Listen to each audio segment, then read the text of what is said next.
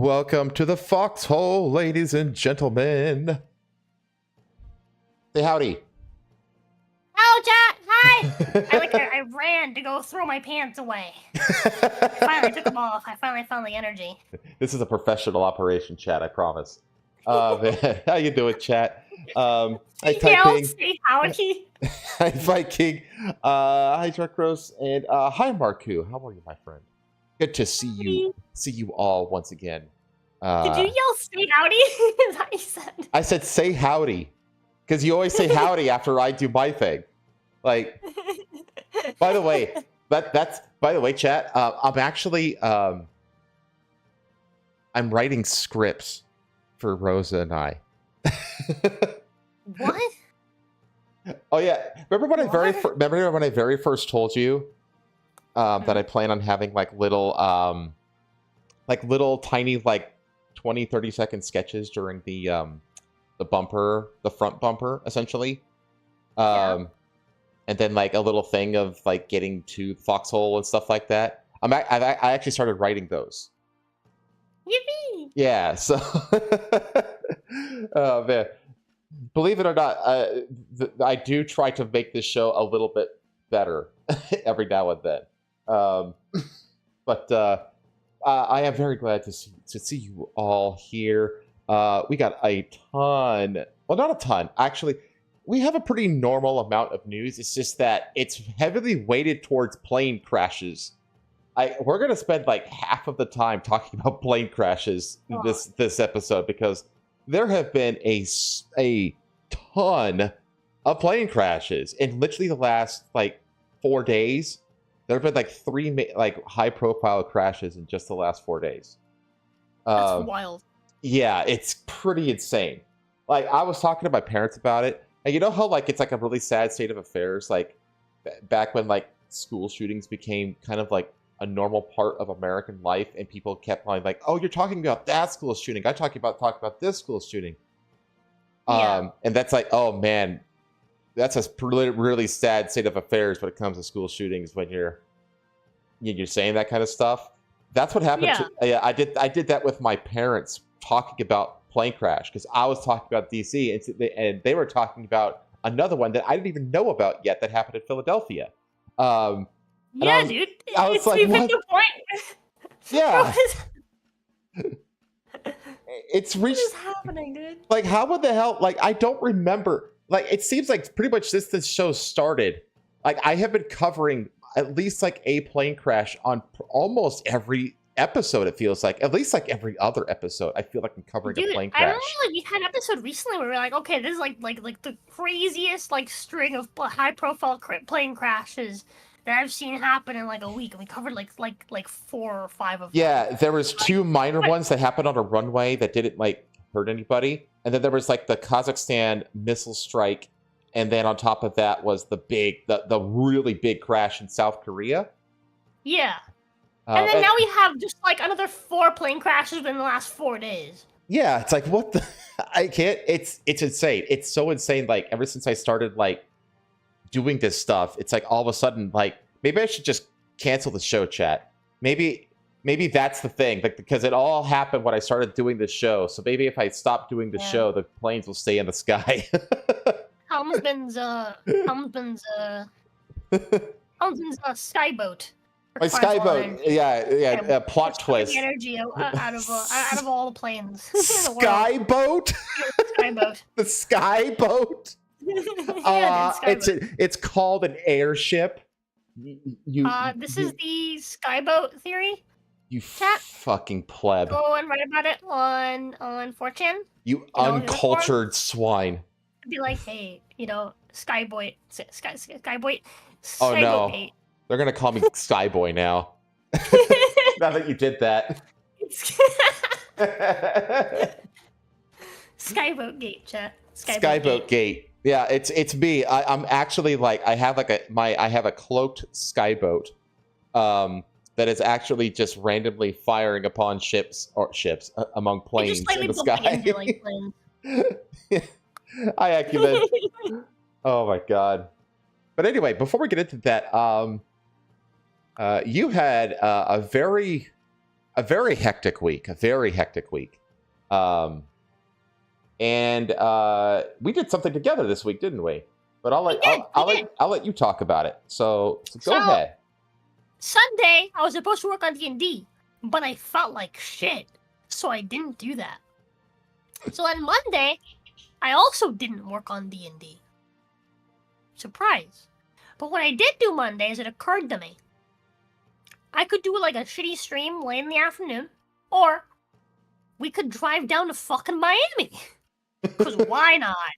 Right? Just so like last minute, it was like almost 3 p.m. I was gonna like go stream at 3 p.m. on Monday and like 2:30 or something like that, and I was telling because like Paytho was like frustrated because she wanted to clean her car so we could sell it to her dad, right? Which her dad wasn't like a rush to buy it, but like we're kind of in a rush to sell it because like we have no monies, and like we're trying to like get furniture because the issue is that we have all of our stuff in boxes still. Like all of our stuff is just around the house in boxes because we don't have furniture to put it on. We don't have anywhere to like. We don't have a way to organize anything aside from like we have a couple closets in the house, right? But like most of them don't even have shelves, right? Or anything in them. So it's basically just putting stuff on the floor in a closet instead of outside. Like it's still just storage at that point, right? Right. And so it's not actually like stuff being put where it needs to be.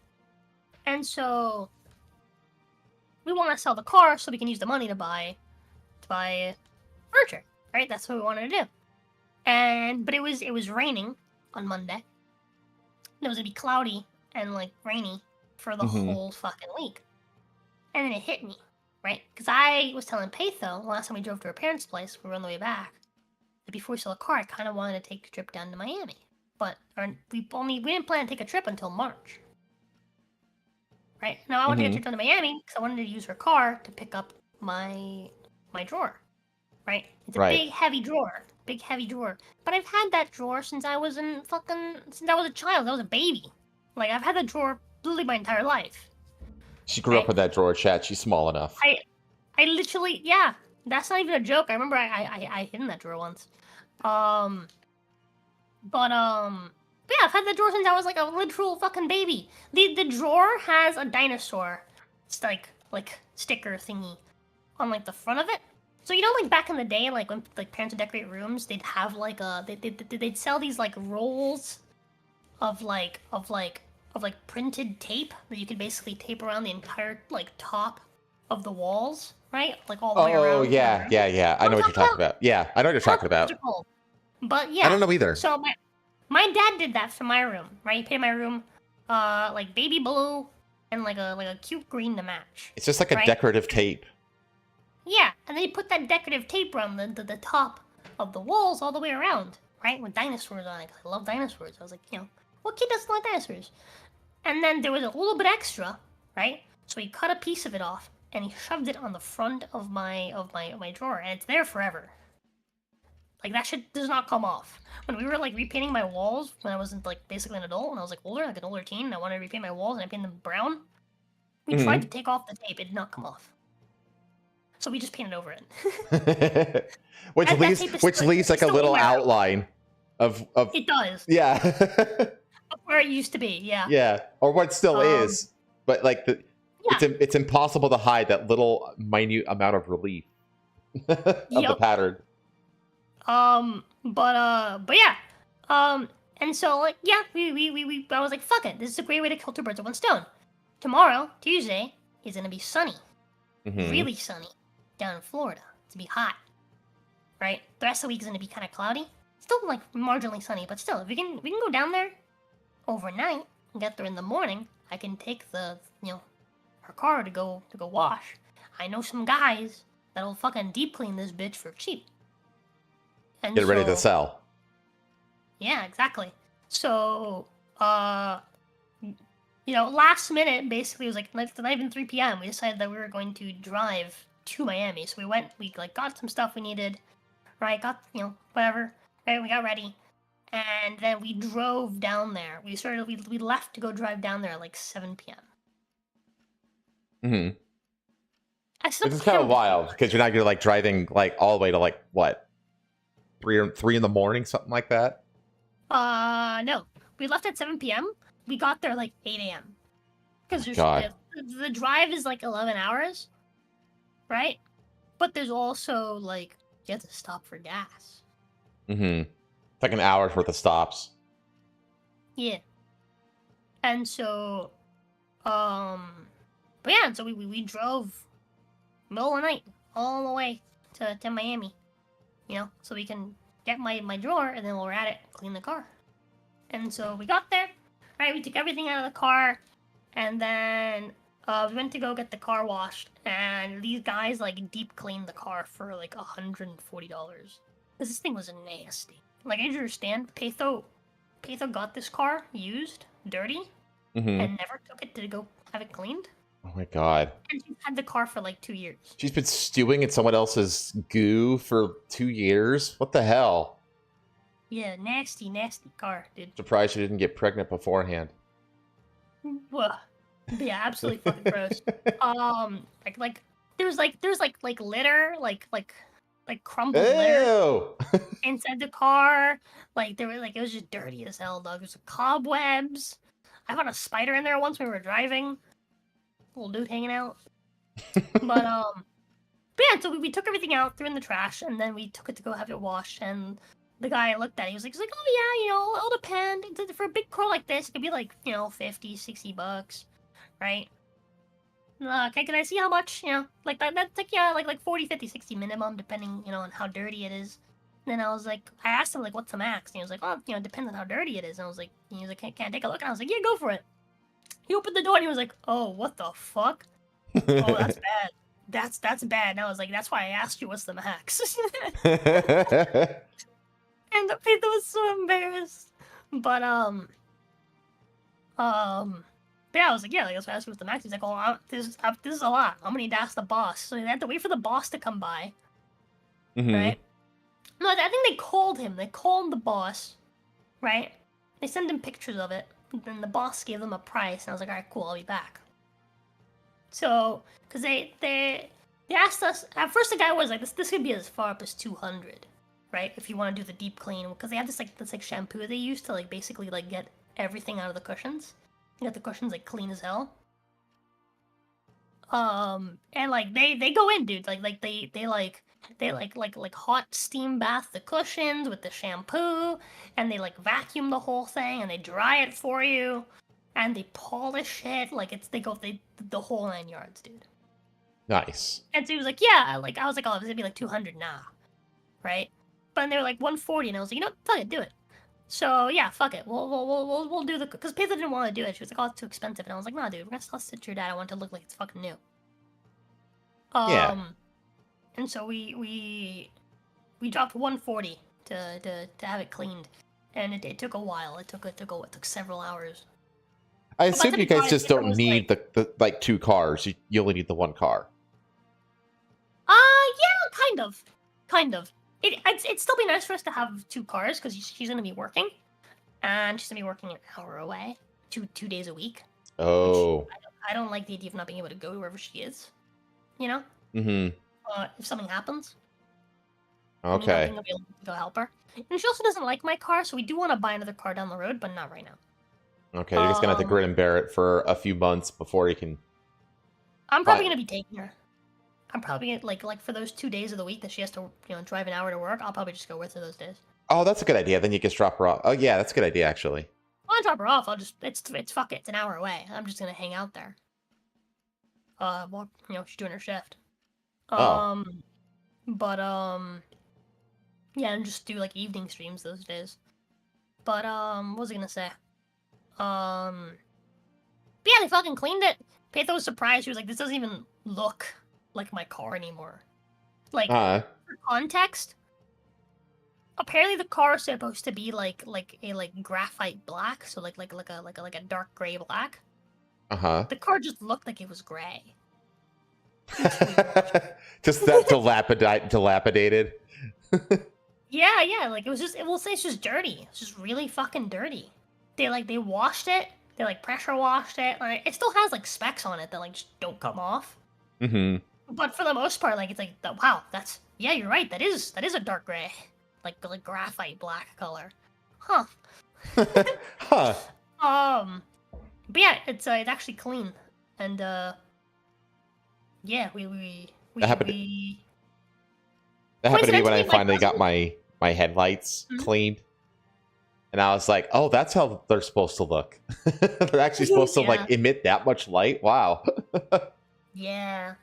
Your headlights are real they're still very hazy.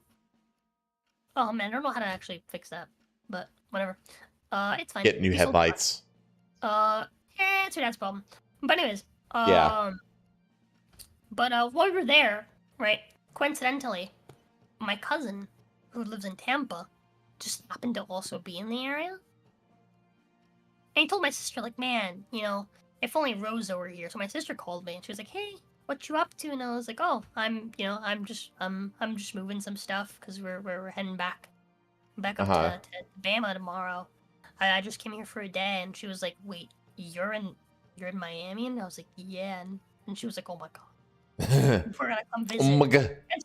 And so they came over, and like they surprised me because I didn't know my cousin was here, and I love that guy. That guy, he's like a brother to me.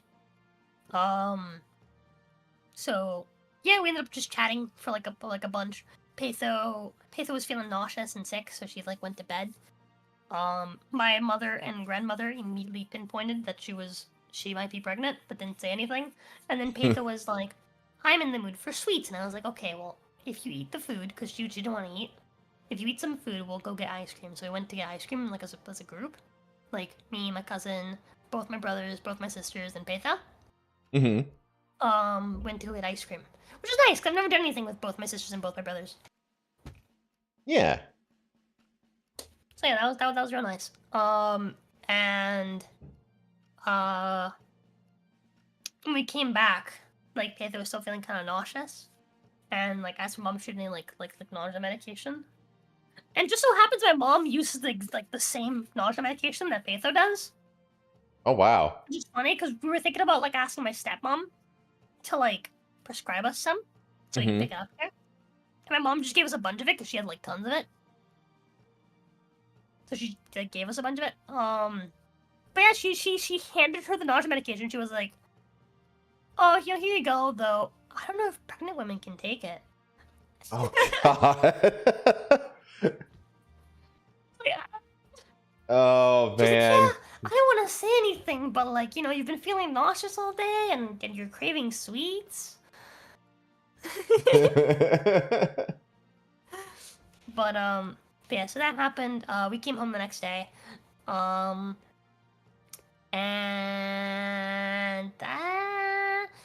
on the way home, we hung out with you. Yeah. We dropped by your place and spent way too long. Yeah, we kind of lost track of time. That's why I ended up just canceling the stream. We did. But like, you guys got like such a late start and everything. That Yeah. I was like, there's no way they're gonna that Rose is gonna stream. No. There's no fucking way. We woke up super late to an argument. Yeah. With my mother and my grandfather, and we were just like, let's just fucking get out of here. So we like left. And I wanted to shower that morning, but I was like, at the same time, I was like, I just wanted to go. Like when I woke up to that, I was like, I don't want to be here anymore. I really don't want to be here anymore. I'm tired of this. I'm done with this, dude. I'm so done with this. Yeah, it kind of reminds you like the night and day difference since you moved out. Yeah, I feel really bad for like my grandpa though, 'cause like my grandpa came out and he was like, "Oh, are you guys leaving because you guys like heard the argument?" And I was like, "No, we're just leaving because I need to go visit a friend before we get back home." Blah blah blah. And like I felt bad because I know that he feels bad, right, about it. My mom not so much, but I know that he feels bad about it, and I'm sad about my granddad. But I don't know. Hopefully he'll be there. You know, next time we go visit. But I hope so too. Yeah. But what was I gonna say? On the way back after visiting Helmsman, do you guys remember the story about the drones, chat? I took videos of those drones near Daytona. Near and around Daytona. Loads of them. And I mean like loads of them, dude. Just like floating around, like droning, just like looking at like different buildings, like hovering over buildings, hovering over the highway. Chat. Like some of them really high up, some of them low to the ground. Chat, Rosa was hysterically DMing me videos that she was taking with her phone. My phone is not very good. And the phone, and I didn't see shit in any of the videos she sent me because the quality was so bad. You can see just like the lights, like yeah. the color. That's all you can really see. I was like, could you be more stereotypical, like UFO sighting, where it's like the video is all blurry and shit? Well, here's the thing, dude. It's fucking dark, right? Mm-hmm. It's through dark. A window.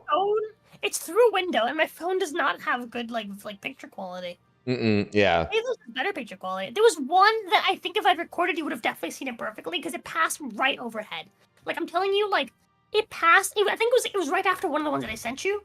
The second I stopped recording, I looked up, and it passed right over us, and I could see it clearly. Who is driving? Like, lights, is right? Bigfoot driving these drones, chat? Normally, you could just see like the lights, you know, even in like videos and stuff we find online. But you could I could see it straight up. It's shaped like if you asked me to draw it for you, I could probably draw for you exactly what I saw. But it's shaped like a triangle. Like it's shaped like a triangle, but like the tips of the triangle are like cut off, and then that's where like the lights are. And it's fucking huge. It's like the size of a car. It's huge. It's literally the size of a car. It's literally the size of a car. Like it flew over us, and like unironically, like it's like if that was on the ground, it would be maybe like a teensy bit shorter than Patho's car, and she has a big car. Like these are literally car size. They're huge. Yeah, it's huge. These aren't like hobbyist drones or anything like that. These are military, or these are some kind of, private corpo. These aren't private drones. No way. No way. No, they're fucking massive. Like they're actually, and they're fast too. Like we were driving and someone were flying like alongside us, like off the highway, and they were keeping pace with us. We were going like 70 miles an hour. Mm-hmm.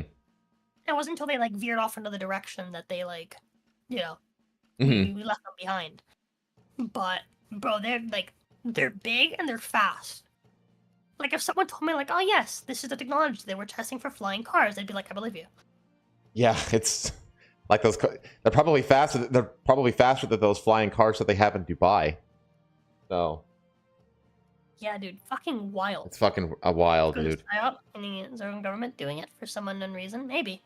Who knows? But yeah, it was wild to look at, and like there was loads of them. Like when we were passing over Daytona, or like just past Daytona, like you could look out into the city and like I could just see like 4 of them just flying around. That's crazy. Like that's crazy. Yeah, dude, it was wild. It's so wild to actually see him in person. You know what I mean? Mm-hmm. So yeah, it was crazy. Some of them were flying in pairs, and some of them weren't.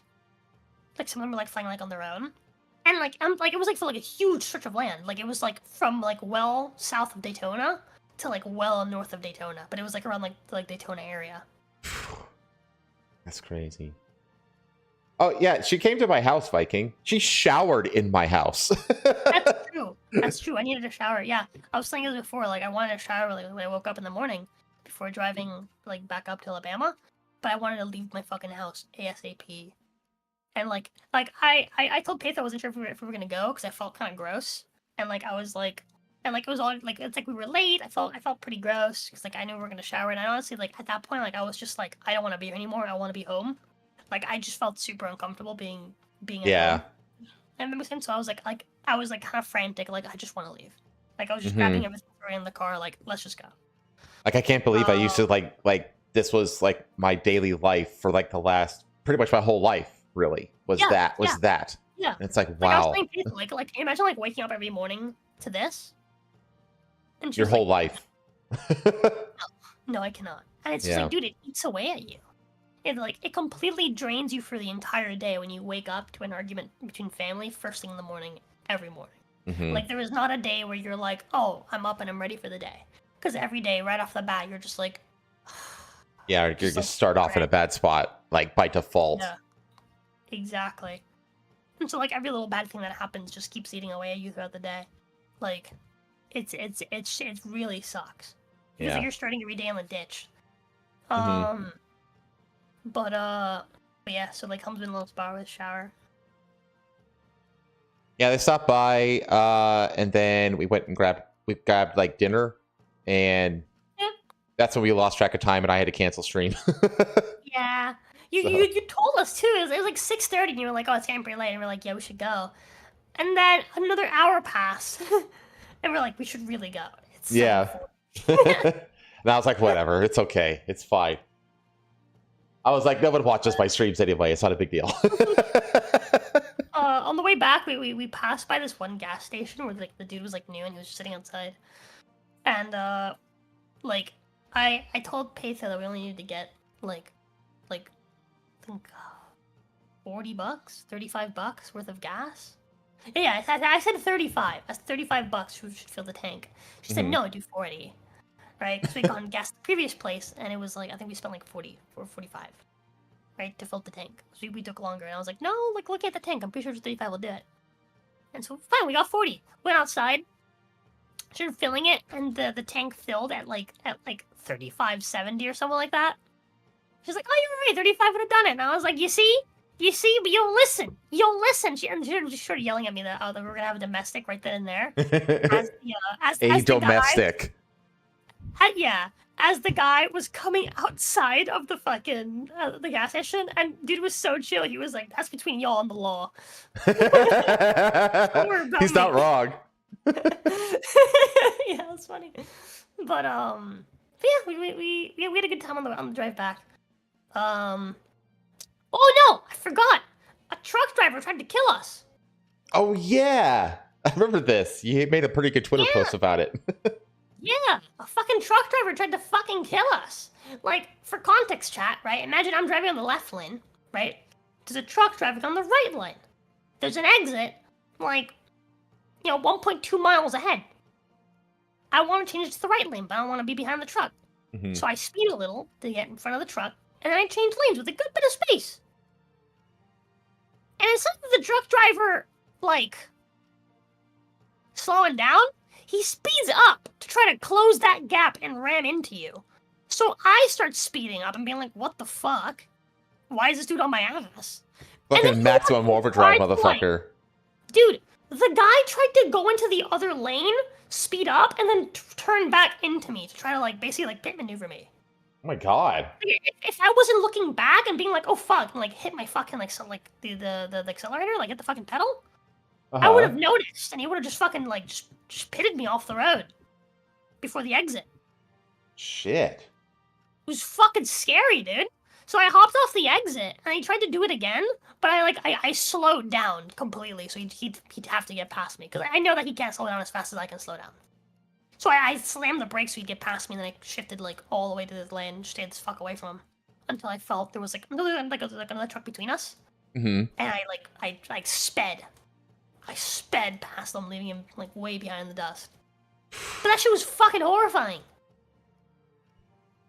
Yeah, that's fucking wild. Like, why?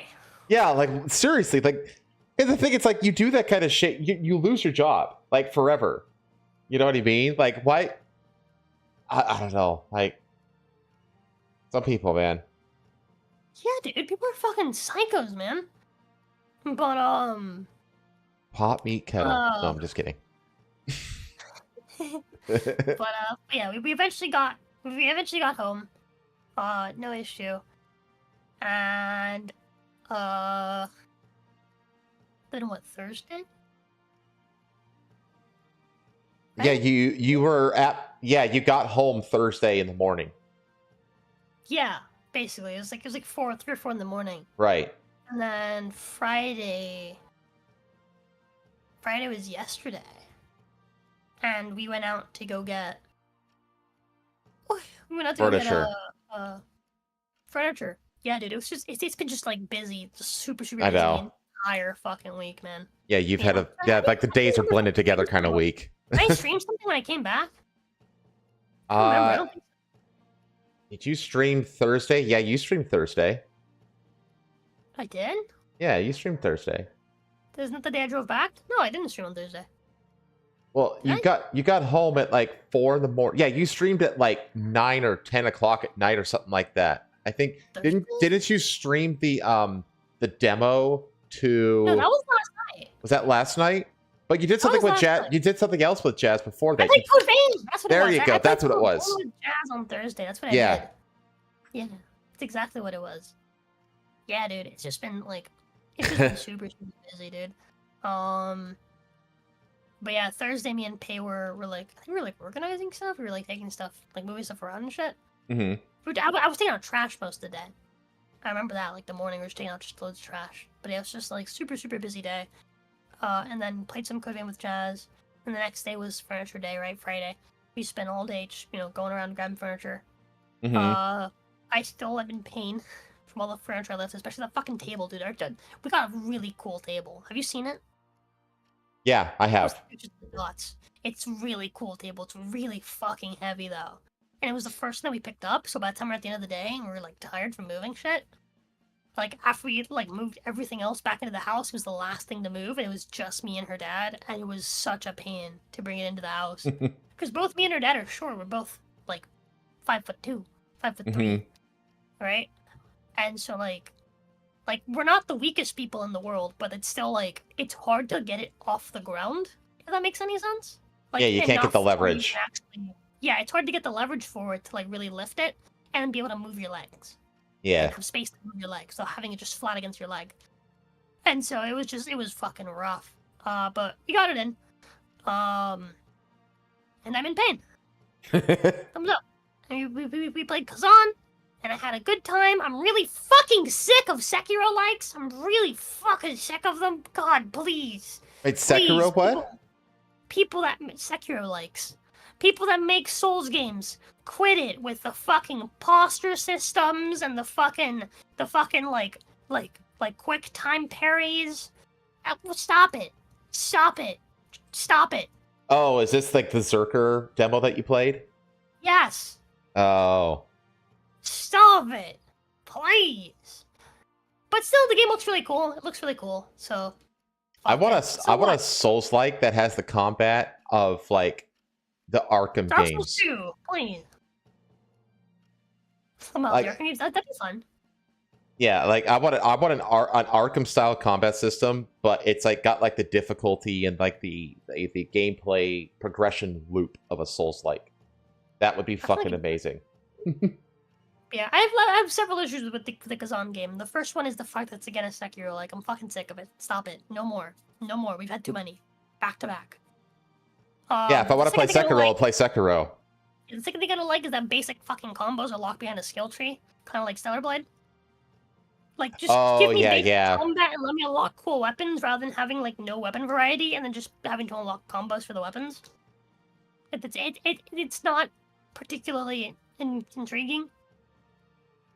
To me, at least. On one hand, I get it. Like, it's a balancing act, right? Like, you have to be, if you don't have any skills at the beginning, then it's kind of boring, and that kind of acts as like a gateway. You know what I mean, for people to get on board the game. But you also kind of have like less skills in the beginning to actually have like some kind of like, if you're to become a badass, then there needs to be a discrepancy there. Because my thing is, I think the progression should be, here's the thing, having abilities, that's fine. Basic combos, though, being locked also as part of the skill tree, sucks. I don't want to, like, feel like basic combat. Like, I have to spend skill points on what should be, like, the basics of the combat, right? Oh, yeah, there shouldn't be a core ability tree. Skills. But yeah, core abilities is just fucking, like, so obnoxious. Yeah, that should go towards a specific build. Yeah. Like, and range. Again, weapon variety is not good. It's not at all good weapon variety. Which makes me kind of sad, because, like, when you see the videos, you're like, oh, maybe you can, like, choose what goes in each hand, and then, you can dual wield, right? Like, I was thinking, like, oh, this could be, like, maybe, like, Dark Souls 2 style, where they have, like, you could put weapons in either hand, and then you can dual wield weapons, right? Which allows you to really play with weird builds and stuff like that. Not like that at all. Not like that at all. Axe and sword is a weapon type. Great sword is a weapon type. Spear is a weapon type. All three of these are just weapon types. It looks like there's a handful of weapon types. Obviously, there's probably gonna be more in like the full game. The full race, but yeah. But I also feel like they just introduced us to like the 3 weapon types, and that might be it. I'm not certain. I mean, because in everything I've seen of gameplay wise, he's always using one of these 3 weapon types. It depends. The other thing I like is that they did the Neo system for equipment. So basically, that's a good thing. That's not a good thing, in my opinion. You don't like that? The Neo system for equipment. No, I'd rather just like, hey, I got this piece of gear, and if I want to upgrade this piece of gear, I will upgrade this piece of gear, and this is the piece of gear that I will use forever. Right? I'm going to invest in this piece of gear, as opposed to I'm going to kill things and hope that I get like a piece of gear that is exactly the same as mine, but has a bigger number. But with +3 at the end. Yeah, exactly. I don't like the number go up system. I think it's fucking stupid. Right? Where it's like, oh, like I dropped this piece of gear, and it's like instead of upgrading this piece of gear or like, you know, making this piece of gear that I like better, I have to hope that I get a higher level version of this piece of gear. And then some pieces of gear are just objectively better than the rest of them because they have set perks and shit. It's literally the fucking Neo system of gear, and I hate it. I get that. I hate it because it's counter to weapon variety. I like.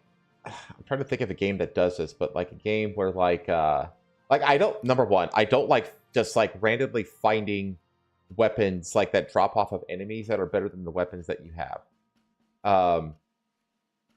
Especially if you're like working towards building and upgrading a weapon, and then you get like a better one off a random drop. You know, there's no upgrading or anything with weapons. You just find them. You just find them in the world, or you get them off bosses or off regular enemies. It's literally the Neo system. It's literally the fucking Neo system. And there's no like, at least the Neo system that you can like upgrade your weapon to some extent, right? You can make it better. So it'll have some more longevity to it. But it's just like, dude, your weapon variety is 3 weapon sets, and they're not even like different. They're all just the same weapon but with different stats, and they look different-ish sometimes. I get that. It's not even stats. It's just a number. They don't even have like a different like pace. They don't have like a different combo. They literally is just the number goes up. This is why like honestly, like one of my favorite like weapon systems is like God of War. Like the God of War games, there's not a ton of weapon variety, but like you can invest in different like skill like build trees or something like for each of the weapons, so that like you could do different, like focus on doing a different thing with one weapon, and then you can focus on doing another thing with another weapon, stuff like that. So you can like it kind of works like that. So these skill trees, there's one core skill tree, and then the other skill trees are for your weapons. Okay. So each weapon has a skill tree, and you basically have to unlock the combo for each weapon. So if let's say you like focus on unlocking the combo for one weapon, right? And then you want to change to a different weapon, guess what? You have no combos. You're back to having shit combat. Like shit, like bare bones combat. Until you unlock the upgrades to have combos, like better combos. Well, yeah, because it's kind of trying to mimic like weapon proficiency. Like you get access to more complex and longer combos the more you use a weapon, just like you kind of would in real life. Except the skill points that you get when you level up, you just get them for leveling up. You don't get them for using a specific weapon. So you can just level up while using a weapon that you like, and then spend those skill points on a different weapon to max it out. I get why they do that, but I don't like it. I like it like you have to like commit yourself to a specific set of weapons in order to build like your proficiency and abilities up with that set of weapons. Yeah, because that makes sense in like real life. Yeah, I'm really sick of games being anti-commitment. Something I don't like. Something I was like worried about is because I wanted to use the greatsword, but there's 3 different stats that affect your damage, right? And basically, like the dual wielding axe and sword scales off of willpower. The greatsword scales off of strength. The spear scales off of, I think, discipline. I can't remember what the fuck it's called. but basically like it's like it's a stat per weapon. Okay. For like the weapon damage. It's so fucking like so overly simplified. Yeah, honestly, one of the like I actually like the weapon system in Rise of the Ronin or Rise of Ronin. Yeah, I think they did a good job. And there's a ton of them too. There's like 12 different there's a bunch of different weapons in that game. Like, man, Yeah, there's like probably Leo- a dozen. There's like a dozen melee weapons and like another like 7 or 8 ranged weapons, and they all like require that you like use those weapons to like gain skill and skill points for those weapons. Yeah, I feel like Neo, Rise of the Ronin, like all those Team Ninja games, they get away with it because they have huge weapon variety. They have like, yes, it's still the same where it's like every single spear is the same, right? But they have, not only do they have weapon variety, but they have variety in terms of like movesets. They have move variety even among the weapons. So you end up with a lot of uniqueness, right? Between weapons. You end up with a lot of weapon variety at the end of the day, right? And it doesn't feel the way that it feels in Kazan, where there's only 3 weapon types and they're all literally the same, except they could give you different perks if they happen to be part of the set. Okay. Or if they happen to have any sort of like additional stats attributed to them. Like, look, they're all the same, but they have different perks, basically. And it's just like... Yeah, it seems lazy. Yeah. Like, not a lot of thought. Like, there's not really a lot of thought going into, like, making, like, a really good weapon system that... it's just kind of, like, almost like a placeholder weapon system. Yeah. The game looks really cool, but I feel like it's going to get old extremely fast. Because of the fact that, like, again, the combat is, like... there's not a lot of weapon variety, right? You're basically just relying on unlocking more combos, which can only make the game so much more interesting, right? And the combat is super, super, like, bare bones basic, because it's focused on that parry system. But it sounds like it's using the parry system as a crutch. Kind of, yeah. It really feels like it's using it as a crutch, and it's just, it's in a way, it's limiting it, because basically everything is designed around the parry system, so you don't really do much actual damage unless you're, like, breaking down the bosses. And you got them staggered or whatever, yeah. But also, here's the issue with the way they did the stamina meter, is that, unlike Sekiro, where it takes a while for the poise meter to go down, and so you can kind of build it up, like, pretty quickly throughout the fight, the enemy's stamina meter goes up every time they attack, right? Every time they do anything. It stops going down. That's what makes it stops going down if they're actually making actions. But if they just step back for like a second, they get their stamina back super quick. So it's what? The game kind of, yeah. So, and it's the same for you. You also have a stamina meter, right? And if you run out of stamina and they hit you, you'll be stunned until your stamina comes back up, right? So in a way, it's fair, right, between you and the boss. But also, like, it's really obnoxious because it kind of like, it feels like the game is trying to reward you for being aggressive. Like, the game wants you to be aggressive so you can take advantage of this mechanic, but it's also punishing you for being aggressive because if you're aggressive, it's going to cost you stamina. Yeah, it's weird. It sounds like it just wants you to maintain like a combo on the boss. Kind of. And so you're also incentivized to parry, because if you don't parry, you're going to run out of stamina. Because if you parry, you lose less stamina. But you have to do a perfect parry. You can't block. You have to do a perfect parry. So again, it feels like it's trying to do the Sekiro thing, but the incentives are not there. Does that make sense? The incentive to fight in that way, in the way the game wants you to play, is not very good. Because it's also punishing you for playing the way it wants you to play at the same time. So you have to like really like find a fucking like balance, right? It's just like, I don't know, dude. I feel like the game is mid, but it looks really fucking cool and the story is interesting, so I'm gonna play it. The game the game looks absolutely wicked. Yeah, it totally does. But yeah, gameplay wise, I mean, it is one of the like FromSoft game clones of all time. Like man. Every game is trying to be a Souls-like, right? And this is just another on the pile of Souls-like that didn't get it right, but it's good enough. Yeah, that's annoying. because they're like leaning on the genre, which is being really watered down as to like what a Souls-like actually is. Yeah. That's really fucking annoying. I get that. But, Another thing I don't like is you can't combo from one weapon to the other. Like, you can't combo from light attacks to heavy attacks. Apparently there's skills for that, but I didn't see them. There's only one that I found, actually, that does let you combo into from light to heavy. Now I think about it, there was one. Well, I guess we'll just find out on the main release. It's not like a basic attack anymore. Like, I feel like to give you like an idea, I feel like Conan Exiles does better Souls combat than this game does. Oof, that's an oof. If a survival crafting game's combat is better than your quote unquote Souls like, that's an issue. I don't think the combat in general is better, but just like the combos and shit. The way that like Conan does them is just better. The combat Conan isn't as good because the AI isn't as good. Okay. But yeah, that's me though. That's why I did these things. Today I went back to the old lady's house and got some more stuff. Nice. The two things that I did this week, two unique things. But obviously hung out with you. So Rosa and Patho, they came over to my house.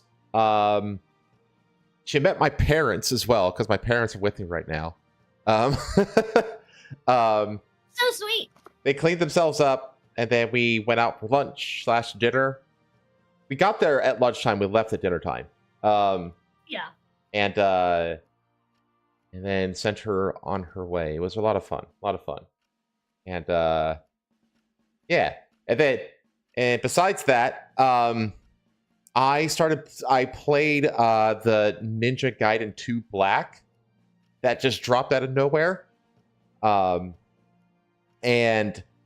I put it on the second hardest difficulty. So not like hard, but like hard.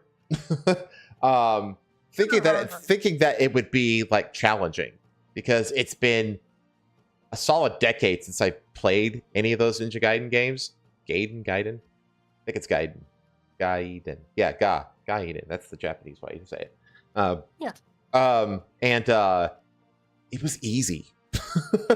Like I got all the way through chapter 5 of like 12, and I died twice. And I was like, there's no way that I'm like just like exceptionally good at this game, because I'm not exceptionally good at any game. I was just like, man, this game is fucking easy for me. Like the side-scroller Ninja Gaiden games are more difficult than this. But I also saw a few people on Twitter that were playing it, and they said that that it feels like a Souls game, and that got me. I was like, have people just completely forgotten the whole concept of like, action games that are just like linear checkpoint systems? Like, have people just been so diluted into Souls games that they just don't know the difference between Souls games and practically anything else anymore? Like, yeah. People like, this game's hard. It's like a Souls game. It's like, that's Souls. I hate you. Being hard isn't what makes a Souls game, damn it. And it's like, no, it's not. It's like you Souls games are also inherently not actually hard. You just need to play them more. And you don't have, the thing is, it's like there are no numbers in Ninja Gaiden. None.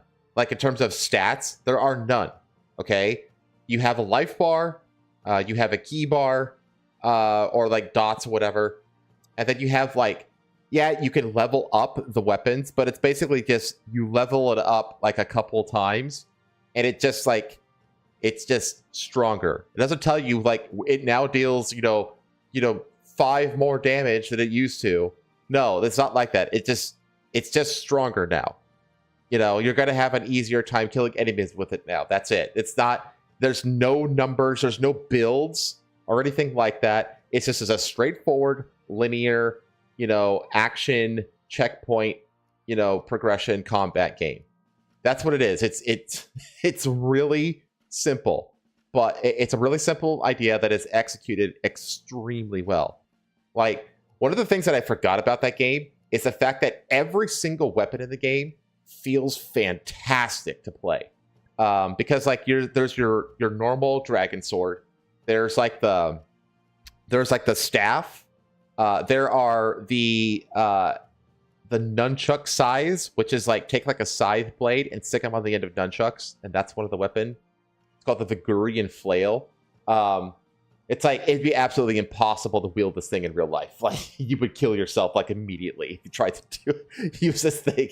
And then he has like the hand and foot claws. There's the twin blades, and then there's like a great sword, and then there's like a bow that you barely ever use. It has more weapon variety than Kazan. Got it. It does. I mean, I think it has like about half a dozen, 6 or 7 unique weapons. Some are slow, some are fast. But the point is that like every one of them has their own unique combo sets and stuff like that. You could execute like basic moves like the Izuna drop and stuff like that with all of them. The combo is slightly different between each of them to do like the basic moves, but you still have access to those basic move sets. But otherwise, the weapons all have unique combo systems and stuff like that. But my God, they are all like super fun to play. And then like and they added, they kept in Momiji, all the ninja waifus like Ayane and Kasumi and Momiji are in there. Just blood and boobs like to the core. It's like the way God intended, Oh yeah. It's phenomenal. And so it just got I got lost in it. I played it for like 3.5 hours on stream, which is long for me. That's a long stream for me. But I was having so much fun with it, and I'm going to be streaming it. I think I'll have 2 more streams for it. So yeah, that it's a lot of fun going back to like golden era, like because I think the game originally released in 2008, which is like one of the peak PS3 era gaming. It was a good time. It was a real good time. And the fact that like it's really wild too what the story behind that is, because they basically like took like the original engine and then like filtered it through on the Unreal Engine. I don't know exactly how it works, but it's like they rebuilt it in the original engine, and then they basically processed it through the the new Unreal 5 engine, essentially. So it's pretty cool. I think they did a fantastic job with it, actually. It may be actually really hyped for the 2 other Ninja Gaiden games that are coming out soon. I don't know how soon. There's a side scroller one that's coming out like in the classic style, and they also announced Ninja Gaiden 4. So yeah, it should be. Ninja Gaiden 3 wasn't very good, but 1 and 2 were both fantastic. So hopefully they go back to that for 4. And judging by the trailer, it looks like they're going to go back to that. But yeah, it's a ton of fun. Trying to think of anything else that I did. I don't think I did anything else unique. But I played more Red Dead and Yakuza, but that's pretty much it. I also started releasing videos again. I started, and obviously there was some wrinkles to figure out with my new editor. But it looks like I'm going to be able to release 3 or 4 videos a week, and 2 to 3 shorts, essentially. And I think that I can maintain that pretty easily. So hopefully that starts getting the channel some traction again. It's made a little bit of dividends. I'm 1 subscriber away from getting to 200, which has been the indefeatable ceiling for a long time now. So, but yeah, channel is moving up for sure. And I know that I'm also going to be getting Restream set up. I'm going to get a redeem system set up as well on YouTube. All right. Yeah. So I just got to get it all figured out. I want to do that before my channel anniversary stream, which happens. It's either going to happen in late February or early March. I don't know exactly when I'm going to schedule it. I'm not going to schedule it. I'm not going to say on the exact day. I'm just going to schedule it when I'm able to plan for it properly and actually execute on it. So Those are that we're doing tomorrow, right? Tomorrow morning. You want to do it tomorrow morning? That's what people told me. That's what we're doing tomorrow morning. Oh, well, then I guess we're doing it tomorrow morning then. Yeah. Right on. 9 p.m. my time. No, sorry, 9 a.m. my time. My bad. So 10 a.m. So my it's time. 10 a.m. Yeah. Cool. Because tomorrow we have to go to her aunt's place because her aunt got the baby, and so she has to make a bunch of tamales. Okay. I don't know, some Mexican tradition. Okay. She found the baby in the cake, and so now she spent the last like month or so just making tamales. Tamales are a pain in the ass. Yeah. They're delicious, anyway, but they're kind of a pain. But they're so good, dude. They're so good. They're so good. Yeah. I can't wait. I'm really glad we didn't get the baby because we do not have the funds to make all that many tamales for our entire family. Patha would have a lot of fun with it, though. No, she was dreading it. She was like, "I really." Oh, really? Yeah, because basically how it works is basically you get like the king cake, right? Yeah. And somewhere in the king cake, her mom baked it. Her mom baked the king cake. Somewhere inside the king cake is a little statue of a baby or a monkey or whatever. I think they used a monkey this year because they couldn't find a baby. So it was a baby monkey close enough. Whatever. And so basically they cut up the cake into pieces. Or everyone eats a piece, right? Even the kids. And if your family happens to be the one that gets a piece, for example, if either me or Petho had gotten it, then we would have had to make tamales for Petho's parents, Petho's siblings, and also for Petho's aunt and their family. Oh, God. That's a lot. Yeah.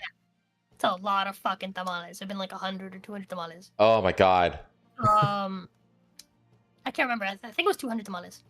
And if, like, you know, Petho's mom or her dad or either of her siblings got it, then Petho's mom would have to make all these tamales. But Petho's aunt got it, so it was on her to make all the tamales. Nice. So she's been making tamales for the last month or so since we ate this cake, the king cake, at like the start of January. So yeah. Right on. It's finally time to eat all the tamales tomorrow. Hell yeah. That sounds amazing, honestly. It's silly. But yeah, I mean, I will say I do appreciate that her family like actually still does like all these traditions and stuff because my family does. Yeah, I think that's freaking cool. Like all festivity is dead in my family. And, I need to anymore. So it's been really nice. It's been really nice. Yeah, I need to like make some new family traditions because my family also do like tradition stuff like for Christmas and stuff like that. Like we used to all like basically use Christmas as a family reunion at my grandma and granddad's place, but now they're both gone. My grandma's basically that stopped when my grandma died, and that was like 15, 20 years ago. And I need to, now that I'm down here in Florida, I need to find myself a cute Cuban girl to marry and start a family and start up new traditions. Yeah, that's the way it should be. Yeah. I'd be careful with Cuban women though. Oh, I'll tame that bitch. I'd be real careful with Cuban women. I will like. I'm 6'4". All I gotta do is just take that green card and just hold it up, you know, and. Oh man. It's family. You've heard of Rose's family. Why would you pick the Cuban curse? Yeah, dude. It's Cuban women are real difficult, dude. Are real difficult. It's real hard to find a good one when it comes to Cuban women. And it like I was talking about this with Petho. So stick to the Euro hose. Yeah, I was talking with Petho about how like Mexicans they're very like reserved, and Cubans are very much not. Like they very much have like a culture of like who the fuck cares? Yeah, right? Yeah. About any of this shit, right? Just fucking just make money, fuck bitches, okay? like Cubans, like for how hard they're like black people, but they're hardworking, basically. Like that's how Cubans are. Like we have no sense of like shame or any of that shit. Like we do not care. There's one of the black gangs of Chicago is actually called Sex Money Murder. That's the name of the gang. I'm not. Yeah, Sex Money Murder. I'm not joking. That's the name of the gang. Yeah. Because fucking Cubans are afraid of guns. Because we don't know how they work. That's weird to me. You'd think, right? Like Cubans would be like, yeah, dude, we love guns. Because Cubans are very like, well, the thing is that Cubans are not like the machismo culture stuff, you know? Yeah, they have the machismo culture, and like you'd think they'd be like, because they're not actually as conservative as people think they are. Cubans are not that conservative. They just don't like communism. They just really, really hate commies. But they're not actually that conservative. Well, it's a hatred of It's a combination of a hatred of communism and it's a specific. It's basically a generational like hatred of the Democrats specifically. Yeah. Because and it's not necessarily because they they used to be like center left wing, you know, which the Cubans would have tolerated, but it's because of JFK abandoning them during the Bay of Pigs invasion. That betrayal is why the Cubans all the way up to now will never vote Democrat, or you know what I mean, like they teach they teach their kids, it's like never trust a Democrat. You know what I mean? That's just like a part of normal Cuban culture because of Bay of Pigs. Cubans like black people learn lessons. It's like talk about like a culture that fucking loves to hold a grudge, because that happened back in the 60s, man. Like yeah, dude. I was about to say. Yeah, dude. Fucking like, you know what? You've convinced me. Stay away. And like the fucking dude, Cuban women, they'll hold a grudge forever, for the rest of your life. Yeah, like, that's what I'm afraid of now. Actually, you'll be like fucking like Aide. She'll be like, do you remember that one time 20 years ago when you said that? There's plenty of non-Cuban Hispanics in Florida. Yeah, absolutely, especially like that far north.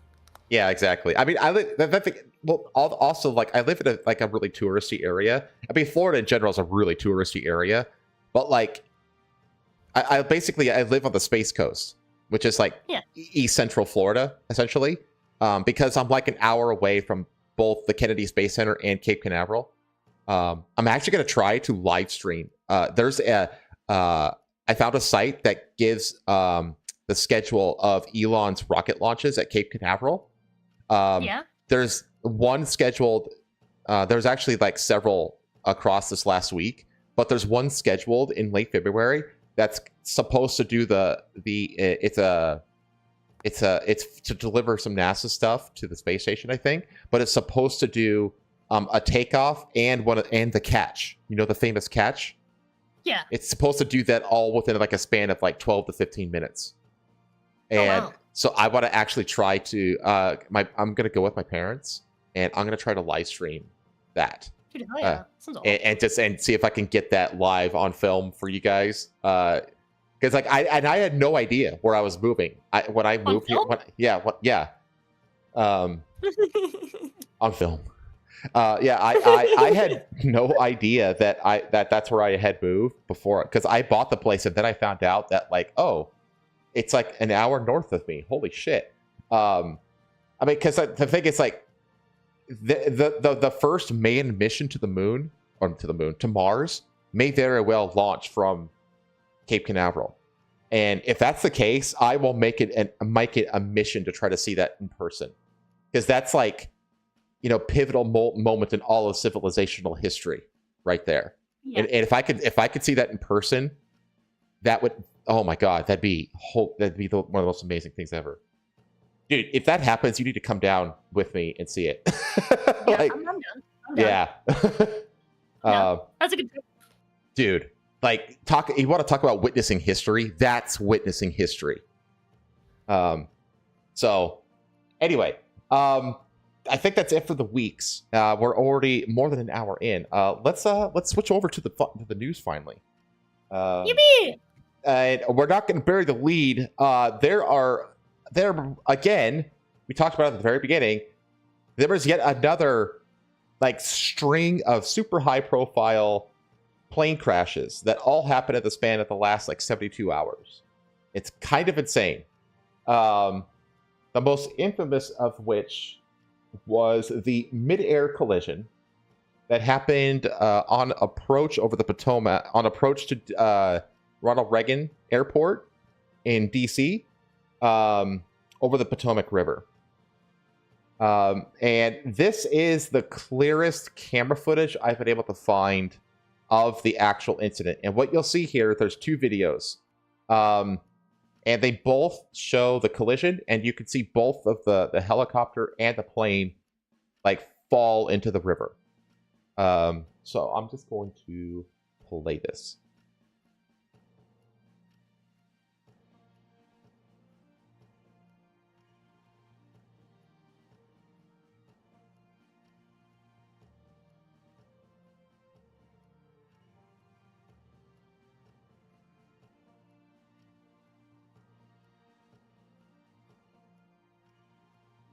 Boom.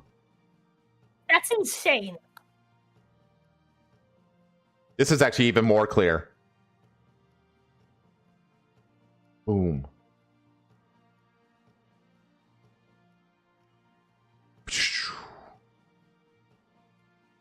So... Okay.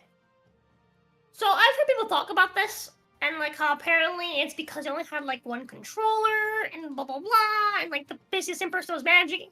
But I fail to understand how if you have only one person controlling something, this makes the issue more prevalent. Like you'd think that person, right? If it's like one person controlling the flights, and like basically like on top of everything, wouldn't that mean that one person has knowledge of the fact that there's, well, of both flight plans? Okay. Second thing I have an issue with is there's no fucking way that the people in that Black Hawk didn't see the fucking plane.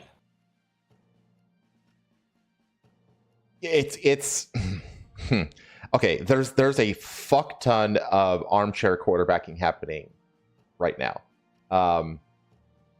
But before I get into that, I'm glad that you mentioned those two things actually, because I actually have like a live video that basically showed what happened live as it was happening on radar with all of the with all the tower comms essentially. So what I'm going to do is I'm basically going to walk through this video, and I'll pause it and I'll kind of say what's going on. I am not an expert at this. I learned this by watching other pilots and stuff comment on this video, essentially. I do have a slight knowledge of this because I do work in the aviation industry. I work more on work on the airport side, not on the airplane side. So I have a kind of a clue about how this stuff works. But I did need a little bit of help from the actual pilots commenting on this thing to help me out here. So I'm going to basically just lay this whole thing out as it happened in real time from a radar point of view.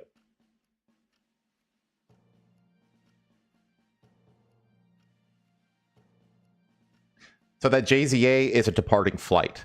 And now what you're seeing here, you see there are three fights on radar right now. There's this JIA 5342. There's JIA 5307, 5307. JTA. What? No, that is JIA, never mind. JIA. It's really like the last on the bottom line is really tiny. So these are incoming flights. 5342 is the one that runs into the chopper. The chopper is up here, Pat 25, coming southward, following the river path, essentially.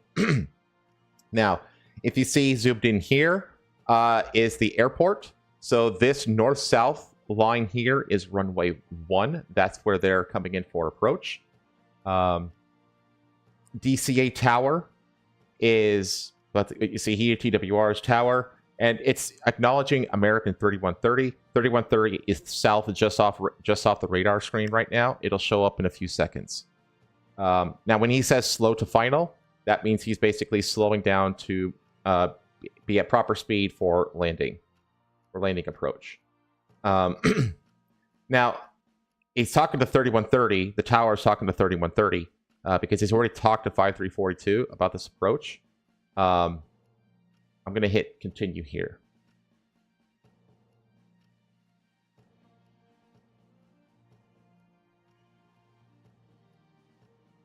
Okay, so let me back up to that text that's on the screen. So the tower's talking to the helicopter, saying, "Hey, there's traffic on the runways, on the approach to the runways," and he's saying a CRJ. He's talking about the tower is talking about JA 5342, which he is going to give a call sign as Blue Streak, in succeeding comms. Now, he says 1,200 feet setting up for runway 33. Runway 33 is this right here, this northwest-southeast oriented runway. What's happening is because there's all these planes that are lined up all on runway 1, he's trying to ease up the congestion on that runway just a bit by taking this smaller regional plane and diverting it so it's just going to swing out here and line up for approach on this runway 33. Okay.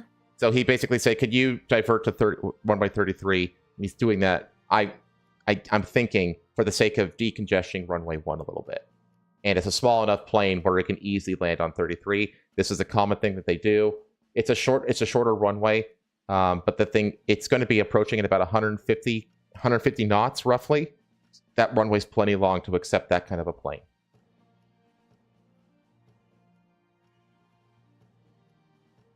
This is a big thing. So Pat25 is acknowledging visual sight of JTA 5342.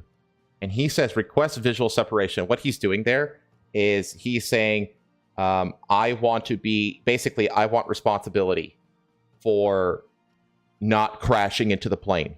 He's basically saying request to fly by visual flight rules, VFR. So there's two different sets of rules. There's VFR and there's IFR. IFR being instrument flight rules.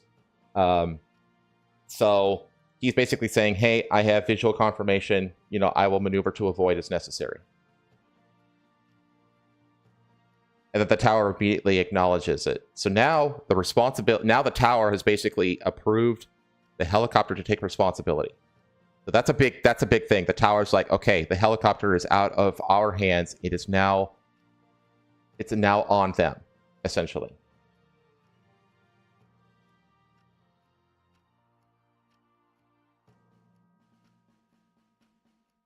That's an outgoing flight he's talking to.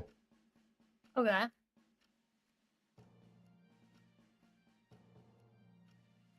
So he's talking to 5342 now to tell him. So you can see here he's starting to swing out. Yeah.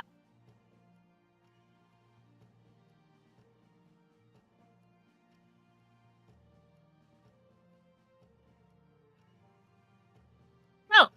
They're getting close.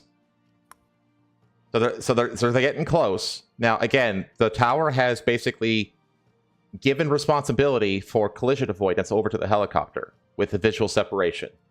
And you'll hear here that in a second, the tower's like, could you please confirm visual? Because he's recognizing that they're getting kind of close to each other.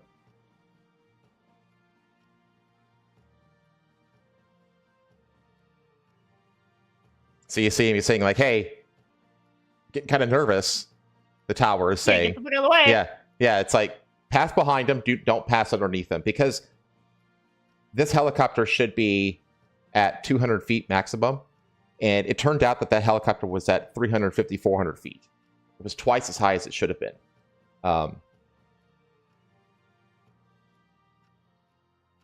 Okay, so once again, the helicopter acknowledges visual confirmation. Now, what I actually think is happening is that, and I basically what I agree with some of the pilots who have commented on this are saying, is that 3130 is back here approaching on runway 1, and the helicopter is actually seeing 3130 back here, and not this flight that's right over here, right over city lights and stuff like that. So I think he's just looking straight ahead, seeing 3130 over here, and he's tunnel visioning this flight that's on approach to 33. The tower has told him that it's on approach to 33, so he should know that it's out here more. And the tower is just like, confirm that you got it, and then the helicopter does, and then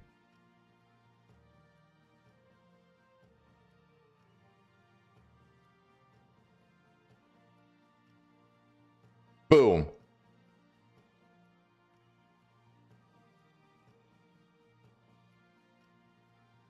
So that's another American airline in the sky that saw the collision, saying they just went.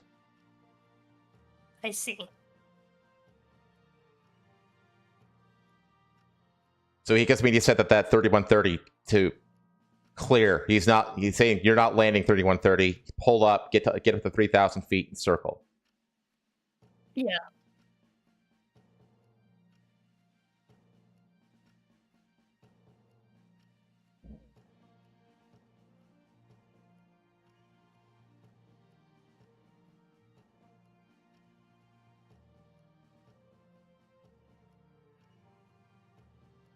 So originally he had him on 350, which is like 10 degrees left of north, essentially. Now he's saying divert even more, 270. So he's like, hard turn, get the hell out of here.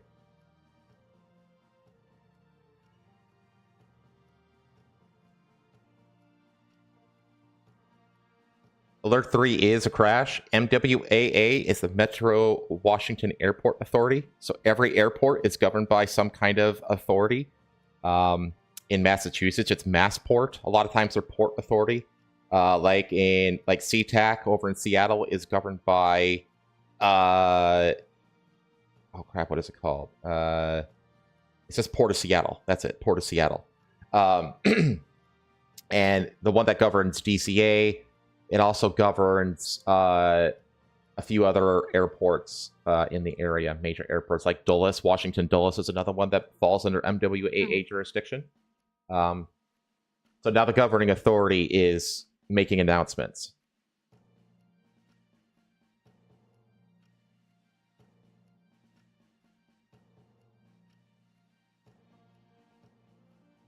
One of the reasons that they repeat communications over and over and over and over and over again is because there's a lot of people like that aren't on the comms yet. Like if there's a pilot who's like just getting onto the plane, like to taxi away and get to a runway for takeoff, they could be just now putting their ears on. You know what I mean? Yeah. So that they're always repeating the information so that anybody who's tapped into the system immediately knows what's happening.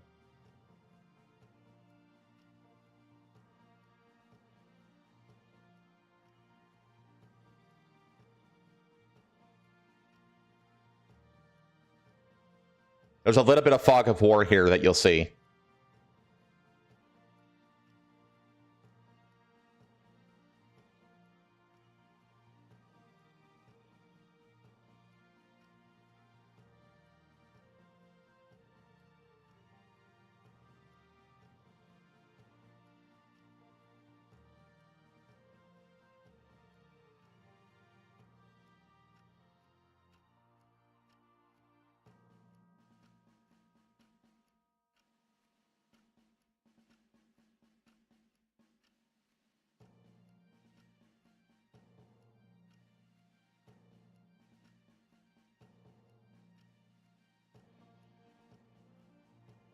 Aerodrome is basically all the flight space in and around the airport. So this is we're closing the entire. When you close the aerodrome, that means no landings, no takeoffs, and nothing is moving on the tarmac. I see.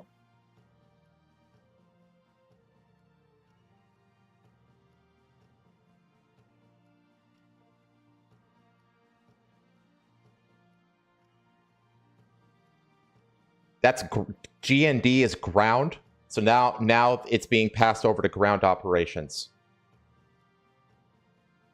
So ground operations is responsible for, we're talking fuel trucks, we're talking any kind of service vehicles, transport vehicles, a bag cart, those little bag cart trains, stuff like that. Anything that has wheels is under the command of ground control.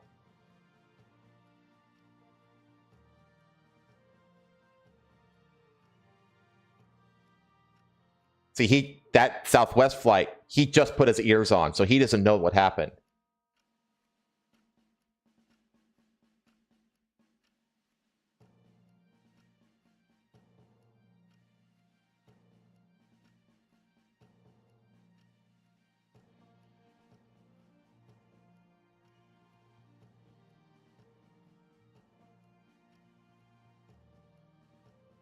ARFF is Airport Rescue and Firefighting.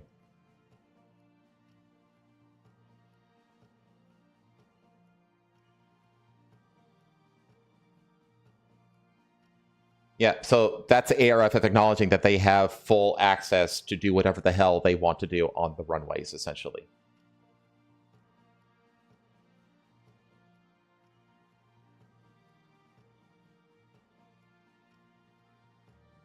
Yeah, so that's crazy that all that happens in the span of 4.5 minutes. Yeah, right. It's a lot that happens. So that's like the facts of the matter, like the hard facts right there, except for like what the hell was happening with the helicopter. I think there's a lot of armchair. I find it really hard to believe that they couldn't see them. It is hard to believe. It actually is. I mean, you go back and you look at that video, like the plane is lit up like a Christmas tree. Yeah. Look at that. Like, how do you not see that? I can understand the plane not seeing the heli. Yeah, I mean, the heli is kind of designed to not be very visible. Yeah, that I get. How the fuck does the helicopter not see the plane? Yeah, it again. It was a Black Hawk? Look what a Black Hawk looks like. Yeah, it's a Black Hawk, but I put like 98% of the blame on the helicopter. The air, because the tower communicated to, they already had the diverted blue streak, the CRJ, over to 33. 33 was just doing what exactly it was supposed to do. So it was just talking to the helicopter, and the helicopter was like acknowledging that it had sight. So like the tower is doing exactly what it's supposed to be doing. Now there's a lot of armchair quarterbacking going on right now. It's like, why didn't the tower, I don't know, like confirm their elevations and stuff like that? It's like, well, because he handed over responsibility to the aircraft or to the helicopter when the helicopter requested. Yeah, and even then he double checked him. Yeah, when he asked for visible separation. So it wasn't on the tower. These are. Look what a Black Hawk looks like. Look how many fucking windows are on that thing. Well, you have to remember, though, that the cockpit of a Black Hawk is kind of separate from the rest of the vehicle, from the rest of the aircraft. I know. But look at the cockpit. The Black Hawk.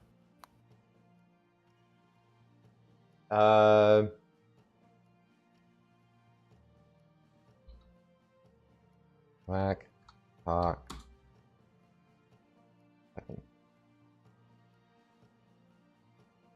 So this is what it's kind of what it looks like on the inside there.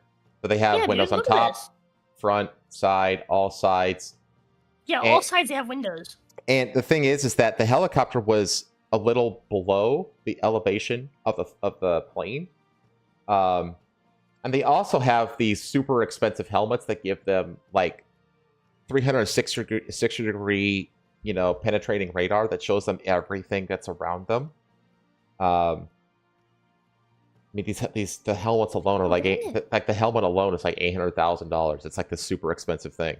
I just don't fucking get it, dude. Yeah, it's really strange, and that's the thing. That's where all the questions lie. Is that what the hell was going on with the helicopter? How about the hell does the video have no sound? Wait, are you saying this entire thing didn't have any sound? Are you fucking kidding me? Did I just ruin this whole segment? Well, Marcus he said that back before on like the previous video, the one that you showed on. Oh no, he's just saying yes. Oh, you fucking kidding me? I'll go. Oh my god, I'm gonna kill myself. I'm just gonna quit streaming. I mean, you can explain it pretty well on all the text on the screen, so it's not a big deal. I guess so. I mean, you don't really need to actually hear it because all the text is on the screen. But god damn it. Go back to the Twitter tab. What's that tweet down there? Oh, that's something else. That's from like last year. Never mind. Yeah, the IDF. That's Israeli Defense Force. Yeah, like play this video. Play the video. I'm gonna turn the music off because I don't want the music. Like, look at how much you could see in that. You can see quite a bit. This panel in the front, in the center top, is a bit limiting, but you have to also remember that the center though, and they were like, it's not like the plane was right above them. It was like it was about like right here. Yeah, dude, and it's bright as fuck. I just don't believe it. I genuinely don't believe it. Yeah, That's sus as fuck. It's really strange. It's really strange.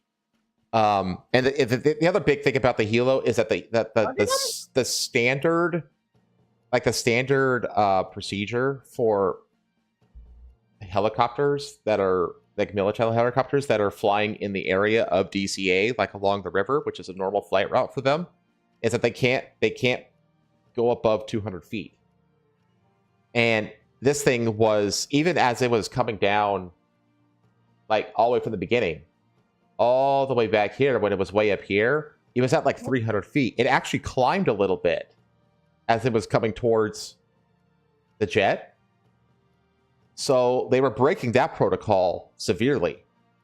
So yeah, all the questions lie with the helicopter, I swear. Like, I don't like the CRJ did exactly what he was supposed to do. The tower did its due diligence as well. It's just the copter is the one that made all the mistakes. So, I turned around to Tomoe, like positioning himself over Luna, who was like backing up into him. Oh God. Tomoe has no fucking balls though. But that was weird. He was like proper like widening his legs like over her. It was like a whole like what the fuck? I couldn't record it in time though. Damn it. Okay. All right. So, collision between helicopter and plane kills 67 in nation's deadliest air disaster. So that's 60 passengers on board the plane, 4 crewmen aboard the plane, and three crewmen aboard the helicopter. Cause of the collision is unclear. The National Transport, that's the TSA, or no, that's the NTSB, said it was too soon to speculate and pledged to release a preliminary report within 30 days. Officials said flight conditions were clear and that the jet coming from Wichita, Kansas was making a routine landing when the helicopter flew into its path.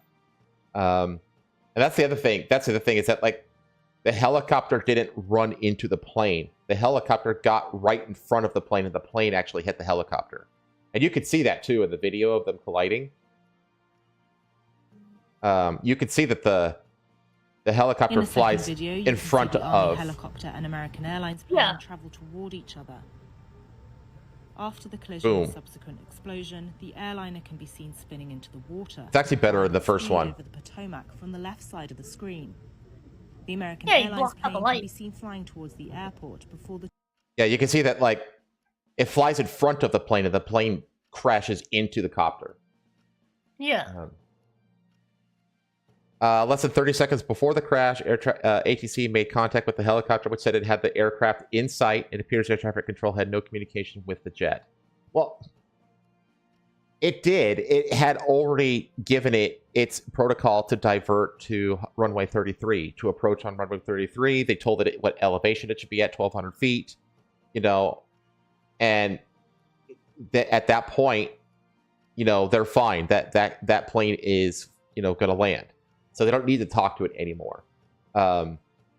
Identities of the victims are starting to emerge. Passengers on the flight included a group of figure skaters. We're going to get to that. Their coaches and family members who were returning from a development camp that followed the U.S. Figure Skating Championships in Wichita. And then Trump, you know, in Trumpian fashion, you know, use DEI as a scapegoat. Personally, don't get me wrong. I want DEI eradicated everywhere it is. Yeah, but DEI isn't. That's not what happened. DEI isn't. Now, there might be a link between DEI and the lack of staffing. That makes sense because they were like actively turning away certain people because of their race with their weird biographical tests that they were doing. It's like, well, you should have hired both of them so that you're actually staffed properly. You know, that kind of stuff. So there's something there, but like the person at the tower didn't do anything wrong.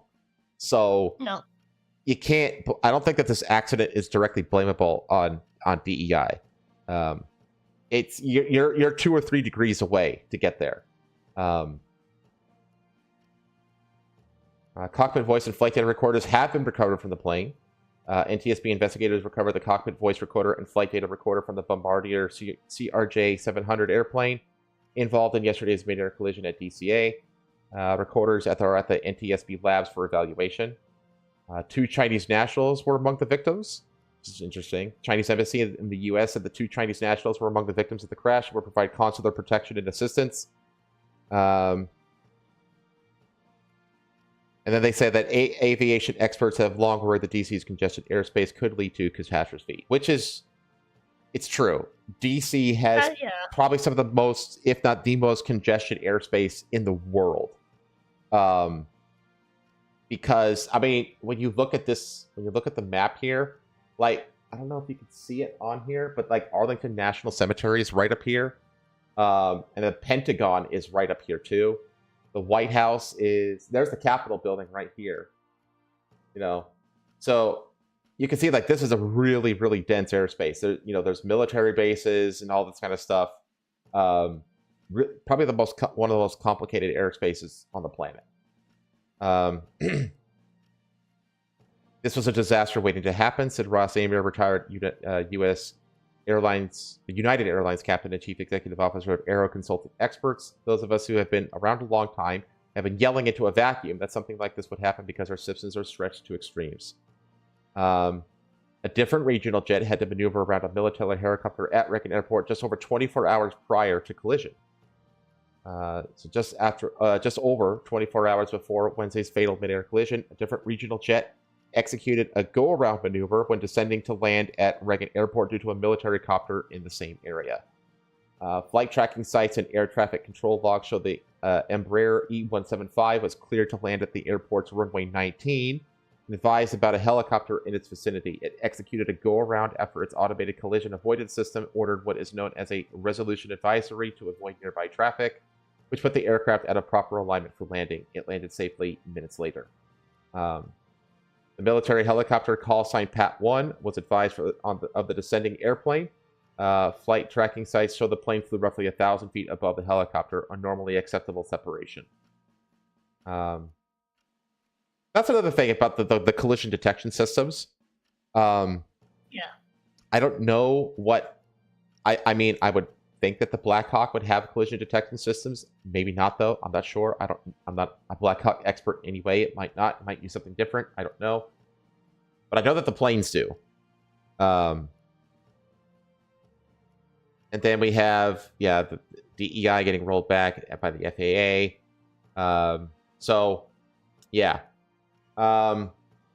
Interesting. The Black Hawk was practicing a top secret continuity of government mission in case of attack on the United States. So the doomed military helicopter that collided with an American Airlines flight over DC Wednesday night was conducting training to prepare for a catastrophic event or attack on the U.S. The crew aboard the UH-60 Black Hawk helicopter, the 12th Aviation Battalion, is responsible for top secret evacuation missions meant to whisk top U.S. officials from DC to secure locations in the case of a national emergency, such as a terrorist or nuclear attack. So they weren't running this mission. They were running training for this kind of mission, essentially. Basically, a VIP evacuation training mission. In a press conference on Thursday night, U.S. Defense Secretary Pete Hegseth says... Huh? Yeah, well... yeah, they failed the tests in the most unfortunate, tragic way. They were on a routine annual retraining of night flights on a standard corridor for continuity of government mission. Couldn't reveal further details on anything that's classified. The military does dangerous things. It does routine things on a regular basis, he said. Typically, crews like the one killed on the Black Hawk transport Washington elites in and out of the heavily trafficked airspace around Reagan National Airport, one of the busiest in the nation. The Army has come under scrutiny for allowing pilots to train at night near a high-traffic airport and in a chopper that was not equipped with new technology that would have alerted air traffic control to its path. See, again, I don't know what technology was aboard this Black Hawk. So, officials, including Hegseth, have pointed to the sensitive nature of such operations. You need to rehearse in ways that would reflect a real-world scenario. Chopper was traveling along a core training route, but was flying nearly twice as high as aviation guidelines permit. Staff Sergeant Ryan Austin O'Hara, 28, and Chief Warrant Officer 2, Andrew Lloyd F. Eves, 39, and an unidentified female pilot were all aboard the helicopter when it collided. So that's the other interesting thing is that the 3 people on the Black Hawk, the one who was actually piloting was a woman who has not yet been identified, apparently at the request of her family. So, yeah. The thing is that like a single like a Freedom of Information Act will release that info. You can't just like keep that stuff secret because the family wants you to. That's we'll know who she was pretty soon. Trust me. I can't wait for like it's like no, please don't release. Please don't show them what our daughter looks like. And she's got like green hair and like piercings and the whole nine yards. Like, oh man, well, I don't think that was the case. Yeah, I doubt it as well, but wouldn't like, that be funny? there was initial false reports. There was initial false reports that there's this trans woman Black Hawk helicopter pilot that was driving it, but then it got so out of hand that trans pilot like made a proof of life video on social media. Be like, hey, I wasn't in that Black Hawk. I'm alive. Like, it wasn't me. It wasn't the trans one. So, which is kind of funny. So, let me see here. Okay, plane crash victims. So there were 60 passengers on board and 4 crewmen, and then the other 3 were the Black Hawk. So we have spent the most high profile stuff are these figure skaters. We have this guy Spencer Lane with the Skating Club of Boston. Among the skaters on board the down flight, according to the club CEO Doug Zegibe. Was a crazy kid, highly talented, not been skating that long, been rocketing to the top of the sport, very fun, very cerebral. His mom Christine was also on the plane. So he was about 16 years old. And he shared a photo from the plane's right, starboard wing right before it happened. So he and his mom were on that plane. Huh? Does anyone have that photo? I haven't tracked it down.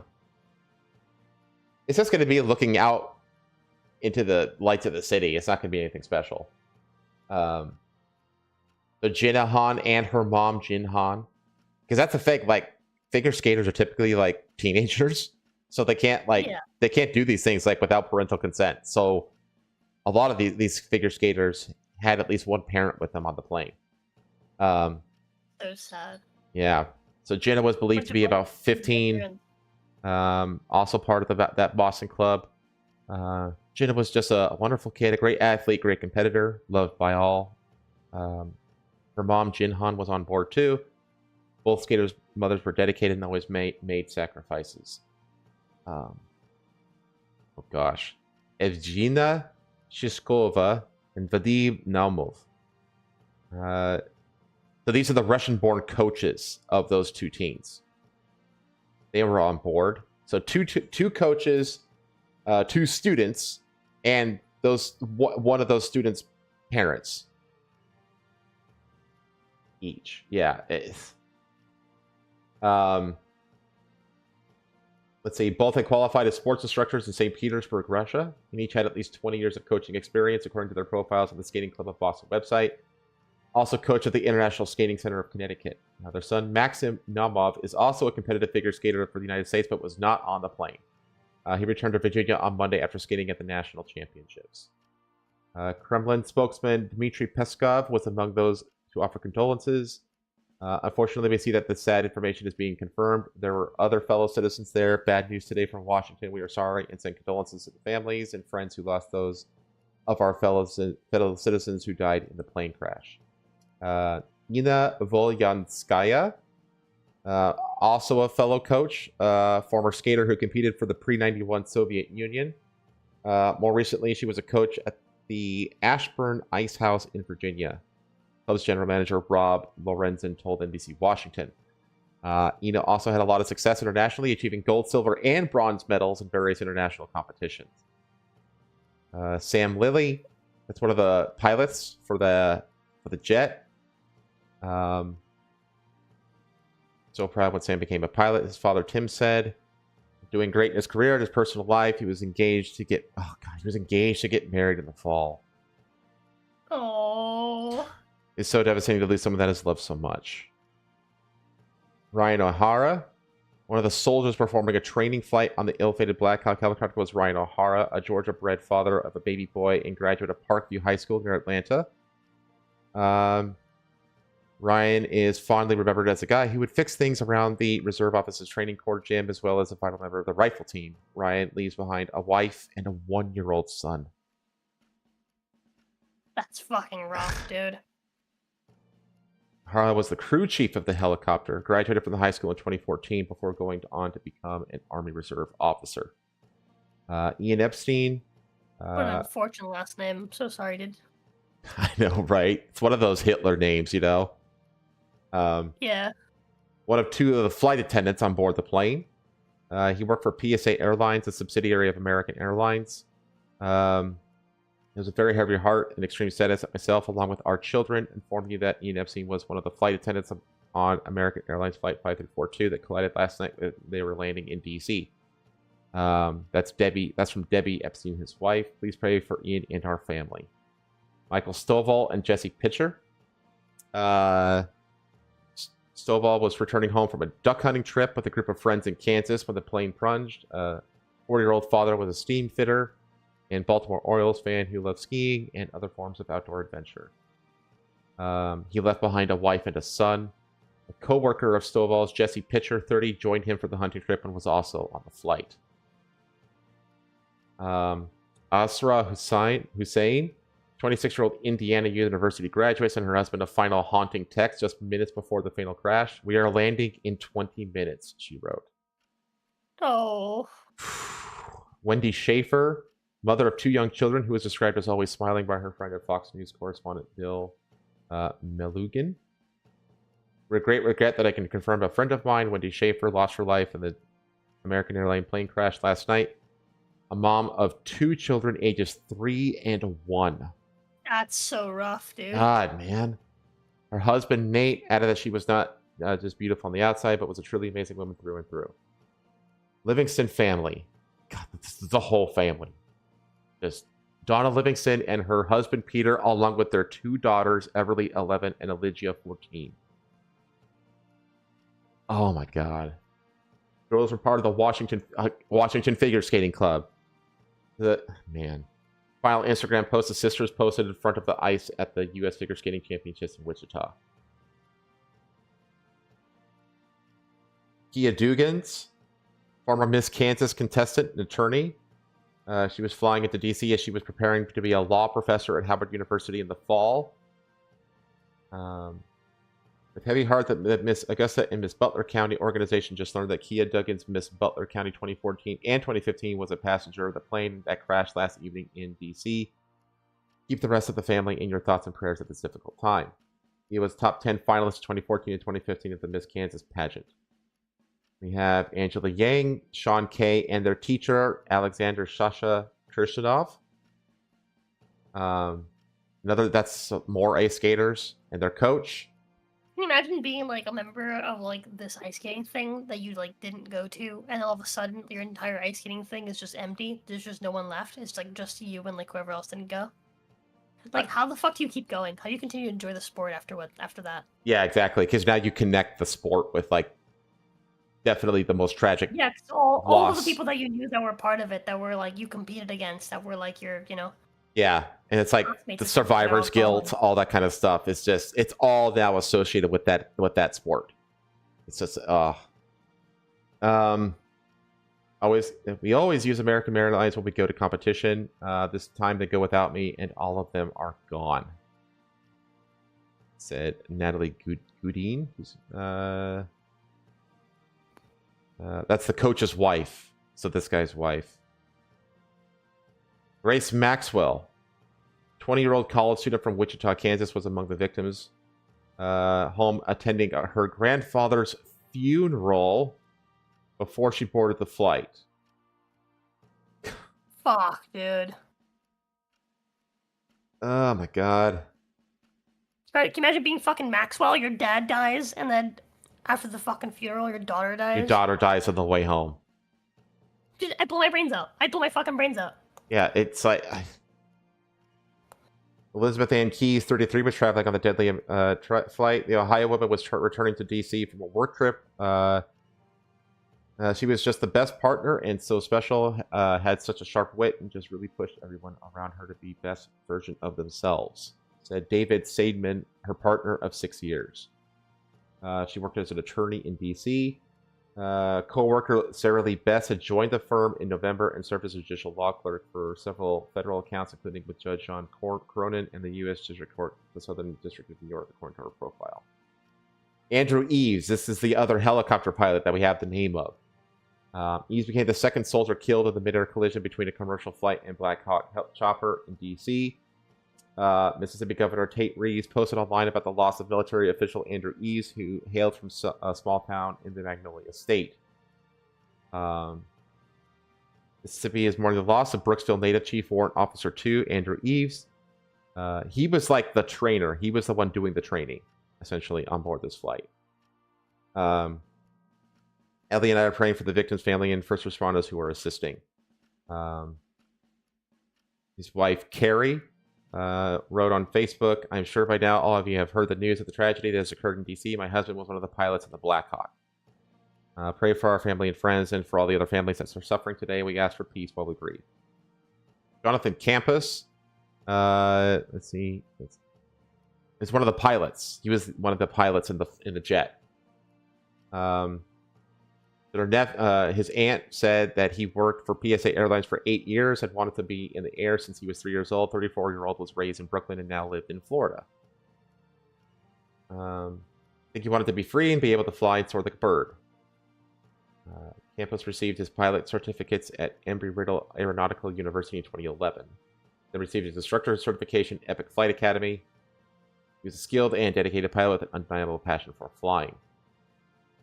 Casey Crafton, Connecticut father of 3, coached youth soccer, was identified as one of the passengers.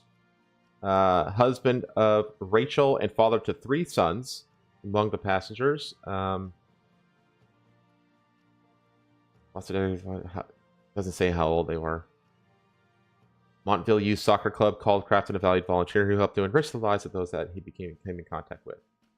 The Nazia Elder, part of the crew of the commercial flight operated by PSA Airlines that collided with the Black Hawk chopper.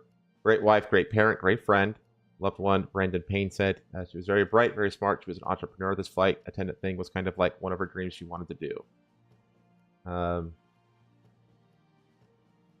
She would want you to do all the same things she did. Chase your dreams no matter what. Don't let them scare you, push you away. Just believe in yourself, believe in God, and follow the path, he added.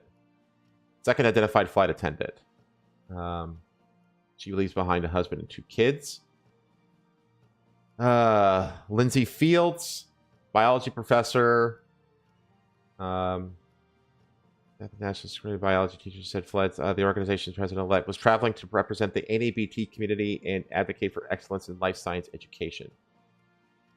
Tino Malamed Jr., Philippine police colonel, been identified as one of the victims.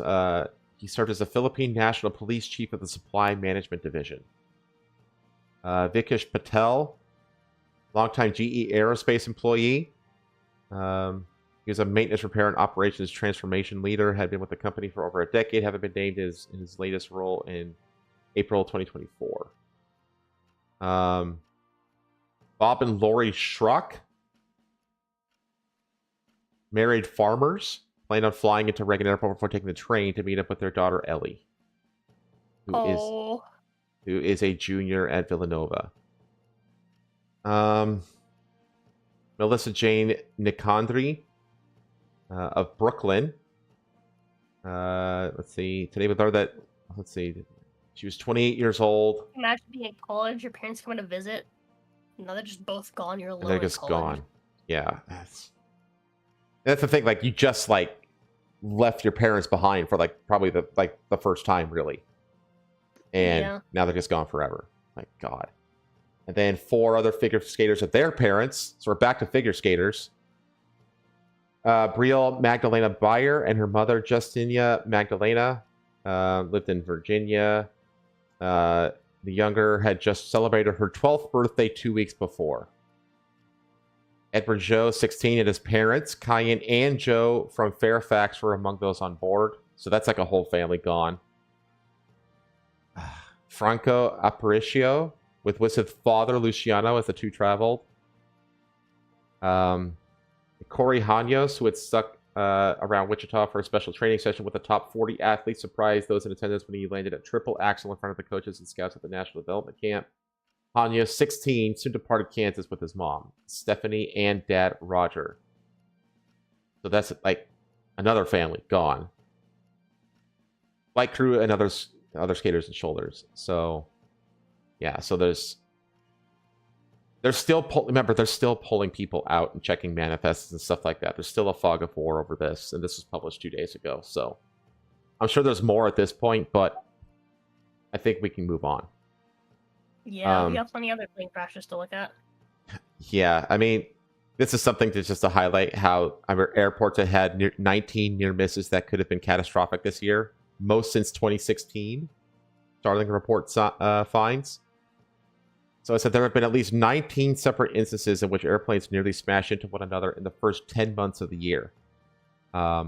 This staggering number of near misses between January and October marks a dramatic increase in nearly averted airline crashes, the most since 2016. The total number for the year is not yet known, but it's expected to continue to climb. Just weeks after the data was compiled, a landing airliner nearly collided with a departing plane in the stormy skies above Portland, coming within just 2,000 feet of one another. Frantic calls from the ATC urged the descending plane to abort its landing in the nick of time, saving the lives of hundreds of people on board the plane. So these kinds of things are becoming more frequent. Just days before the startling Wall Street Journal report, the FAA announced it was establishing a panel of experts led by a former safety board official and sleep expert to address air traffic controller fatigue after a series of near-miss incidents. The 3-member panel will begin work in January and examine how the latest science on sleep needs and fatigue considerations could be applied to controller work requirements and scheduling. The FAA met its yearly goal of hiring 1,500 controllers for 2023, but it's still about 3,000 controllers behind staffing targets. And that right there is the one link in this whole thing to DEI, is the staffing. Because they were purposefully not hiring certain people because they failed like biographic tests, which is like literally like race and sexuality tests. Yeah, so they say like the New York terminal radar approach control staffing is just 54% of recommended staffing. So this staffing has been like an ongoing issue. So that's everything that I have on the DCA airline crash. I apologize for not having the audio, but honestly, you didn't really need it anyway. All right. Are you okay? Anything else to say before I move on to the next plane crash? Oh, let's go this one. Okay. All right, so this happened in Philadelphia. Let me make sure that chat can actually freaking hear this. There you go. Okay. Actually, be nice. Yeah, this happened yesterday. This happened yesterday. Like last night, like 24 hours ago. So it landed like. It was at 6:30. So literally like. Yeah, there's a timestamp down here. Half an hour yesterday. Yeah, it happened at 6:22 and change. So again, go back. Go back. It looks like a missile. It just drops from the fucking sky and boom. Yeah. I mean, it almost hits at that perfect vertical. Yeah. There are a ton of different angles of this crash. We have this one, this is from a doorbell camera. She's Oh, dude!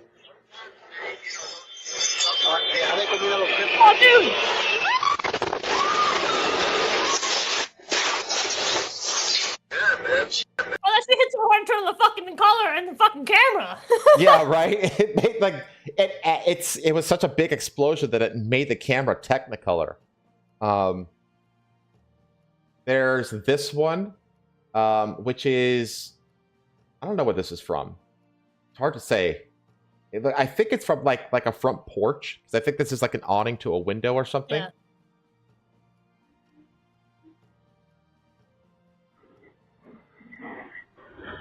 Boom. That's insane. Well, that guy drifted. He like fucking broke immediately. Like, fuck that. Yeah, what wouldn't you? Yeah. And then this one is also from like an outdoor security camera on one of the houses. So like I think this is actually just a few houses down, because this is the thing that it hits. The other camera was just off to the right, like a few houses down.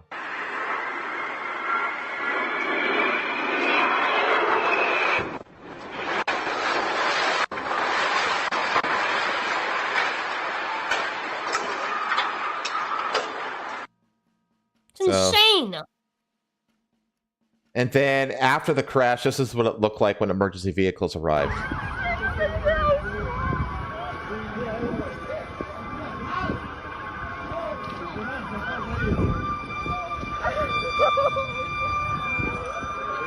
Oh, shit. So What the fuck? I know it looks like it really does like look like a missile strike in the middle of the road. This is what it feels like to live in the Middle East. I guess. And that's the thing, like, yeah, you're right, Viking. This was like shortly after takeoff, which makes sense because like you have to have full fuel to be able to create an explosion that big. So a small jet with 6 people on board crashed into a busy Philadelphia suburb Friday, showering wreckage over a wide area and sparking blazes that caused extensive damage to homes and vehicles.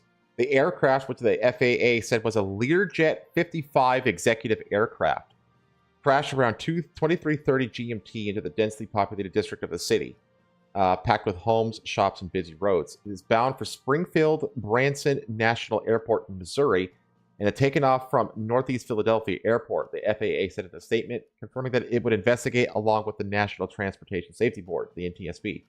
We have no reports of the number of fatalities, the mayor of Philadelphia said, adding several dwellings and vehicles were impacted.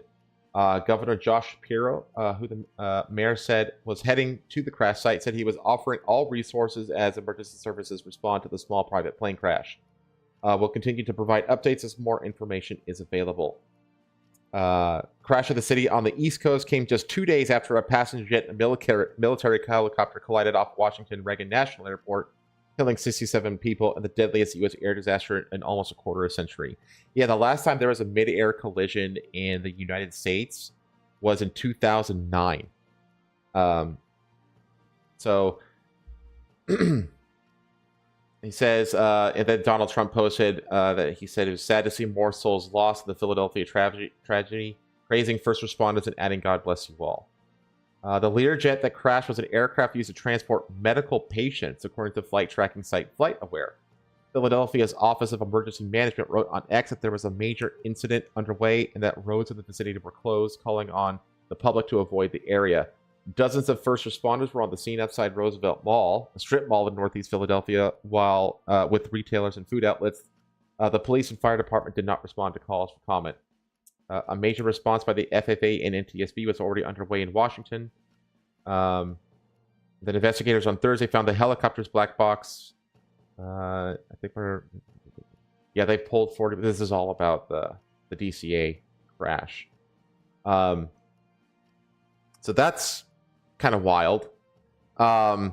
We also have the audio from this one as well, with the tower just like not receiving comms.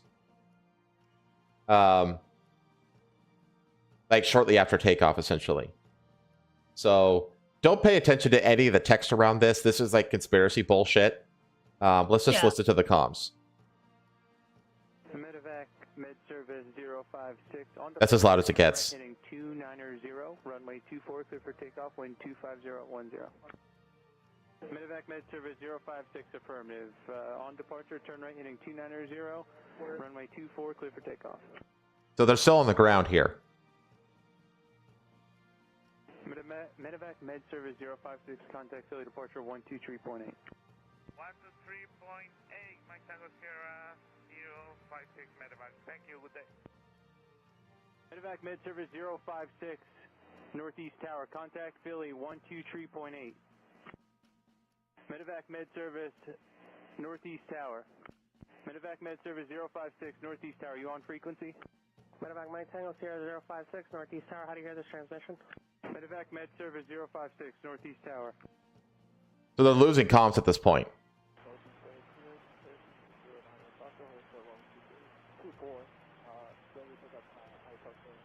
5609. That little jumbled part was where the conspiracy came from. What it actually was, it was another plane on the ground requesting to take off under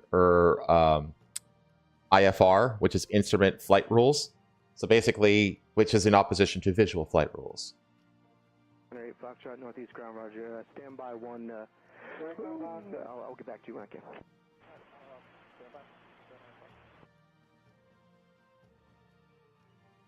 Approach to runway 24, what's going on down there? Condition 755, we have a lost aircraft. We're not exactly sure what happened, so we're trying to figure it out. For now, the field is going to be closed, so no inbounds or outbounds probably. Yeah, so basically the same thing is happening. They lose the comms. They don't know what happened because they don't have visual from the tower. And so they assume that the aircraft is lost, so they're going to close the aerodrome again. All right, understand. Thank you. 3609 Foxtrot, I'm sure you copied that, but for right now, we're gonna call the field closed. We'll try to get you out here when we can. If we can't, we'll have to take you over to Atlantic, but stand by for now. That's that ground flight acknowledging. So that's just that all we have there pretty much is the tower for the most part. We don't really have much else. I don't know what's going to be. I mean, that thing was going like insanely fast straight down to the ground. I mean, that thing is obliterated. So this is what they were saying. It says the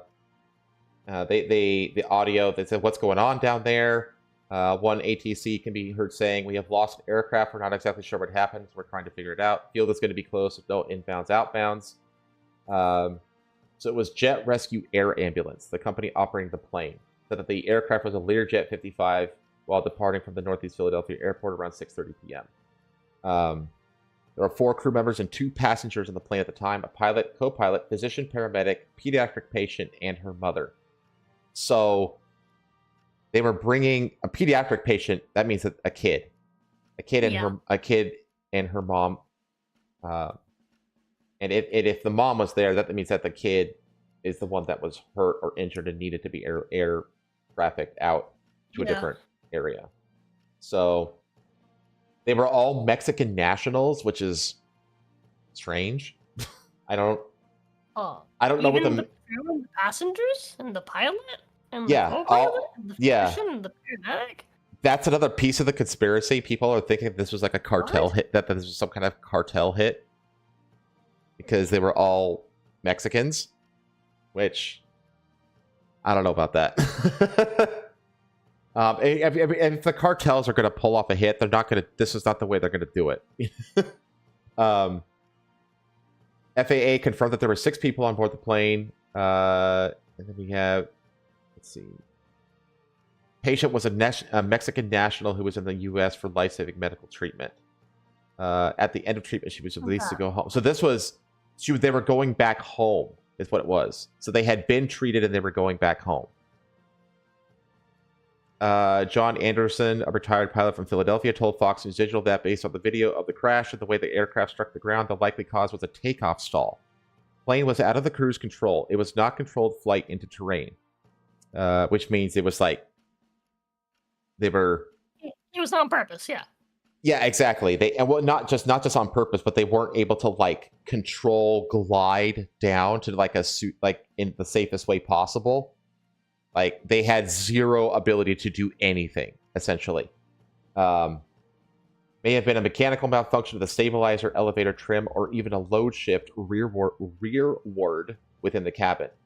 He further speculates that if it was a medical flight with a stretcher on board, and the stretcher was not properly secured, it may have rolled rearward. This would cause the nose to raise and stall the wing. In that case, the nose will drop with the angle in the video.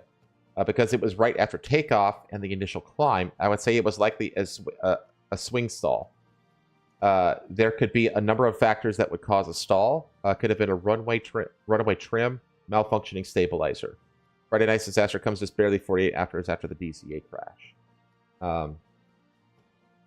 So that one, obviously, all this shit is still under investigation. So, yeah, that's another one. And we also don't have anything about if anybody on the ground. I mean, that was a huge explosion. You know, it's hard to believe that there was, and it was in a busy area. It's hard to believe that nobody on the ground was killed in that. If only the people on the plane died or were injured, I'd be shocked, to be honest. So, okay. One more. An F-35 went into free fall in Alaska. What? That looks like this. Oh, Jesus. Boom.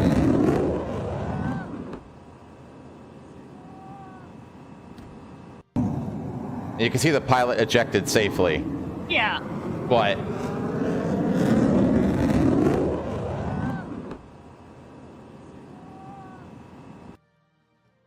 so that happened. And the F-35 has a long tradition of failures and crashes. The third F-35 crash in under a year. Alaska incident fuels safety fears. In Anchorage, Alaska, United States Air Force F-35 fighter jet crashed at Eielson Air Force Base near Fairbanks, Alaska on Tuesday afternoon, marking the latest of a string of incidents involving the world's most advanced and expensive military aircraft. Crash occurred at 12:49 p.m. on Tuesday. Then the base's fenced perimeter, according to an official statement. Yeah, it was on approach for landing, I think is when it happened. The single-seat stealth fighter suffered significant damage, but the pilot significant damage. That's one way to put that. But the thing exploded, like tail to tip. Like, come on, that's not significant damage. That's total loss. But the pilot safely ejected and was transported to Bassett Armory Hospital for medical evaluation. Air Force has yet to confirm whether the accident took place during takeoff, landing, or taxiing. Officials have launched a formal investigation to determine the cause of the crash with a focus on mechanical failure, pilot error, and environmental factors. So there is a pattern of this shit happening with this F-35. You got to remember that each F-35 jet is like something like $800 million. Jesus. Yeah, I mean, these things are crazy in terms of like all the technology that's packed into these things. So in May 2024, an F-35 crashed in New Mexico after a refueling stop, leaving the pilot with serious injuries. In September 2023, a Marine Corps F-35 crashed in South Carolina after the pilot ejected due to a flight control malfunction, leaving the jet flying unmanned for 11 minutes before impact. 15th of December 2022, an F-35B crashed during a failed vertical landing at Naval Air Station, Joint Reserve Base, Fort Worth in Texas. The government test pilot ejected on the ground. It was not seriously injured. The aircraft was undergoing production test flying and had not yet been delivered by the manufacturer to the U.S. military. In October 2022, an F-35B crashed at Naval Air Station, Fort Worth during a vertical landing attempt. Pilot ejected safely. Yeah, these things have... You remember like the classic like Harrier jets with like the vertical landing capabilities? Yeah, Yeah, these jets have like those vertical lift off and takeoff, which is optimal for like aircraft carriers and stuff like that. Or if a runway gets bombed or something like that, you can just take off where you are. So they have like flight control and software mode functions because like there's like no mechanical element to the HUD. It's all just a high definition display. So if that like glitches out, then like you lose everything essentially. And I think that's actually what caused one of these crashes, because there's just no mechanical instruments. Harsh weather conditions, which Alaska, it's like basically if you get the cold, like too cold air intake going into it, it can actually like override the heaters around the computers, which will cause the computers to fuck up. Essentially, and if the computers fuck up, the whole plane fucks up. Low mission readiness. A 2023 Pentagon report found that the many F-35s are frequently grounded for maintenance.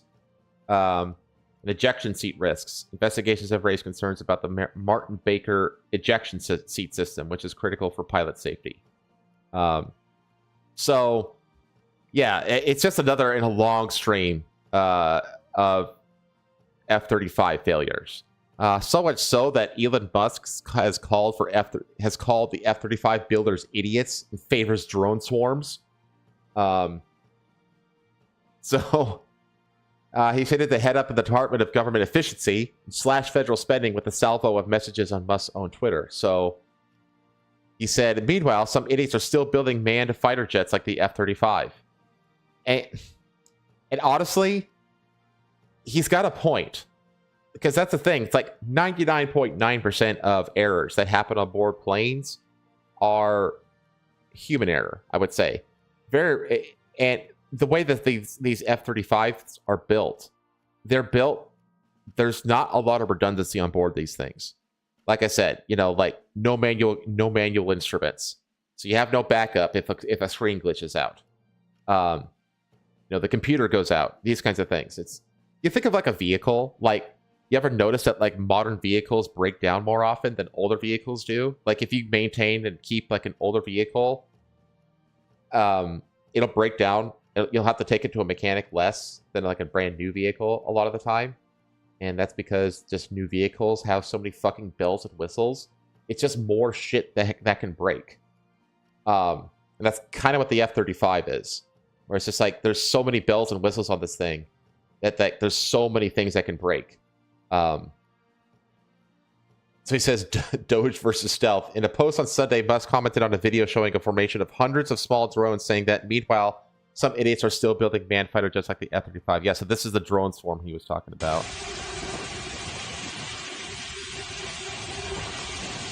God, that's annoying. Oh my God. I'm turning that down. Jesus.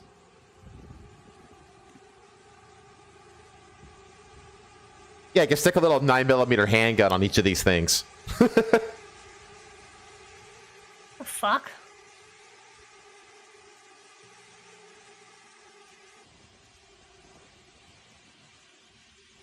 That's cool as fuck. I know, right? But like, I mean, let's be real. Unmanned shit is the future, Yeah. So. Oh wow, Zero Cool says that he worked on these types of safety systems. He says it could take years to work out all the kinks. Yeah, exactly. And every kink is $800 million.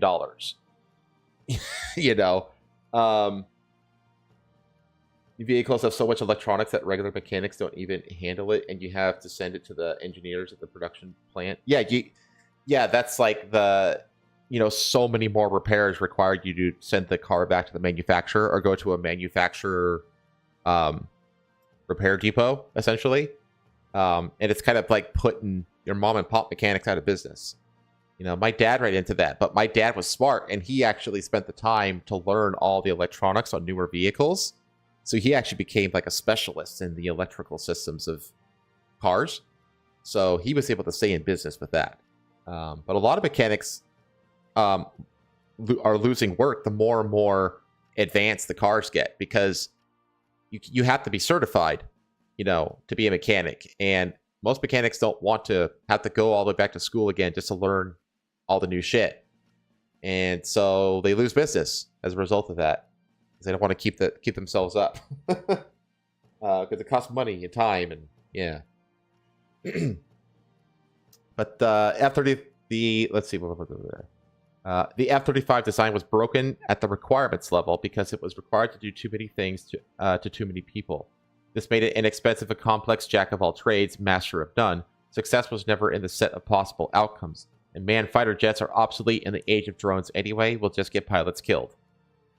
It is not just the F-35 he sees as outdated, but all aircraft with pilots on board.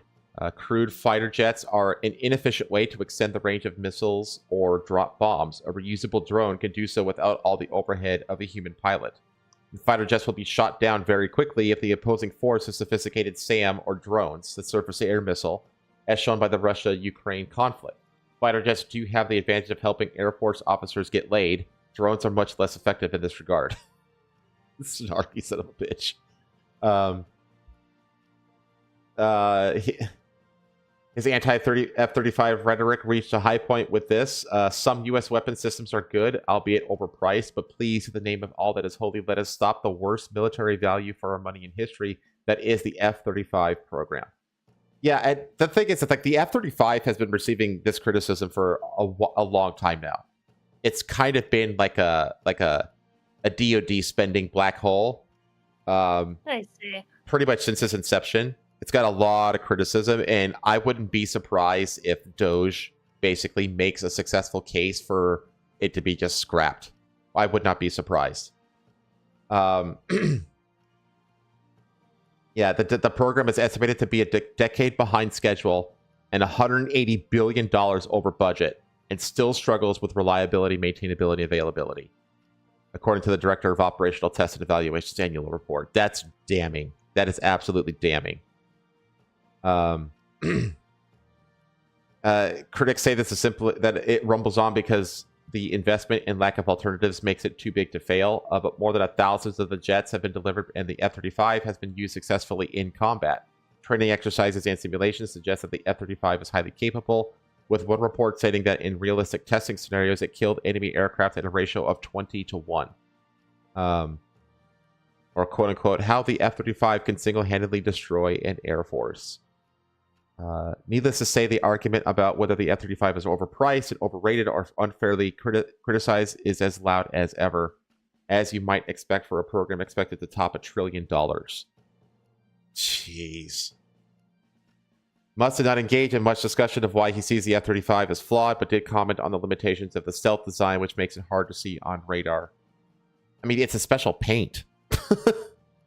That's really what it is. It's a special, it's like a paint that causes, basically obstructs the way that radar signals can bounce off of the surface. It jumbles it up, essentially, and it kind of kills the signal. It's a special paint that makes it radar, undetectable.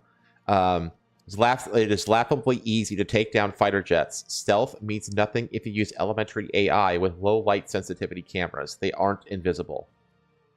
And he's not wrong. He's not wrong on that.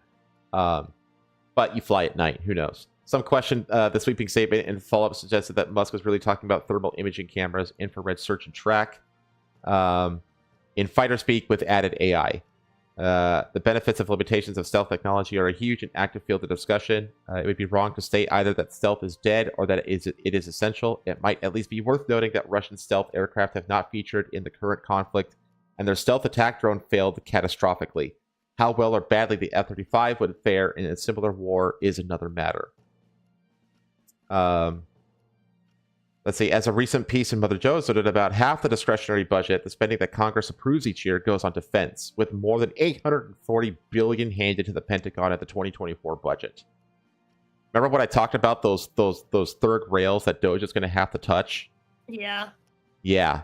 This is one of them. And the thing is that this recent F-35 crash is like blood in the water. You know what I mean? I wouldn't be surprised if that's the first program that gets the axe. I would not be surprised. A large proportion of this goes to the big five contractors: Lockheed Martin, Boeing, Raytheon, General Dynamics, and Northrop Grumman. Exactly the sort of traditional industry players that Musk loves to disrupt. Again. Yeah, this crash really gave Musk and Doge, and really Trump, everything that they needed to kill this program. I will provide record funding for our military, Trump stated in a video on his campaign website. So even if there are cuts to big programs like the F-35, overall spending may increase. Yeah, he's going to fund the fucking border patrol. That's what he's going to do. That would mean major investments in new programs, presumably ones with the sort of high-tech pizzazz favored by the Doge. Well, it's not high-tech pizzazz. It's efficiency.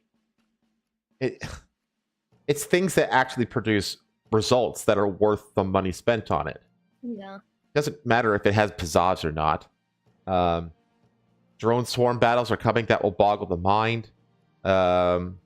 Musk said that any future wars between advanced countries, or at least countries with drone capability, will be very much the drone wars. Seems like good news for companies like Anduril and Shield AI and Palantir, which are involved in supplying AI-powered systems to the Pentagon and already have AI-enabled small drones and even drone swarms ready to go. Unlike existing drones, swarms can operate as large cooperative groups with minimal human oversight. These companies are Musk's spiritual kin, Silicon Valley startups rather than traditional industry players seeking to bring new tech to the military sector.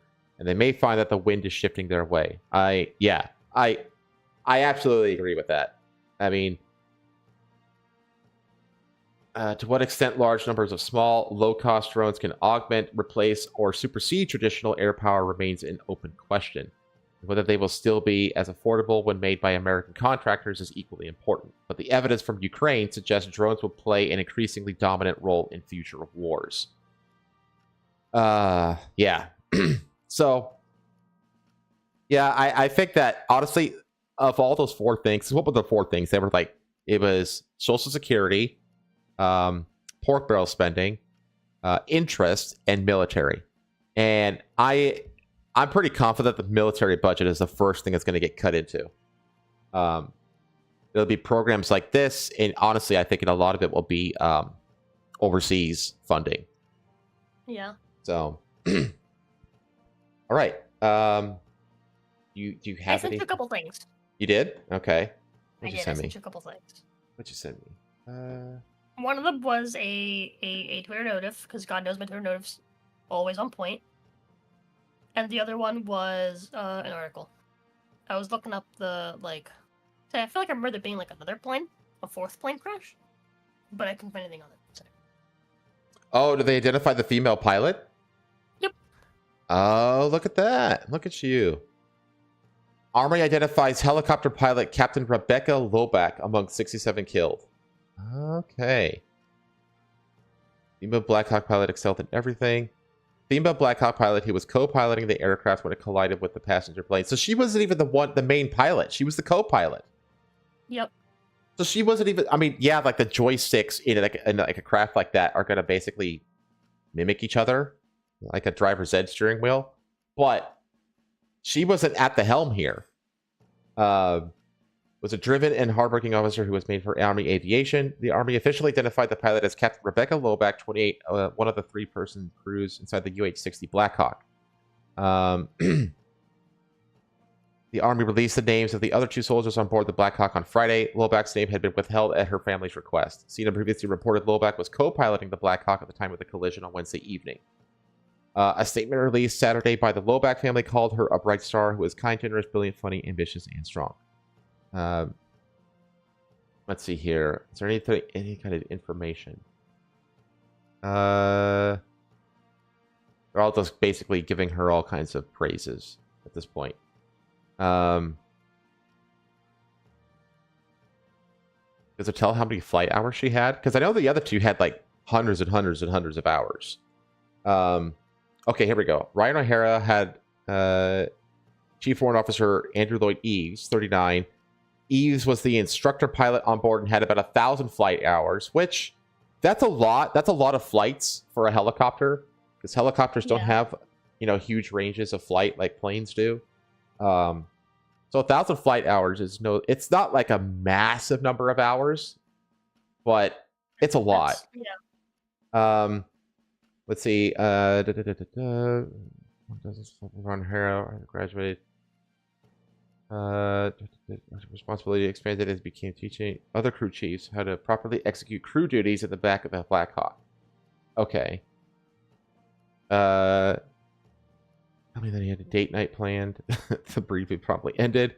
Huge loss to Army aviation and the world around him. May he rest in peace, and may our father be a comfort to his dear family. Okay, then it's going into the other victims. Okay, so it wasn't a trans woman.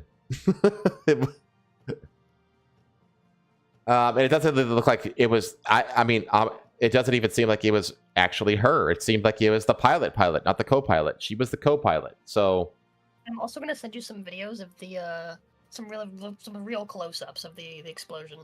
The second one, I don't know if you could show on stream. Oh, what is this you gave me? 1 minute. The second one is like it's like a reply to that first one. Oh, okay. Oh, scroll up on that. That's just something that showed up in my fucking notifs. Oh, okay. Don't immediately. Okay. Okay, so let me see here. It's just some fucking boomer with his fucking 6-shooter just going kablamo, kablamo. Oh wow. So okay. Allahu Akbar! Oh my God. Allahu Akbar! What the hell? I was supposed to be on that plane. Allahu Akbar. What the hell? Dude, yeah, so that just came up in my feed, and it was basically someone else quote tweeting it saying, "Is it just reflexive for all Muslims to say Allahu Akbar whenever there's an explosion?" Well, I thought it was like reflective of them to say it right before the explosion. Okay. What the hell? Oh my God! Oh my God! La ilaha. Okay. He was fucking close. Damn. But the one underneath, don't full screen it. Oh, there's somebody walking around on fire. I'm not. Oh God. Nope. I'm not showing. Yep. That's insane. Oh my God. So there's more than the 6 people on the ground that got hurt for sure. Yeah, there's a dude literally walking around on fire. Yeah. Okay. I'm not gonna show that anymore. He's been so shocked that he's not even reacted to the flames on him. He's kind of walking like, man, that was crazy, and he's kind of like walking, trying to get away from it. Man, adrenaline is a hell of a drug. It'll enable you to do a lot of superhuman shit. So, okay, so that mystery is solved, and again, I we'll have to see. I'm curious what the investigation is going to reveal about what was going on board the helicopter. They did because they said that they recovered the black box from the helicopter, so. It'll be curious to see what the comms on board the copter were, because the only 2 comms that we have were just confirmation that they had visual separation, nothing else. So I'm curious, like, who was actually on the joystick, in that 2 to 3 minute window. Yeah. And what were they saying to each other, in terms of like, establishing visual separation and the such. Like, I'm really curious about that. Because that's the big mystery and all that. So, okay. That's finally the end of the plane crash shit. My God, we're finally only 2.5 hours into the stream can talk about something other than plane crashes. Holy crap. Okay, let me get this switched over to the other window. I gotta get you switched over to this up. Let me refresh some of these real quick. Refresh that. That.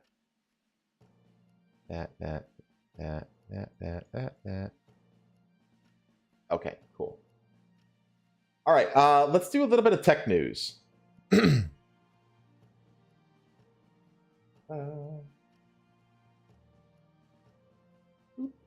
And let me get it on your end too. And here we go. Okay. So there was a big shakeup in the CEO structure over at Sony. So for a while, At least since Jim Ryan, got taken out. Jim Ryan, who was famously the one who greenlit like more than a dozen live service games back in the COVID era. So he basically greenlit and was spending money like a crazy person. And then Totoki, this Totoki guy came in. Totoki was like a margins guy, right? And he said, "What the hell are you doing, Jim? Go away." So Jim went away. And then Herman Holtz got elevated into Jim Ryan's position. Herman Holtz, famous for his work on the Horizon Zero Dawn franchise. Essentially, he was like the guy who led, those were his projects, essentially. So that's how he got super famous at the company and kind of rose up in the ranks. He got elevated. He's the one who famously said that Concorde is the Star Wars of Sony or PlayStation. That's Herman Holtz. So Herman Holtz was also kind of a fool. And Herman Holtz has been co-leading or co-CEO for quite some time now. So now the live service dream at Sony is essentially dead with this move. So Hiroki Totoki named corporate CEO, Hideaki Nishino elevated to solo CEO at Sony Interactive Entertainment, SIE. The Sony Corp is shaping up his leadership ranks in Tokyo and San Mateo, elevating Hiroki Totoki to the top CEO. So he's like the margins guy. He's like the guy who actually pays attention to the numbers and the money.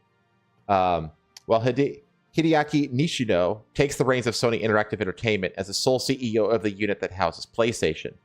The corporate shuffle, effective April 1st, was approved late Tuesday by the Electronics and Entertainment Giant's board of directors in Tokyo. Totoki, a 38-year-old Sony veteran who most recently...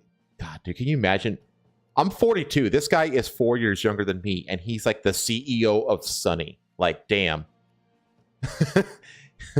He did better than I did, I guess. He served as Chief Operating Officer and Chief Finance Officer. Will succeed Kenichiro Yoshida as leader of this company that is a cornerstone of the business landscape in Japan. Totoki will serve as president and CEO of Sony Corp. The handoff from Yoshida to Totoki also comes with a restructuring of the senior business ranks. Sony Pictures Entertainment, the company's Hollywood outpost, saw a leadership transition earlier this month when Ravi Ahuja took over CEO duties from Tony Vinciquierra. Sony Corp has about 110,000 employees and is a powerhouse of manufactured cameras and imaging devices, as well as TV sets, PlayStation devices, and movies and TV shows through the Culver City-based Sony Pictures Entertainment. Yeah, it is. A lot of people don't understand like how horizontal the business structure of Sony is. It's kind of like Disney. Like, have you ever seen that image of Disney and like what all is owned by Disney? And there's like whole massive branches of Disney that you don't even like didn't even realize was under their umbrella that don't seem to even like necessarily have anything to do with entertainment. Sony is kind of in a similar way. Like, one of the biggest money-making things that Sony has that's only in Japan is life insurance. They have a massive life insurance business in Japan. And that's actually a big moneymaker for them. So that's like a great example of like one of these aspects of Sony that a lot of people don't realize about how horizontally structured and how many different business sectors they have their fingers dipped into as a company. Which is smart on their end because that they all kind of bolster each other and can, if one succeeds and the other fails, the success of one, they're not dependent on each other because they're in two different business sectors. So, if one falters, the other one can stay safe and can help bolster the one that faltered. It's a good way to structure your business, actually. My company, the company I work for, does that. We have our fingers in all kinds of different aspects that are kind of related, but also kind of not, for that redundancy purpose. He said, "I am incredibly honored and humbled to have been entrusted with the important role of president and CEO," Totoki said. "My predecessors as CEO, Kazuo Hirai and Kenichiro Yoshida, have greatly enhanced Sony's value, and I will do my utmost to further build on this success and pass on an even better Sony to the next generation." At our corporate strategy meeting in May last year, we newly announced our creative entertainment vision.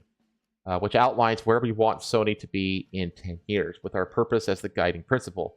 Our greatest driver in achieving this is the diversity of our business and people, which is part of Sony's DNA, and our boundary spanners that transcend our organizational barriers and organically connect that diversity to create new value. Together with our employees, creators, and partners, and our new leadership team, I will work to create a bright future filled with a boundless sense of kondo, emotion. It's interesting that this happened in May of last year. What time did Concorde fail? I think that was like June? It was in the summer. It was in like late summer, I want to say, wasn't it? It was like August or September or something like that. Can't remember. Can't remember exactly when. But it was. I think it was like a few months after this happened, essentially. Nishina was elevated to CEO of Sony Sony Interactive's Platform Business Group in May 2024. He shared oversight of the PlayStation maker with Herman Hulst, who is the CEO of the division's Studio Business Group. Those appointments were made in the wake of the departure of CEO Jim Ryan. That's what I described at the beginning. The elevation of Nishino to the top post, overseeing all of SIE, caught industry observers by surprise. I also think that it's interesting because Herman Hulst, he's still in the company. He got demoted, essentially. He's like the head. Basically, what it does is he goes around, he just travels around to all the different development studios, making sure that things are on track. So he doesn't have any creative oversight anymore. He's basically like a glorified project manager now. So he's still making millions, though, despite his horrible decision-making. I am truly honored to take the helm at Sony. Interactive entertainment, technology, and creativity are two of our biggest strengths as we continue to focus on developing experiences that deliver entertainment for everyone. We will continue to grow the PlayStation community in new ways, such as IP expansion, while also delivering the best in technology innovation, Nishino said. I want to thank Herman for his expertise and leadership as he continues his role as CEO, Studio Business Group. So that's what Herman is. He's the Studio Business Group CEO. Like I said, studio. So that's literally what he does. He just goes around to the different studios, managing them. I'm deeply grateful for the PlayStation community and their continued support, and I am very excited for what the future holds. So Nishino will serve as president and CEO of Sony of SIE, in addition to serving as CEO of the Platform Business Group, CEO of the Studio Business Group. Sony said that Hulst will continue to lead the development, publishing, and business operations of SIE's first-party content. He will also be tasked with driving Sony's push for SIE to work with Sony Pictures in developing adaptations of its gaming franchises as TV shows, movies, and other mediums through PlayStation productions. One of which is probably going to be Helldivers. So I know they're making a Helldivers TV show. Yeah. But like, we also know that they were planning a TV show for Concorde. So, yep. They also said that, yeah, this goes on for a little bit more. But that's like the big shakeup. Essentially, the two people who were CEOs, who were like the last remnants of like the live service grand plan, are no longer in those positions.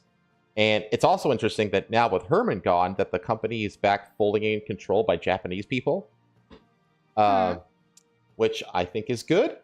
It's a small step, but some of the Japanese people are kind of got their heads fogged as well. But honestly, what I hope this means ultimately is that they go back to like their philosophy of game making in the PS4 era, essentially, which is just like amazing first-party titles that they can. You know, I understand that, you know, for the sake of finances, they kind of have to do like timed exclusivity deals and stuff like that. We're like, yeah, we'll put it on PlayStation first and it'll come to, I don't know, Xbox or PC or whatever later. But like, even then, like companies like Square Enix are like, yeah, no, we're doing Steam day one from here on out. You know what I mean? But PS4 was amazing for just first party bangers, you know? So, I mean, this comes like right on the heels of them canceling 2 more live service projects. So after the disastrous launch of Concorde, they shelved 2 more. One of them was reportedly like a God of War live service game. It's like, what the fuck? So they said, yeah, based on a God of War IP. And then the other one is unknown. So I think it's safe to say that their live service dreams are just gone. They're dead, essentially. So we'll see where they go in the future. I also have, just a reminder that Jim Ryan was the catalyst for this whole god-awful direction that the Sony decided to put all their money into. This guy is probably like one of, if not the worst thing that ever happened to Sony. Jim Ryan. He was not good with money. He spent way too much money. And he put all his eggs in one basket, which was live service shit. Because before Concord, when they got rid of Jim and they replaced him with Herman and the other guy, they canceled it was the Totoki guy. They canceled like half of the live service plans right there when that happened. And then Concord happened, and now these last two are happened. Like, what's left? I think the only thing I could think of is that they teased like that Horizon Zero Dawn live service game like years ago, and we haven't heard a peep about it since. I'm pretty sure that's canned, especially after that Lego Horizon Zero Dawn game came out and it got like 2 people playing it. Like a massive failure of that franchise. I mean, and honestly, that light what was that light? It's a Chinese knockoff. It was a survival crafting game that looked like Horizon that's coming out. You know what I'm talking about? Yes. I don't know what it's called. Yes. But it looked awesome. That game's coming out. So I have a feeling that the Horizon live service game is also dead. I don't think it ever got off the ground, really. I think they announced it, and then years and years later, I bet you it was a part of those half a dozen that they canceled when Jim Ryan left, and they just didn't tell anybody. So now the TV show thing. I wish that they would just focus on games, honestly. Yeah, same. But that's the thing. Sony Pictures is notoriously shit. Besides the Into the Spider-Verse movies, stuff like that. And honestly, the first one was better than the second one. The second one was fine, but and then they just decided they're just killing that whole franchise. They're just like, no, we're not doing that anymore.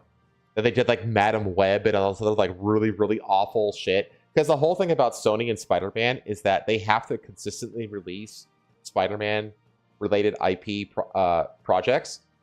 Because if they don't, then it will lapse back into Disney's control. So they just have to constantly put out Spider-Man content, basically. So Sony Pictures is a shit show. I mean, let's be real. Sam Raimi Spider-Man is better. Fuck yeah, villain. Yeah, dude. The Sam Raimi, even the. Don't get me wrong. The best Spider-Man movie ever is Spider-Man 2 with Doc Ock. That movie is phenomenal. Absolutely. That train scene is so damn good. Oh my god. Spider-Man 3 was It was too much. It was too much. It was fine, but it was just too much. I hate the fact that Venom refuses to get treated the way he deserves to. There's the Tom Hardy Venom movies, which are fine, but they're almost built to be dark comedies or something. I don't know. The tone of them is so strange. They're they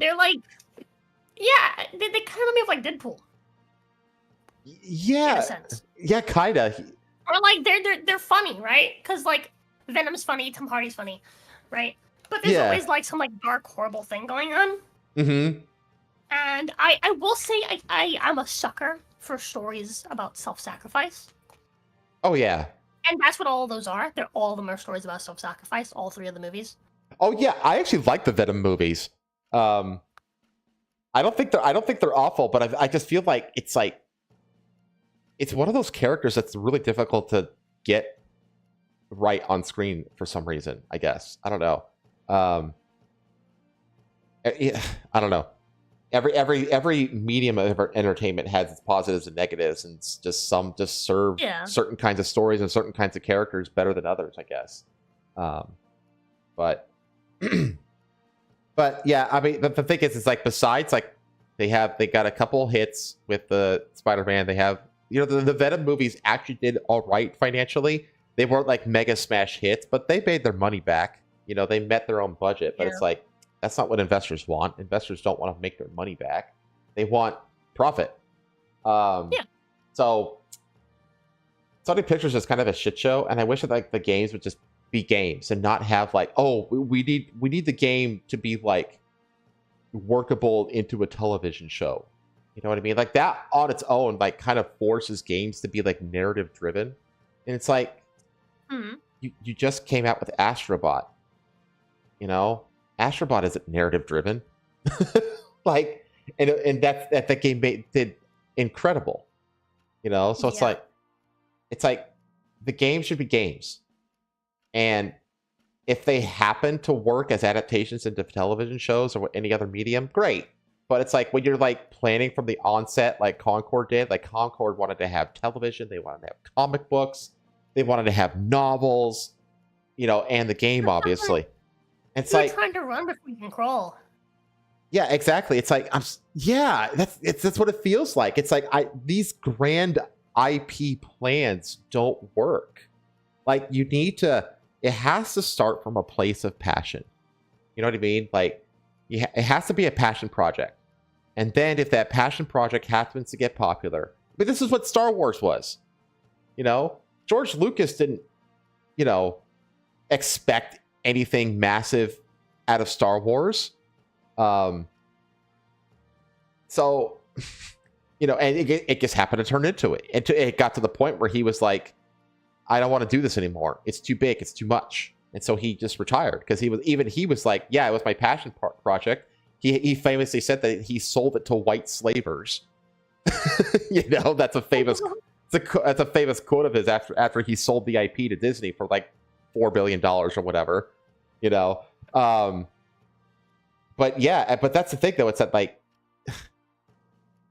the grander the plan, the grander for failure that you're setting yourself up to be. It's like, just focus on making a game that becomes popular with gamers. And then if it grows to a point where you can do something else with it, fantastic. Do it. Go for it. People like The Last of Us television show. I didn't. I got bored with it halfway through because I was like, I love it. It's just the game. And I played the game and I like the game. I don't need to watch the show because it's just beat for beat the game. You know, so I was like, I'll just play the game again. And I think you like the sequel too. Controversially, I guess. I didn't even play the sequel because to me that's a franchise that like it's a one and done kind of thing. Like not everything has to have multiple, you know, entries. Sometimes just like a bottle episode is the best thing for something.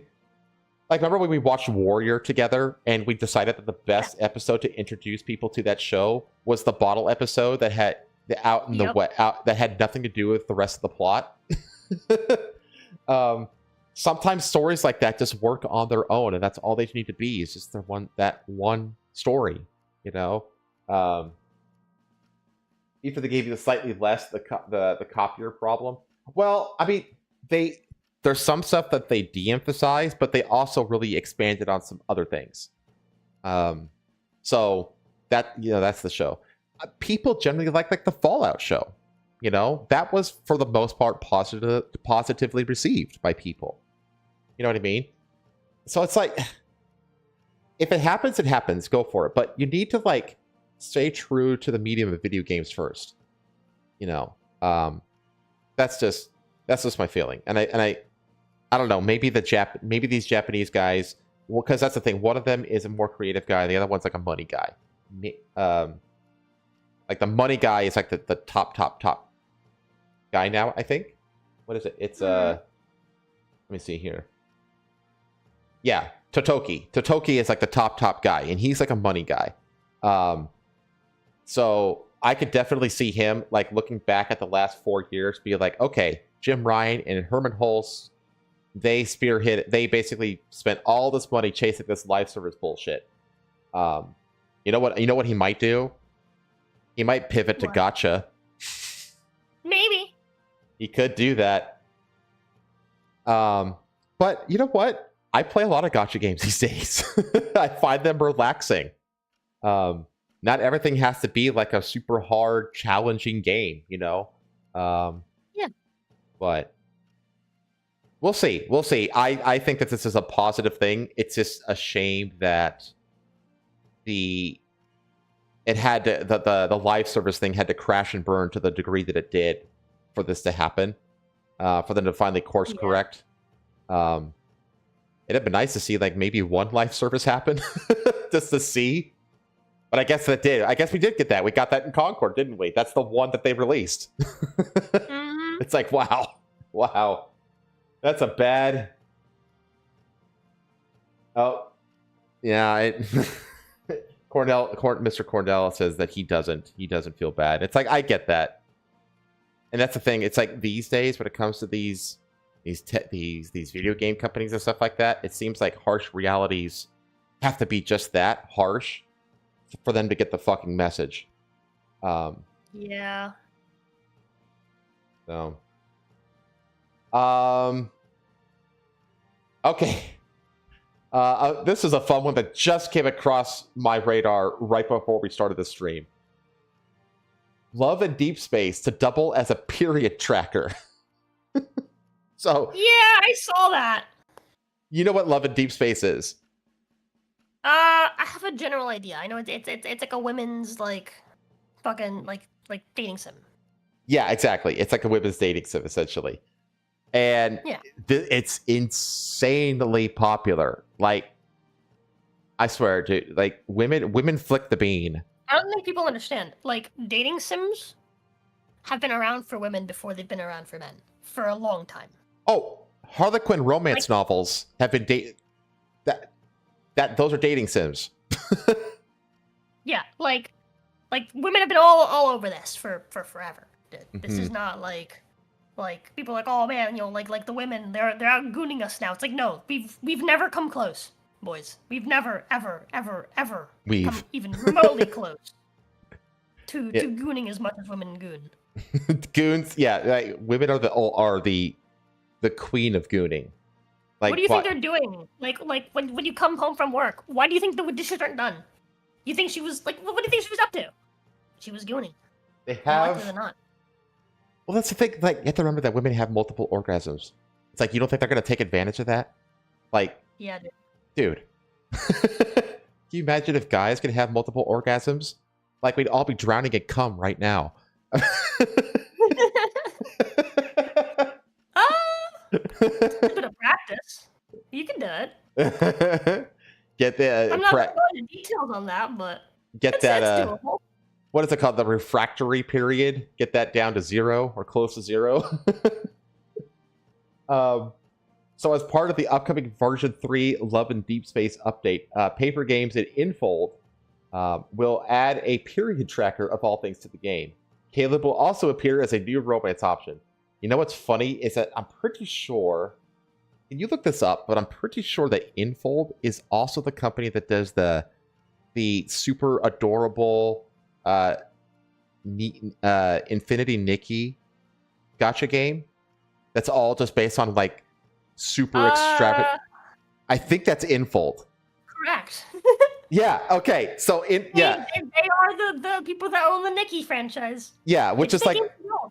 What, Nikki, first of all, I've said it before several times. I love Infinity Nikki. Apparently it's been a franchise forever, and it got on my radar for whatever reason. This newest version, or whatever this newest one, like a full 3D exploration. It's like Genshin Impact, but it's just all you do is just collect pieces of fashion. But the game, like the fashion, is legitimately gorgeous. It's absolutely beautiful. Like, seriously. The soundtrack is awesome. And it's just generally it was fun and relaxing to play and collect shit. And I have no regrets about, or shame about liking Infinity Nikki, despite me being the opposite of the demographic that it's targeting. But yeah, that wholesome as hell game is also behind this female gooning game. The period tracker in Love and Deepspace is part of the new Remind Me feature. You can use this to keep track of important events and dates, as well as daily chores in your real life. During the When Home Calls live stream for version 3.0, we could see an example of how Remind Me works. Man, they're really devising ways to keep women in the app by like also turning it into their daytime calendar. Let's see, the boys actually comment on whatever they're reminding you of. That means that yes, they do bring up the fact that they're keeping track of your period for you. Whether they find it weird or not depends on the character you have on your home screen. Whether you find it weird or romantic depends on your personality. Caleb will also appear as a new romance option after version 3. Like the other men in the game, you'll be able to pull for his card and access with him features. Players will receive his 5-star and 4-star memories for free by completing special investigation missions on the 10-day login event. Love and Deepspace is the first 3D otome game. That's what it's called, otome. That's like the male dating sim. Okay. That uses a free-to-play gacha monetized gameplay pattern, dude, and yeah, look at this. As of October 24, it achieved over 14 million downloads and generated over 196 million in revenue. It's a fucking cash cow. So that's October, November, December, January. So in 4 months, that's 50 million a month. 50 million a month this thing is pulling in. No one goons like women goon. They're the gigagooners. The gigagooners. It's also incredibly... I'm going to make like a fucking field hockey team called the Gigagooners. It's also incredibly popular in countries like Japan. No, it's super popular in the West too. It's available on mobile devices, and version 3 will appear on January 22nd. So it's already in place. Just told me about like her like the Otoma games that she would play, and like how like some of them you'd connect like your phone number basically, and so they would leave you like notifications as if you were getting like calls and shit. And if you like missed their calls, they'd be upset. Like the characters would be upset. Like, these are super like dude, that's so manipulative. Oh my god, it's brilliant, but it's super invasive. Insane. Yeah, it's insane. But yeah, dude, like she was telling me how she'd play these games and she was like obsessed with them. Like she wouldn't sleep so that she wouldn't miss their messages or calls. And shit. Yeah. Oh my god. It's diabolical how they've taken these, like, I mean, because they're going to take this in the direction of AI. You know, they're going to start integrating AI into the shit so that the characters can basically react dynamically, and they'll start like behaving exactly tailored to every individual user and doing all that shit, managing their calendar, reminding them of their period, being, you know, all this stuff. I mean, these bitches are never going to leave this app. They're never going to leave. They're just going to have the app open. They're going to, you know, goon to a blue screen until they die surrounded by their cats. You know, like it's actually kind of diabolical. Like I actually respect it on a level, like how diabolical it is. Yeah. It's wild. So it really is. The bean flicking will continue until morale improves, says Tailbane. Oh my god. All right. Let's see. Let's move on to a little bit of disheartening technological developments. Facial recognition for personalized prices. Kroger's patently evil AI plan ignites a firestorm. Between its impact on creativity, the environment, and romance, artificial intelligence has been increasingly a part of the contemporary human experience. Not everybody is happy about AI, however, for many, the increased use of technology is a source of contention and public ire. Recently, the internet has been up in arms about another piece of AI-related news. Kroger will be partnering with Microsoft to install facial recognition technology in its stores, creating personalized shopping experiences with individually calibrated prices. This set off social media users who called to ban the technology, boycott Kroger, and seriously question the ethical use of AI in corporate America. Yeah, I mean, this is basically... You ever heard of the concept of surge pricing? No. So surge pricing is essentially on-the-fly scheduled adjustments to pricing across the profile of a day to accommodate for various things. A good example of this is that like Uber and Lyft rides tend to be more expensive during rush hour because they raise their prices and their mileage rates during those heavy traffic times to lower the traffic. You could even apply the idea of surge pricing to like grocery stores that forever in like seasonal fruits and vegetables. Like you can always buy this, or like you can always buy tomatoes, but during the growing season they're less. During the off season they're more. So that's like another example of surge pricing. Essentially, but now they're talking about facial recognition, so it'll recognize your face, know who you are, and then adjust prices accordingly. And it's like, do you honestly think that they're not going to start using this for racial profiling? Yeah. So on January 22nd, 2025, The Nation published a piece of reporting by Ann Larson called Automation in Retail is Even Worse Than You Thought. In the article, Larson explained a broader trend in retail toward automation and other technological shortcuts, which she described as debilitating and punitive to both workers and low-income customers. The most notable of these slated improvements was facial recognition technology in Kroger stores, which could be used to identify customers and customize prices based on their store profiles. While some Democratic lawmakers have been pushing back on these corporate measures, the piece urged the public to do the same. The Nation's X account shared the piece on January 24th, where it gained 3.1 million views. Immediately, commenters on X posts were critical of Kroger's actions, saying, "No Kroger for me then. That's a violation of basic decency and privacy. Thanks for pointing this out. And the surveillance state is unacceptable to the men and women of the Republic. Get up to speed." Yeah, see, it's like congestion toll pricing. Why would you be charged different amounts depending upon your quote-unquote profile? Well, Ms. Shopper, if you hadn't made that critical remark about Kroger in your tweet, you would be paying less. You need to get with the program and do what we want. No thanks. We wanted flying cars and got AI racial profiling.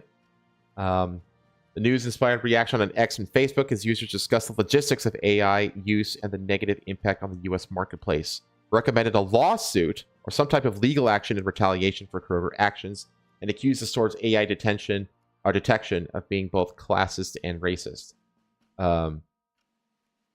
It's kind of hilarious to me because I could totally see them doing this shit.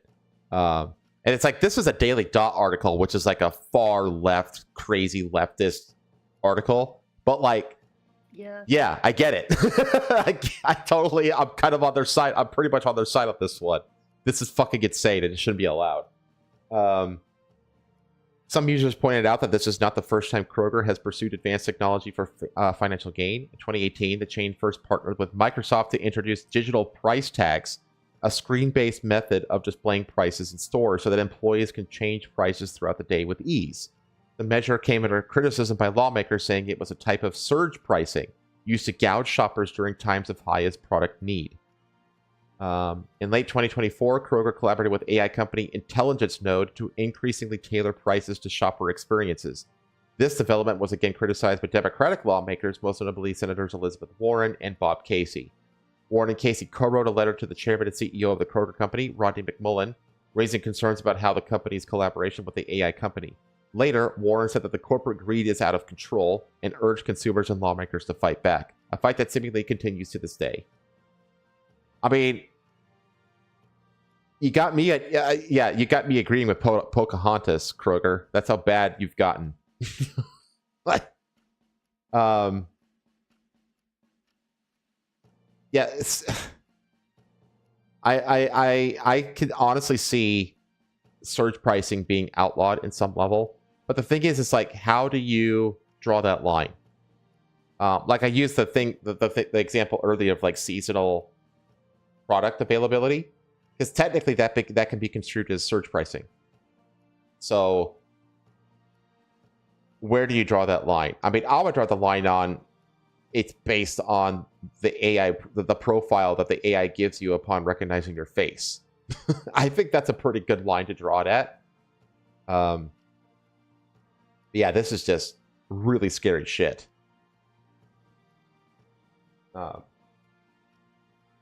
Just don't shop there is pretty easy. Been doing my whole life. I mean, yeah, that's what they're doing. They're calling to boycott the store. And it's like, yeah, exactly. That's what a lot of people are going to be doing, which isn't going to help them because Kroger is like just now recovering from a worker strike as well. So,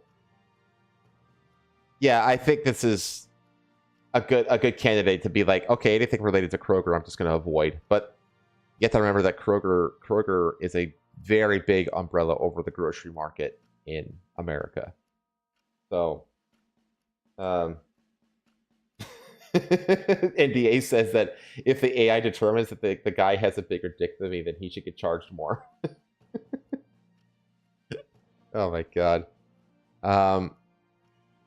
Surge practice is common nonsense word, and they're therefore shouldn't be banned. They'll just change the definition, as is their benefit. Well, yeah, I mean, obviously, you don't ban the word, you ban the practice, right? That's normal. Okay. Want to talk about a heist? What?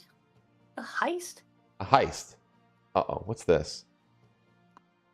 Okay, I need to do something real quick. It's trying to block me. I can get around that. Okay, done. Thieves blow up a Dutch museum door to steal a golden helmet. The police said that the golden helmet of Catafenesti, a highly regarded artifact from Romania, was among the items stolen from the Drents Museum in the Netherlands. The video is grainy but ominous. 3 hooded figures clambering over one another to tug at a heavy access door of the Drents Museum, an art and history museum in Assen, the Netherlands, and then an explosion and a flurry of sparks in the wee hours of Saturday. So you can actually see it here.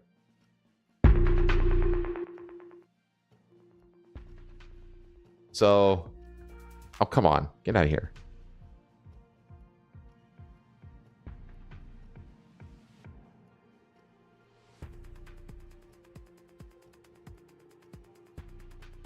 So they get this massive fucking door open.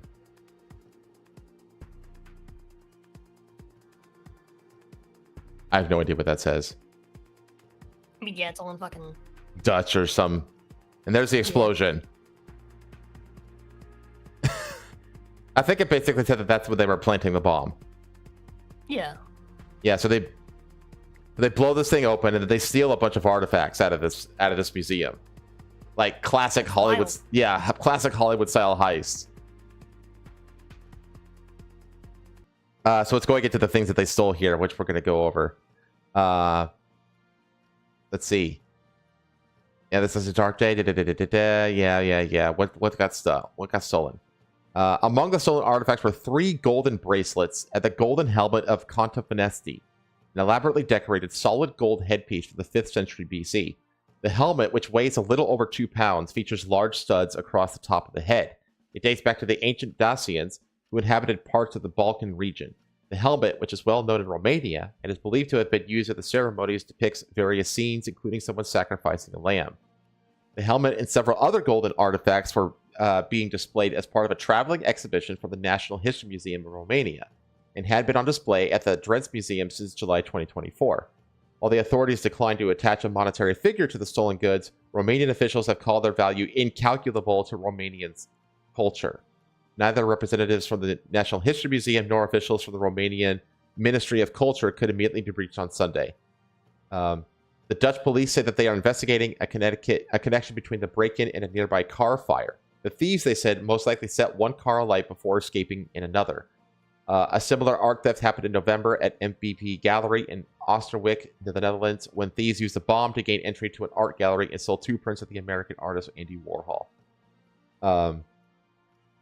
So the thieves are very much at large still. But yeah, it's just a classic like smash and grab for these like super priceless artifacts. Which, yeah.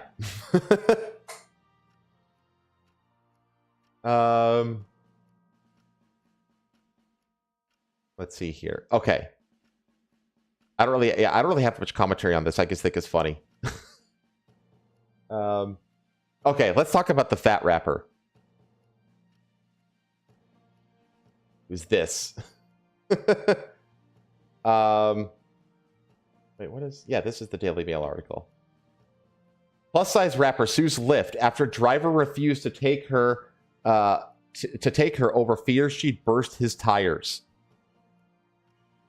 So, a plus-size rapper has sued Lyft after claiming a driver refused to pick her up over fear she was too big to fit in his car and could burst his tires.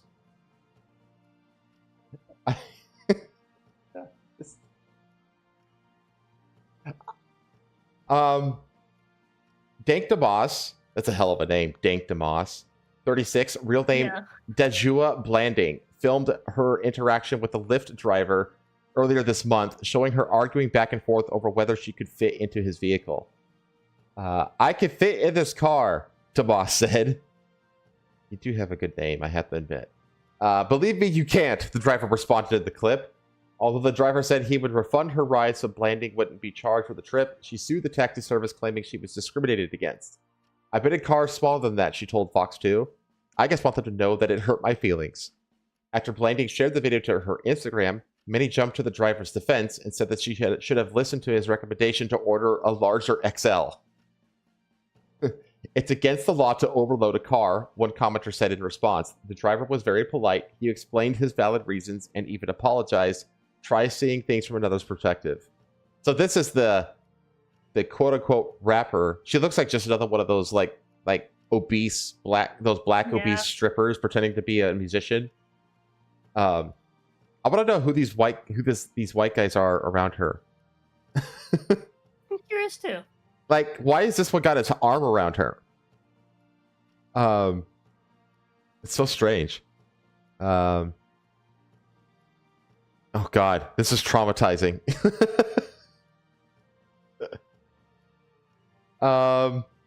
Claimed she was humiliated and discriminated against in her lawsuit and said the interaction hurt my feelings. Here's the video of the actual interaction too. Let me make sure. I think. There we go. Hey, you should be able to hear this chat. What? Yeah, I'm sorry. What? For what? What you saying? Yeah, I got no space in my car is small. I can fit in this car. No, believe me, you can. Yes, I can. Believe me, you can't. So, I'm sorry. What I'm gonna do about my money? I'm gonna cancel you. You're not gonna be charged. So you telling me I can't get in the Lyft because I can't fit in your car? Yeah, you need to order a bigger car. What makes you think I can't fit in the car? Yeah, I'm sorry. What makes you think I can't fit in this car? Because the car is small in the back. My best friend has a Benz that's newer than this that I can fit in. That's the same size. Yeah, I'm sorry, I can't. So you really telling me I'm too big to get in your car, so I gotta order another Lyft? XL. And to be more specific with you, I got very tired tires. What I got to do with your tires? Yeah, and you have no space. How you know I don't have no space? Yeah, She is. She's out of breath just from How do you arguing know with I this don't have guy. no space? Because I tried before. Huh? Because I've been in this situation. So every big person you turn down because they can't fit in your car?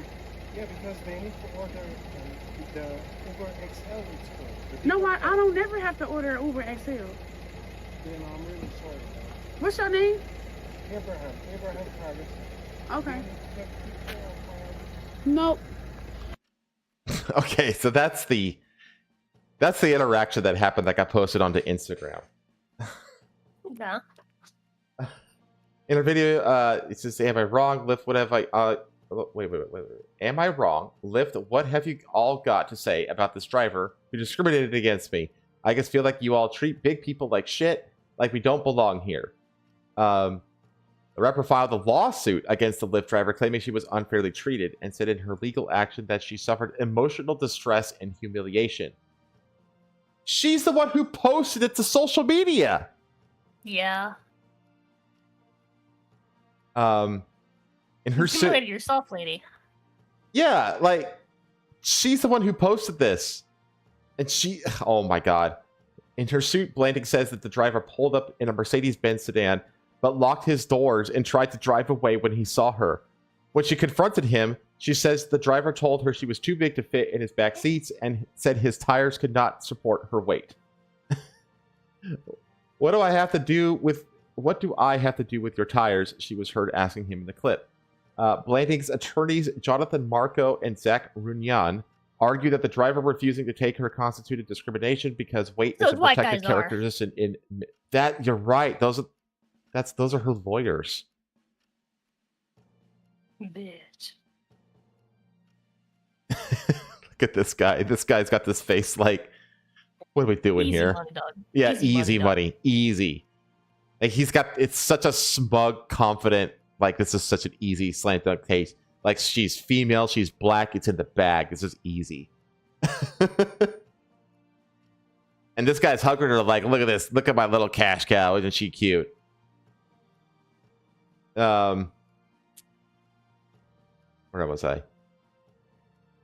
Okay, I knew that it was illegal and I knew that it was wrong, Marco told Fox 2, equating the refusal to pick Blanding up to no different than refusing someone transportation based on the race or religion. No, it's not the same. It's very different. It's very different. Yeah, it's very different. This is like because this is Michigan.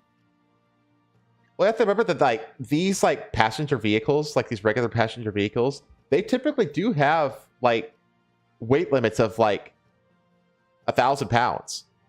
You know, yeah, because they have. That's also that weight distributed among the fucking 5 seats and the trunk. Yeah, because not all day, like a corner of the fucking car. Yeah, because the suspension for each wheelbase is independent. So if you load all the weight onto one wheel, that you're gonna bottom out the suspension on that side. Like, yeah, that's what it has to do with the tires, you fat bitch. We get added refusing someone transportation based on their weight is not only illegal but dangerous. Imagine the consequences if Ms. Blanding were unable to seek shelter after the driver left her stranded. This could have ended even worse than it did. She's where she has to be picked up, which is probably where she already was. Yeah, and not just that, but it's like he told her now not to be stranded, which is to order an XL Uber. Yeah. Yeah. Does Patho have things to say? Do you have something to say, my love? What does that say? It's backwards. I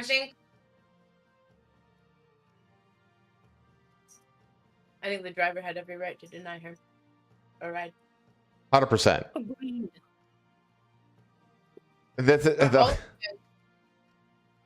Me trying to get Lyft to not discriminate against my weight and let me in the car. Would you have let me in? Anyways, no! Meet me at the Sexy Red after party. Fuck no! Oh my god. Although some commenters defended the driver and said Blanding attacked his livelihood, the rapper doubled down as she shared, she's eaten a lot of doubles, as she shared a defiant Instagram post days after her first clip, sharing a video of her in yoga shorts and a jacket. Is that? Dude, I wouldn't let her in my car. And I know my that's this one. That's this one. Where the fuck God, bitch. Jesus Christ. How are your knees functioning? How was anything functioning? Like, how was she standing? Yeah, dude. Maybe. Don't ever think you're fat. That's fat. That's real fat. No, I am fat. No, like I'm that's still fat. That's I'm fat, but I'm not morbidly fat. I love you. I'm still fat. saying I'm fat is factually correct. I'm overweight. But that's like my 600-pound life fat. Yeah. You know, that's... How much do you think she weighs? What even says that she said in a post social media, in a past social media, that she weighed over 500 pounds. This was in the past. It previously stated in December that she was intending to lose weight and had lost over 40 pounds. Oh, she got down to 460. Good job. Well, maybe. She might have been 540. Well, she weighs over 500. She might weigh 600. Some people that were trying to defend her were like... I weigh over 10 pounds. I'm just saying. What's the difference between 120... Uh-oh. And one person. Yeah, she said what's the difference between 520-pound people and one person weighing 500 pounds? The answer is weight distribution. I was gonna say the answer is that the 5 different people don't all have to sit in the same fucking seat. Yeah. Dude, how do people get that fat? I got a rule and I was so uncomfortable. I went on a diet for a year. Yeah, dude, it's wild to me how people like whale up like that. Pounds per square inch. That's the difference. Yeah, exactly. That again, those four or five normal weight people don't all have to sit in the same place. Yes, baby. We believe in a community where everyone is treated with equal respect and mutual kindness. Oh, fuck off. All the offense. You live in a community where people die of fucking... All the offense. I would not let her in our car. Yeah, dude, no way. And I know my car can handle. No, I'm good, dog. I'm not giving this to you. This is mine. Okay. Can I have a little bite? No. Oh. Okay. I have a couple stories to... Oh, man. I got a lot to get to, actually. Let me see here. I've got 1, 2, 3, 4... I'm going to save the gender transition ban from Trump for next time. I do want to talk about the border. Okay. So first, I want to talk about Colombia. Did you follow this at all? Yes. This was amazing. I don't know if you've watched it, but Lauren Bunny did a dramatic reading of the Colombian president's fucking you going 2 little bites? That's crazy. His bending the knee post? No, his fucking like his super long schizo post. Oh, okay. I'm like, we're gonna impose tariffs back because our ancestors and the blah blah blah and the yada yada and the wind and the trees. Like, bro, fucking quit. We know you're still on crack, bro. It's really obvious. 100%. Yeah. Oh, no. Oh man, this was like such an amazing, compact story that happened so fast. So what happened was Colombia basically rejected military flights, 2 repatriation flights from military jets of Colombian criminals into Colombia from the United States. And then Donald Trump learned of that, and that's when he posted this. And this was posted on January 26th at 1:28 p.m. I was just informed that 2 repatriation flights for the United States with a large number of illegal criminals were not allowed to land in Colombia. This order was given by Colombia's socialist president, Gustavo Petro, who was already very unpopular amongst his people. Petro's denial of these flights has jeopardized the national security and public safety of the United States, so I have directed my administration to immediately take the following urgent and decisive retaliatory measures. 1. Emergency 25% tariffs on all goods coming into the United States. In 1 week, the 25% tariffs will be raised to 50%. 2. A travel ban and immediate visa revocations on the Colombian government officials and all allies and supporters. God damn. 3. Visa sanctions on all party members, family members, and supporters of the Colombian government. 4. Enhanced customs and border protection inspections of all Colombian nationals and cargo on national security grounds. 5. IEPA, treasury, banking, and financial sanctions to be fully imposed. Whew! he just went nuclear. Yeah, dude. Immediately. Immediately you get all the shit. These measures are just the beginning. We will not allow the Colombian government to violate its legal obligations with regard to the acceptance and return of the criminals they force into the United States. Okay, so that was at 1:28. 39 minutes later. 39 minutes later. The Colombian president releases a statement wherein he says that he will provide the presidential plane to ensure the dignified return of deported Colombians. That's funny. So he releases this, and I was hoping you could read this for me. Yeah. Presidente Gustavo Petro dispone avión presidencial para el retorno digno del connacionales y liderará esfuerzos en la Asamblea Extraordinaria de la CELAC. Bogotá, 26 de enero de 2025. El gobierno de Colombia confirma su participación en la Asamblea Extraordinaria de la Comunidad de Estados Latinoamericanos y Caribeños, CELAC, convocada para el próximo 30 de enero. Ese encuentro será una oportunidad para abordar temas estratégicos para la región, tales como la cooperación en materia de migración, la protección de los derechos humanos y el fortalecimiento de las relaciones entre los países miembros. En preparación para este cumbre, so many fucking like weird like Colombian like slang. Yeah, not slang, but like different like dialect. Mm-hmm. Han sostenido conversaciones con Honduras, país que ocupa la presidencia de la CELAC, con el fin de promover un enfoque regional frente a los desafíos migratorios y garantizar condiciones de dignidad para los ciudadanos de la región. Paralelamente, el gobierno de Colombia, bajo la dirección del presidente Gustavo Petro, ha dispuesto el avión presidencial para facilitar el retorno digno de los connacionales que iban a llegar hoy al país en horas de la mañana. Provenientes de vuelos de deportación, esta medida responde al compromiso del gobierno de garantizar condiciones dignas.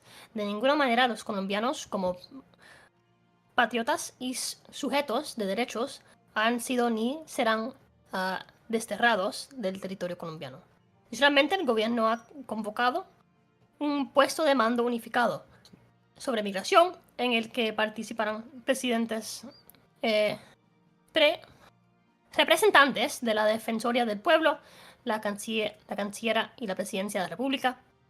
Este espacio tiene como objetivo establecer y revisar protocolos que aseguren el trato digno de los colombianos deportados, garantizando que los procedimientos respeten los derechos humanos y la integridad de cada persona. So basically, what he's saying is that he's having conversations with Honduras and other like Latin American countries to basically like ensure the return of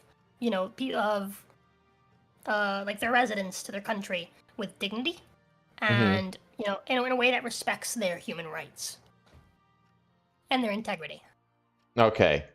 That's basically what he's saying, which is basically like saying, okay, yes, we're gonna buckle, we're gonna bend, but I want to look as good as possible. I'm doing this. Yeah, I want to make it look like I'm doing it for humanitarian reasons.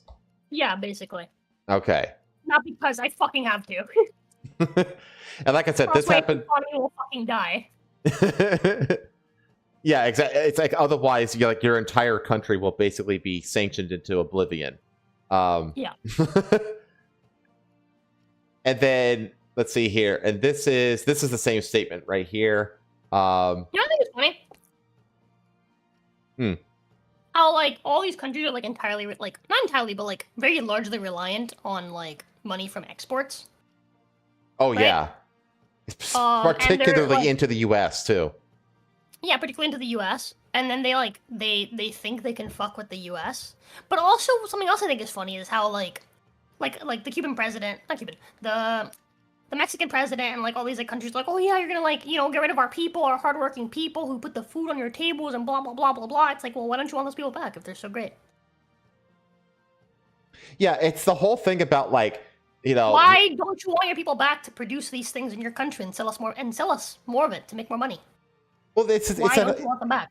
It's that whole contradictory thing, like that bullshit platitude about like, you know, immigrants make the country great. They are the like major contributors to the betterment of our economy and of our way of life and stuff like that. It's just like, well, why do they only seem to be doing, you know, capable of doing those things, those amazing things in the United States? Why are they incapable of doing that in their home country?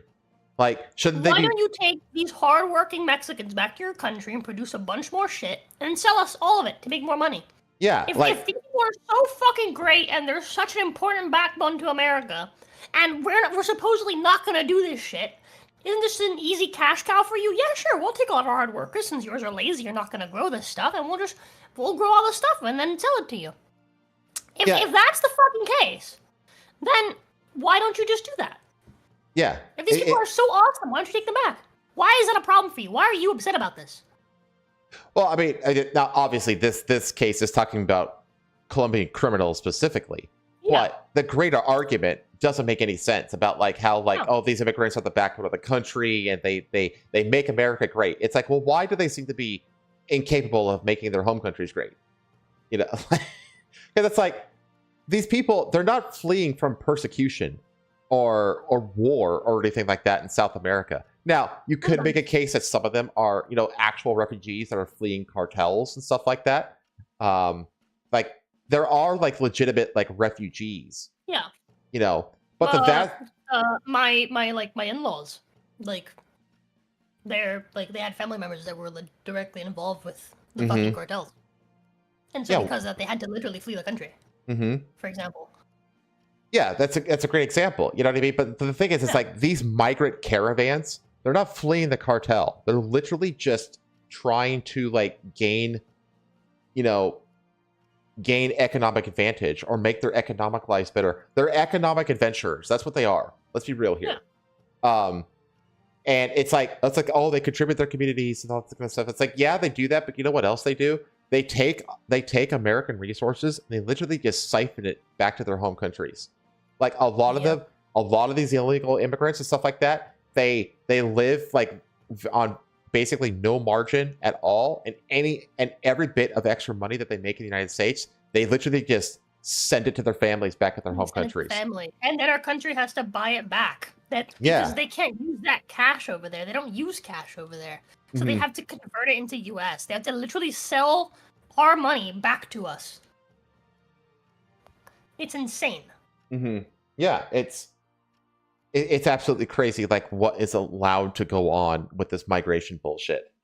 And not only that, but I'm sorry, but if they're fleeing from persecution or whatever in South America, there's plenty of Central American countries on the way where you're safe. You know? So he reversed course less than like I said, 39 minutes later. He reverses course. He says, I'm even going to send my presidential plane to pick the criminals up. Right? And then this happens. Donald Trump himself posts an AI generated image of himself as like Al Capone mobster with a sign that says FAFO with a happy face in the background. Like the time, like what an incredible sequence of events that happens. Yeah, himself. Yeah, he did. It's so funny. Yeah, he posted this himself. It's just it's incredible. It's absolutely incredible. Fucking great, dude. And here's the thing though, it's just like, you know, yeah, the mafia, the mob, you know, these organized crime families and stuff like that. You know what they're really good at is money management. Yeah. It's like, I don't know, a little bit of like I kind of want a little bit of mobster vibes in my government. You know what I mean? Yeah. Because here's the thing. Mobsters, they do two things. They're really, really, really good at keeping track of the money and making sure it's doing what it's supposed to be doing. And they're really, really good at protecting their own. Right? Yeah. And you kind of want that in a leader. You want a leader that will, get bloody his fists on your behalf. That will make sure that resources are being used in the best way possible to facilitate your freedom to do what you want to do with your life. You know what I mean? Yeah. Like, trying to be a boomer, but not where it's cringe. Yeah. Like you remember when I swear to God, Joe had like someone managing his Twitter, and that person was also 60. Yeah, I can see that. Shit was not great. But like, whoever manages Trump's like Twitter, and that's the thing. Even like when he gives speeches, like he's just a generally charismatic guy who's funny. He makes good jokes. Mm-hmm. Well, like we've also he's very much like in tune with like humor. Well, but at the same time, in like a way that isn't like stupid and childish. If that makes any sense? Well, he has like a rambling kind of speech pattern. He rambles. Yeah. He Dude, I tried watching his like the Joe Rogan podcast like with him, and I couldn't. I had to I was like dude, I can't watch this. And I can't remember who it was that I sent it to, and they were like, bro, he talks like you. He rambles like you. And I was like, nah. Yeah, he kind of does. He kind of like beats around the bush a bit. I do that. I'll be telling a story, and then I'll try to give you context for a part of the story, and that'll become its own separate story. And then I have to give you context for that, and eventually, like, the explosion of context has to implode again back to, like, the original topic. Chat, why do you think it takes us an hour to get through, like, how our weeks have been every week? It's because of this exact issue. Yeah. And I wouldn't have it any other way, by the way. But he's a rambler. But like when you watch him, like his best moments when he's like, when he's stumping or on a, giving a speech or something like that, is when he goes off script. When he goes off script and he just starts talking to people like a normal person. That's when he's at his best. You know what I mean? Like he did a presser, like I don't know if it was a presser. It was like it was him and Karen Bass, the mayor of LA, with like all the LA officials and stuff like that. I know exactly what you're talking about. It's the one where they were talking about like FEMA like and that kind of stuff. Yeah. And like not allowing people to like recover their shit. Yes. Yeah, that's what it was. Yeah, like a lot of people to basically like go back and like the mayor of LA is like, oh yeah, because like she had literally just said like the day before that they would take 36 months or something like that. 18 months. For the 18 months. Yeah. Was it 18? Yeah, it was 18. Sorry. Yeah, 18. 18 months they would take for them to basically get back to their home. So a year and a half. Mm-hmm. Right? And then, but so everyone's like, wait, so like, you're saying it's going to be sooner. And they're like, yep. She's like, yep, it's going to be sooner, but she can't give them a date. And so people were like, how much sooner? Like 6 months sooner? And then Trump was like, no, that's too long. And then she was like, oh, we'll see if we can get you guys, back into your homes like within a few weeks. And he was like, that's still too long. He should be, he should, long. Send them back tomorrow, today. Let them go and take care of their shit. I know, like, he was like, look at these people. I know my people. These guys, like, I know my people. They want to go in there and take care of their own shit. They don't want to wait for all the paperwork and all the stuff. It's their stuff. Let them go through it. Let them get dumpsters and, toss everything out and clear it out. Yeah. It's like, it's their homes. Let them take care of it. And then Karen Bass, she like did this whole like, we need to make sure that they do things safely though and all that kind of stuff. And he just like looked at her and be like, they're safe.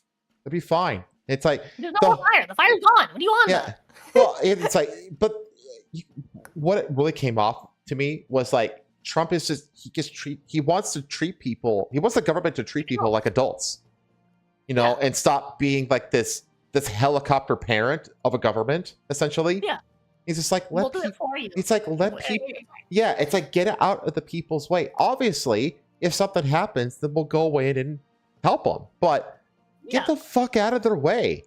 It's like I think it was like yesterday when he was taking questions from the press, and one of them asked him like if he's going to visit the site of the crash at DCA, the airplane crash, and his answer was, "What am I going to do? Swim there? It's in the water."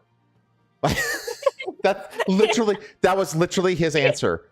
It came off as heartless to a lot of people, but like he's right though. No, the thing is, it's like what the president doesn't visit anywhere. The president and his security detail and his entourage visits places, and it's always a pain in the ass when you have the president visiting anywhere because roads have to close. All the security has to be set up anywhere. It's like this is like a sensitive, ongoing recovery operation on both sides of the river. You know what I mean?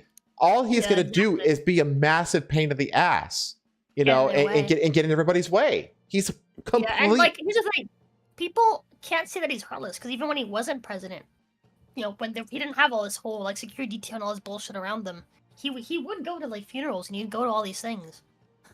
Like, he would just like pay for people's cars and houses and shit. There were several like accounts of him. I what was it? I think there was this one case where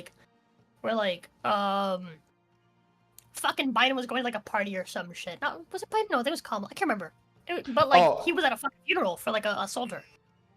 Yeah, it was while Kamala was holding a fundraiser in Hollywood. That was like that's what it was. Like $100,000 a plate kind of fundraiser. Yeah.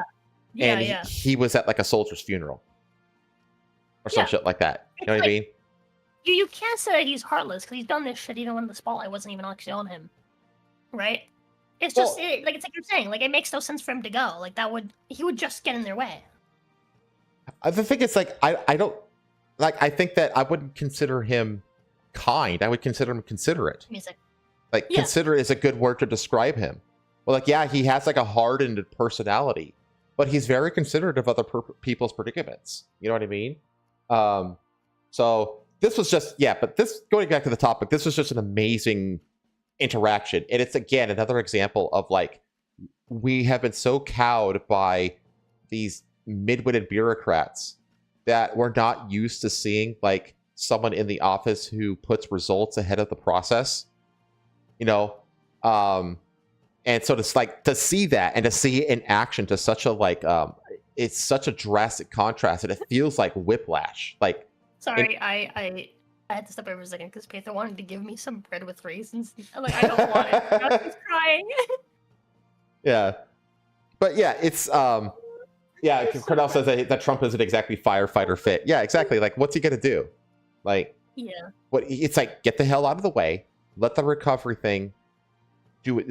Let these people do their jobs, and then when the roads are open, the plane and the helicopter, they're out of the river. We've recovered the bodies, we've identified the bodies. It's like, okay, now he can go and he can talk to people face to face. You know, that's when everything's done. You know? Go to the funerals of these people and that kind of stuff where you're not in the way. You know, but that's all he need right now is in the way. It's just in the way. You know. Yeah, I did think the like helicopter parent thing is really funny because it's also just like the government being like, no, let us use your money to hire someone to do this job for you. Yeah. Don't you like having your tax dollars used for things that you could do yourself? Don't you guys love that? Did you guys love that when we do that and then take kickbacks from these companies that we hire? Don't you love it when we do that? Don't you love our no bid pork barrel contracts? Don't you love that? Yeah. Don't you love it when we use your money to give ourselves more money by hiring people that then give us kickbacks? Yeah, it's just so, and now I just got reports like while you were talking about your week, I saw a report about how the Doge has gained access to like the Treasury Department's financial system. Oh boy. And it's just like, oh shit, here we go. I have a feeling that next week I'm going to be doing a story with you about what Doge has done in this week, because I think they're going to find all kinds of shit in there. Oh, that's funny. let's stick to the border topic as we round things out here. So last time I talked about militarization of the border that Trump has done. And we called it. We called it, chat. We said right. That's right, Angel. You misspelled it, but I got what you were saying. Oh, afuera. Damn right, afuera. Dude, I know that. El Departamento de Educación. Endoctrinamiento. Afuera. Afuera. you know what he's saying there? It's like gone or something like that. No, Indoctrination. It's the Department of Education is Yeah, that's exactly what he says. It's so good. I love him. Yeah. Well, like I've heard like Malay and Bukele down in El Salvador and like Maloney over in Italy, they want to form like an alliance with Trump, essentially. Yeah. And I'm just like, yes, it's like fucking. Yes, dude. He's already left the WEF. Oh no, not the WEF. WHO. He's already pulled out of WHO, the World Health Organization. Yeah, dude. Dude, fucking pull out of the UN, pull out of, and formulate a new fucking a new Western alliance. Yeah. Yeah. And it's like you can New either Western alliance. There you go. Yeah. The NWA. The NWA. That's probably a thing already. I don't know, but like, yeah, do it. Let's form some new alliances here. Let's get out of this fucking old fucking, Cold War paradigm and, orient the West in a way that actually helps its people and not hurts it like it currently is. So, okay. Continuing on. We called it last week. We called it how militarization of the border is almost guaranteed to end up with hot conflict with the cartels at the border. So I looked it up just to make sure that what was militarized, and it's like, yeah, there's a lot of military police from, the Army and the Marines essentially, and also the Coast Guard. So right now it's like 1,500 troops, and he's likely to escalate it to like 10,000 troops. So yeah, he's getting very, very, very serious on the border with the military, and as a result, we got this report back on the 27th, my birthday. A clash has erupted between the U.S. military and Mexican cartel members at the U.S.-Mexico border. So I wasn't able to really find good video of this clash. I remember I saw it, but I wasn't able to find it again. I actually think it was somehow a part of this, but it got edited out or something like that. I can't remember what, but it was like from a C-130, Overwatch jet with like the black and white night vision, and it showed like a truck and people getting out of the truck and like firing upon someone and stuff like that. But we have confirmation that hot conflict has happened between U.S. military and cartel personnel, and now cartel bosses have authorized the use of weaponized drones and explosives against U.S. military troops and Customs and Border Patrol at the border. Let's go up a game of FAFO. Yeah, dude. Dude, this is a FAFO waiting to happen here. Holy shit. Fuck around and find out, dude. It's like, if the cartels want to go into open war, open conflict, face-to-face open conflict with the U.S. military, good luck. We also just got our hands on a memo out of the Rio Grande Valley sector that actually says... Hang on, let me fix this video for chat, because it's like cut off of them for some reason. Let me just... I don't know why it's like this. And... There you go, chat. That's Rio Grande? This is Rio Grande, yeah. Dude, I love that like, out of all the names of like all the rivers in the world, right? This one's just called Big River. Big River. There's a lot of Spanish names that are like that. They have like, they're not like creative at all. They're just a description of it. There's a lot of that. To be fair, we've got the White House. Yeah, that's true. So, okay, let me restart this.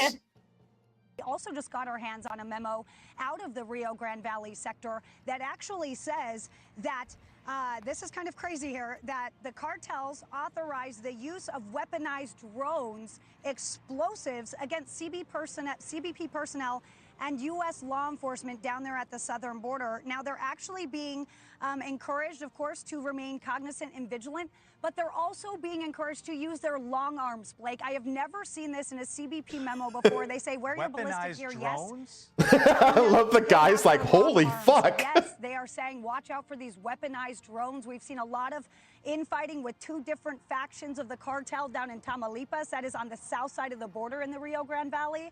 and they have like an all This guy's face is amazing. these cartel factions. He's like, so what they the are fuck? warning He's now looking that down they like, might be using man. these weaponized drones against U.S. personnel on this side. So definitely cause for concern there.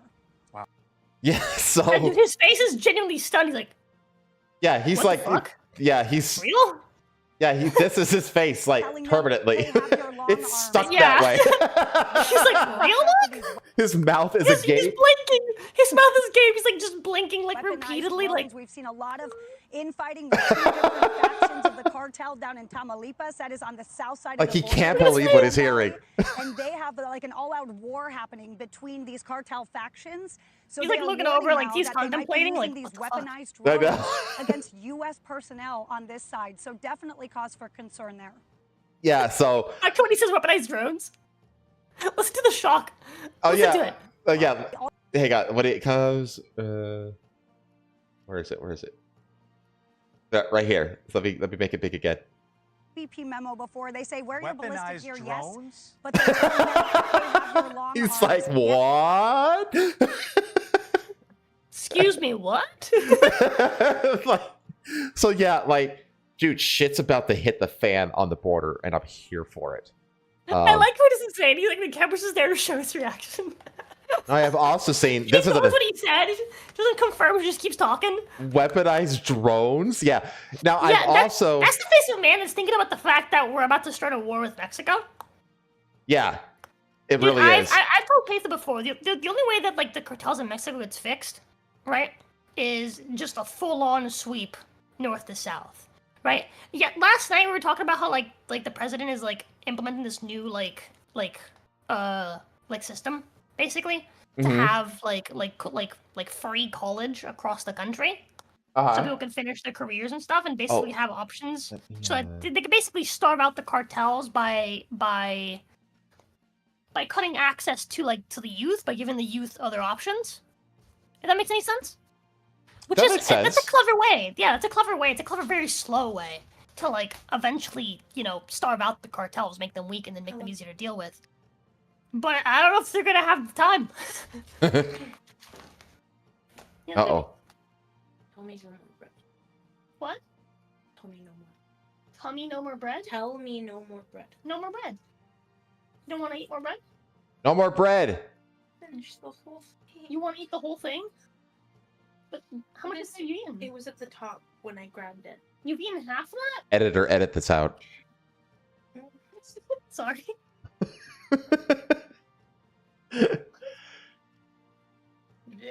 I can't eat that, baby. No, I'm telling you to tell me no more bread. Okay, well, I'm gonna take it from you. I'm gonna put it in the bag. And it's mine now. And just like how you do to me with the little bite. Merry I'll life give you chat. this knife and I you look have forward one. to it.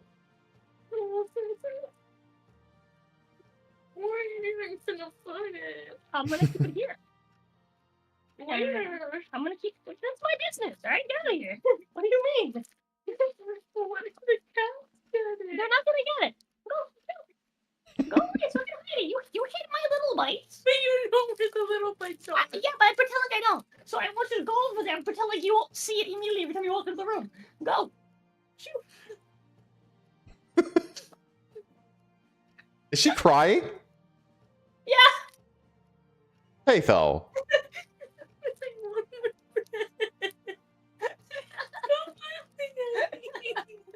Dude, every time you start crying, I can't help but laugh because nobody's over the silliest shit. You're so pregnant, dude.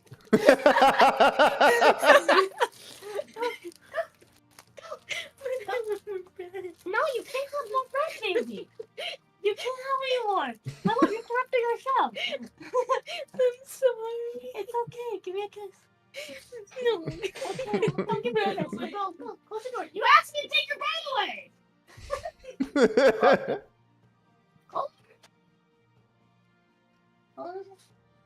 Oh yeah, this should be a. Yeah, you're right. The editor does need to make this a short. Baby,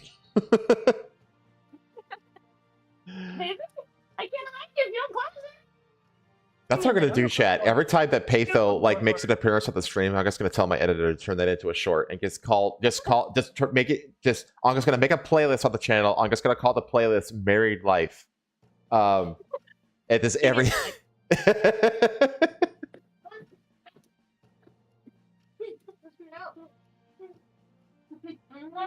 What? I don't. Get out. Whatever. Lock me up to Helmsman then. But I'm gonna hold on to this. Let's stay with me until you're gone, and I'll hide it. We only got like 20 more minutes left. I'm back. Okay. Okay, and I wanted to touch on this, which was, and we've talked about this multiple times in the past. How one of the biggest things that contributes to the border crisis are NGOs, and how NGOs really need to be defunded and even potentially labeled as organized crime syndicates, because that's exactly what they do. They literally engage in human trafficking. Yeah. And they facilitate it, they aid it, they financially support it. It's a criminal enterprise, and it should be classified as such. I don't think that's ever going to happen, but this is a very, very, very significant thing that could cripple them without having to do that. So the immigration... This is a thread by Nate Hochman. Hold on just a second. I need to hide the bread you just left. Okay. Hide the bread, chat. If Patho... I gotta remember that. If she ever comes back over again, I gotta hide the bread. Okay. So this is a thread by Nate Hochman about basically Trump financially crippling the NGOs.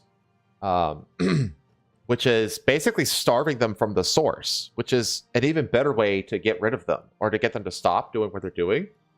So he says the immigration crisis isn't an accident. It's a well-oiled system facilitated by powerful NGOs and funded by your tax dollars. By defunding the NGOs, Trump is crippling the entire system. So this is based off of a Reuters report that says U.S. refugee group funding suspended under Trump aid pause. So here's what just happened. Last week, President Trump signed an executive order suspending refugee admissions into the U.S. Then the State Department went a step further. And this is the key step. They issued a stop work order to their NGO quote-unquote partners, suspending all funding for refugee resettlement. It says their advocate groups ordered to stop aiding refugees who have already arrived in the U.S. The NGOs were beside themselves, and for good reason. Very few of these groups are self-sufficient. Most of them are sustained by the federal tax dollars gravy train. The immigration crisis is being financed by your government with your money, hence their outrage statements. So this is just a series of outrage statements from all these different NGOs as a result of the funding freeze. Global Refugee condemns federal stop work order, halting refugee resettlement assistance. HIS statement in response to stop work orders from the State Department and other federal agencies, etc., etc. To be clear, these NGOs exist to subvert U.S. immigration law at every step of the process, actively transporting migrants into the country, fighting enforcement efforts at the border, resettling migrants in American towns and cities, and lobbying for open border policies in D.C. And honestly, a big part of this is the Lutheran and Catholic churches. And again, they've been doing it on your dime. For the past 4 years, the Biden State Department has been mainlining taxpayer funds to groups that run to an end-to-end mass migration network, beginning deep in South America and finishing with resettlement in American communities. It says Biden admin sends millions to religious nonprofits facilitating mass illegal migration. Yep. A lot of these are my supposed fellow Christians.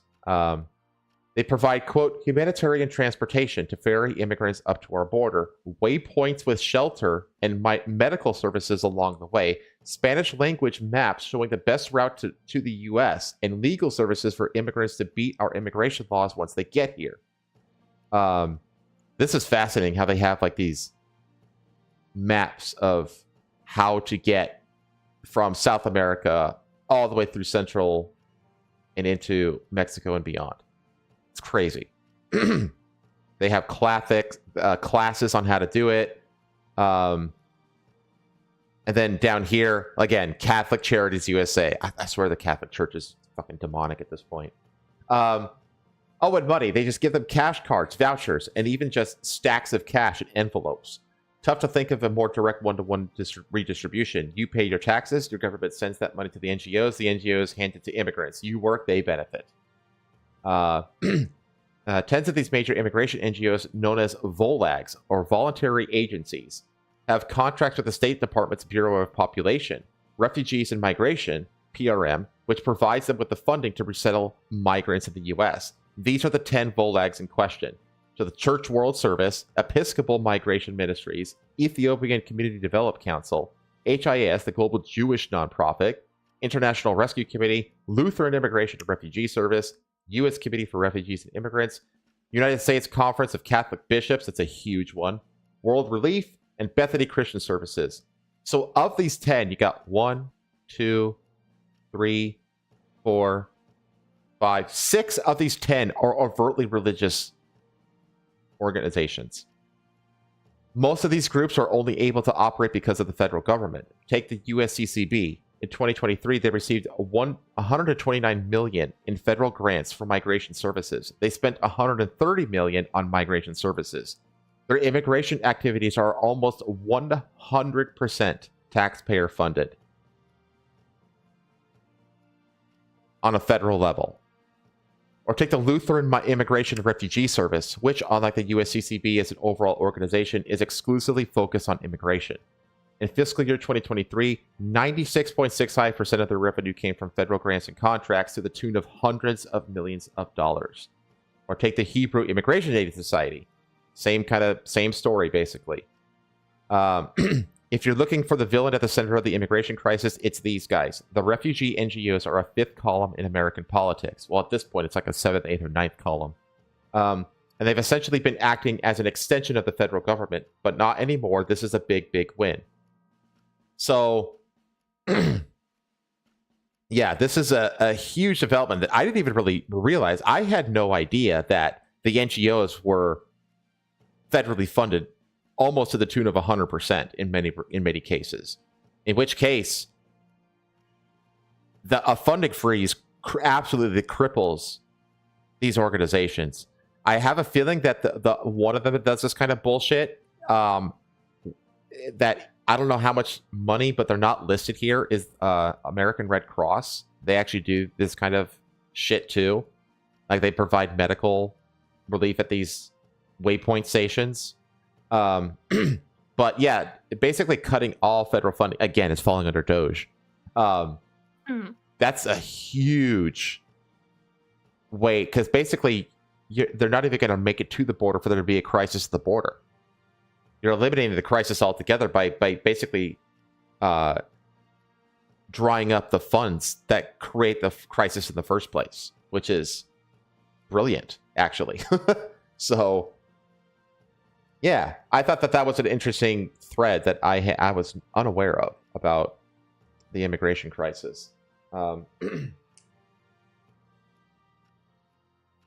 see here.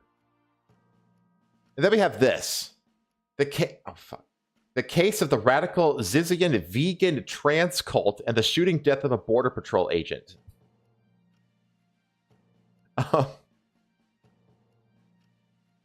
So there have basically been like a swath of trans people who have been committing murders.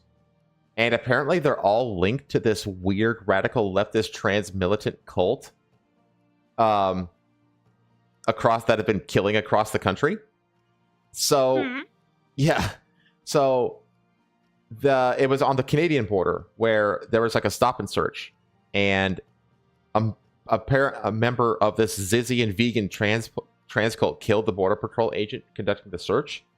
That happened on January 20th. And a week before that, federal law enforcement had been surveilling German national Felix Ophelia Bockhold and University of Washington student Teresa Milo Consuelo Jungblut. Staff at Lyndonville, Vermont, motel alerted authorities about seeing the duo with a firearm and black tactical clothing. When law enforcement visited them, the pair claimed to be looking at a property in the area and properly checked out of the motel on January 14th. Then, on Inauguration Day, Border Patrol agent David Milan stopped their car in Coventry, Vermont. Youngblood allegedly shot at Milan, who was killed, and border agents returned fire, killing Blackhold. Youngblood is in custody. Authorities now say that the guns used by Youngblood and Blackhold are owned by a person of interest in other murders. and connected to a mysterious cult of transgender geniuses, quote unquote, who follow a trans leader named Jack Lasota, also known by the alias Ziz. Bockholt was a biological male who identified as trans and used feminine pronouns. He was an award-winning youth math genius from Freiburg, Germany, who later graduated from the University of Waterloo in Ontario, Canada. Around 2021, he was hired as a quantitative trader at Tower Research Capital in New York. It is believed that Bockholt was in the U.S. on an H-1B visa. The Department of Justice says he was armed in the car and tried to aim his firearm before being shot dead. Youngblood, who was accused of firing the surprise shots that killed Air Force veteran Milan, was injured by return fire. Youngblood is a biological female who identifies as trans and lists having neo-pronouns as Zers on social media. Youngblood was a University of Washington student studying computer science. Youngblood graduated from the prestigious and woke North Seattle private institution Lakeside School, which Bill Gates also attended. Youngblood's family had reported her missing to Seattle police in May 2024. Her family said she was in a controlling relationship and cut off contact, according to the police report. Her social media account on Blue Sky shows she followed some Antifa-aligned far-left accounts. In November of 2024, Youngblood filed a marriage application with a 22-year-old fellow Lakeside alumnus named Maximilian Bentley Snyder. Last week, Snyder, an any pronouns computer science whiz from a wealthy Seattle family, was arrested in Vallejo, California for the murder of an elderly key witness set to testify in an upcoming attempted murder trial against alleged members of the trans extremist group. The arrest has revealed previously hidden close associations between Youngblood, Bockholt, and a cult linked now to 4 killings. So this is the Ziz cult. So this is the connection between murders across the country to the Zizians, a cult of highly educated trans vegan rationalists. So this is Ziz himself, the transgender leader of the group, who has posted about transhumanism and other topics. Some followers say Lasota is dead, but that seems to be a plot to avoid authorities. So dead naming him, basically. Lasota used the name Andrea Phelps. And then the underlings include Alexander Somni, Letham, and Amir Emma Borhanian. This is the victim, Curtis Lind.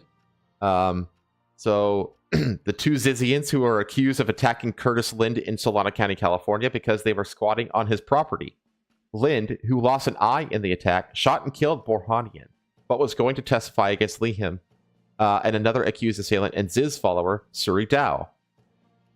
Maximilian Bentley Snyder has been arrested for killing 82-year-old Lind to prevent him from testifying at the trial. Lind was stabbed and had his throat slit on the street outside his home in Vallejo, California on January 17th. Then we have Tereso Milo Consuelo Youngblood and Felix Ophelia Bockholt, who killed this guy, the Border Patrol agent. Sarah was engaged to married to Youngblood. Youngblood and Bockholt were stopped by Border Patrol agent David Milan on January 20th in northern Vermont. Youngblood allegedly shot at Milan, who was killed. Bockholt was killed by return fire. Youngblood was arrested. Then it keeps going, the same fucking cult. Michelle Jacqueline Zajko, person of interest in the deaths of her parents, Rita and Richard Zazko, who are these 2, the victims. So the group, the Zizians, are highly educated trans vegan rationalists who hold fringe esoteric ideological beliefs about transhumanism and animal rights. Their leader, Jack Ziz Lasota, is a biological male who identifies as a woman. He also used the name Andrea Phelps and is accused of influencing followers to kill. It sounds like a fucking, like the trans version of what's the dude in California who brainwashed those girls into killing those celebrities? It's not Marilyn Manson. That's the fucking rock metal guy. What the hell's the guy's name? The guy with the swastika carved into his forehead. Is it Charles Manson? Yeah, Charles Manson. Yeah, that's what this sounds like. This sounds like the trans version, the trans vegan version of Charles Manson.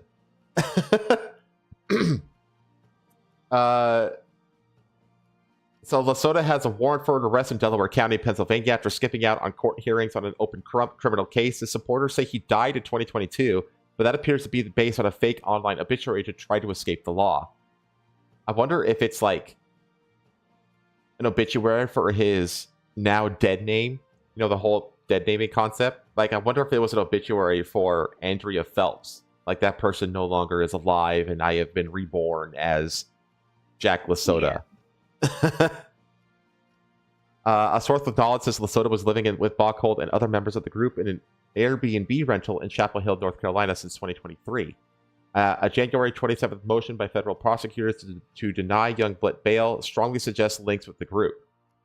Youngblood associations with other individuals suspected of violent acts also warrants caution, said the prosecutor. The individual who purchased the firearms the defendant and Boghold possessed on January 20th, 2025 is a person of interest in a dual homicide investigation in Delaware County, Pennsylvania.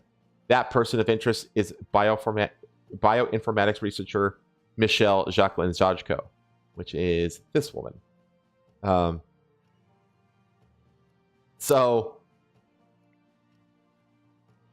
yeah, I don't think I need to go on any further with this, but it's just so wild how, like, it's just a trans cult of murderers, I guess. But I got Charles Manson vibes when I started reading this, and I was like, this really does seem to be that. That goes a trans non-binary adult child. What the fuck? Of Rita and Richard Zajko, an elderly couple found killed in mysterious and unsolved circumstances in Delaware County in early 2023. News ID taker Zajko had purchased a plot of land in rural Vermont, close to where the deadly shootout occurred. Members of the Ziz group are known to live in communes in box trucks. Zajko has not been charged with any crime. In November 2022, 82-year-old Curtis Lynn narrowly survived an assassination attempt by 3 members of the Ziz group who were squatting in his property in Solano County. This is the guy who lost his eye. They impaled him with a sword and repeatedly stabbed him. Lynn shot at the 2 assailants, killing Amir Borhanian. 2 other alleged members of the cult, Suri Dow and Alexander Somnolithium, both transgender, have a trial in April for the attempted murder of Lynn, causing the death of their comrade and other felonies. Both of them have tried to escape from custody and face other charges. But that trial may be in jeopardy with the sole witness, Lynn, being murdered allegedly by Snyder.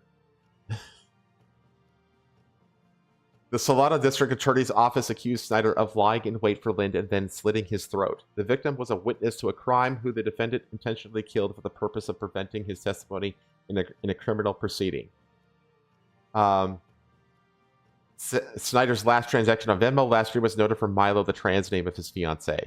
After the shooting of the border agent, a bomb squad investigated Buckholt and Youngblood's Toyota Prius hatchback.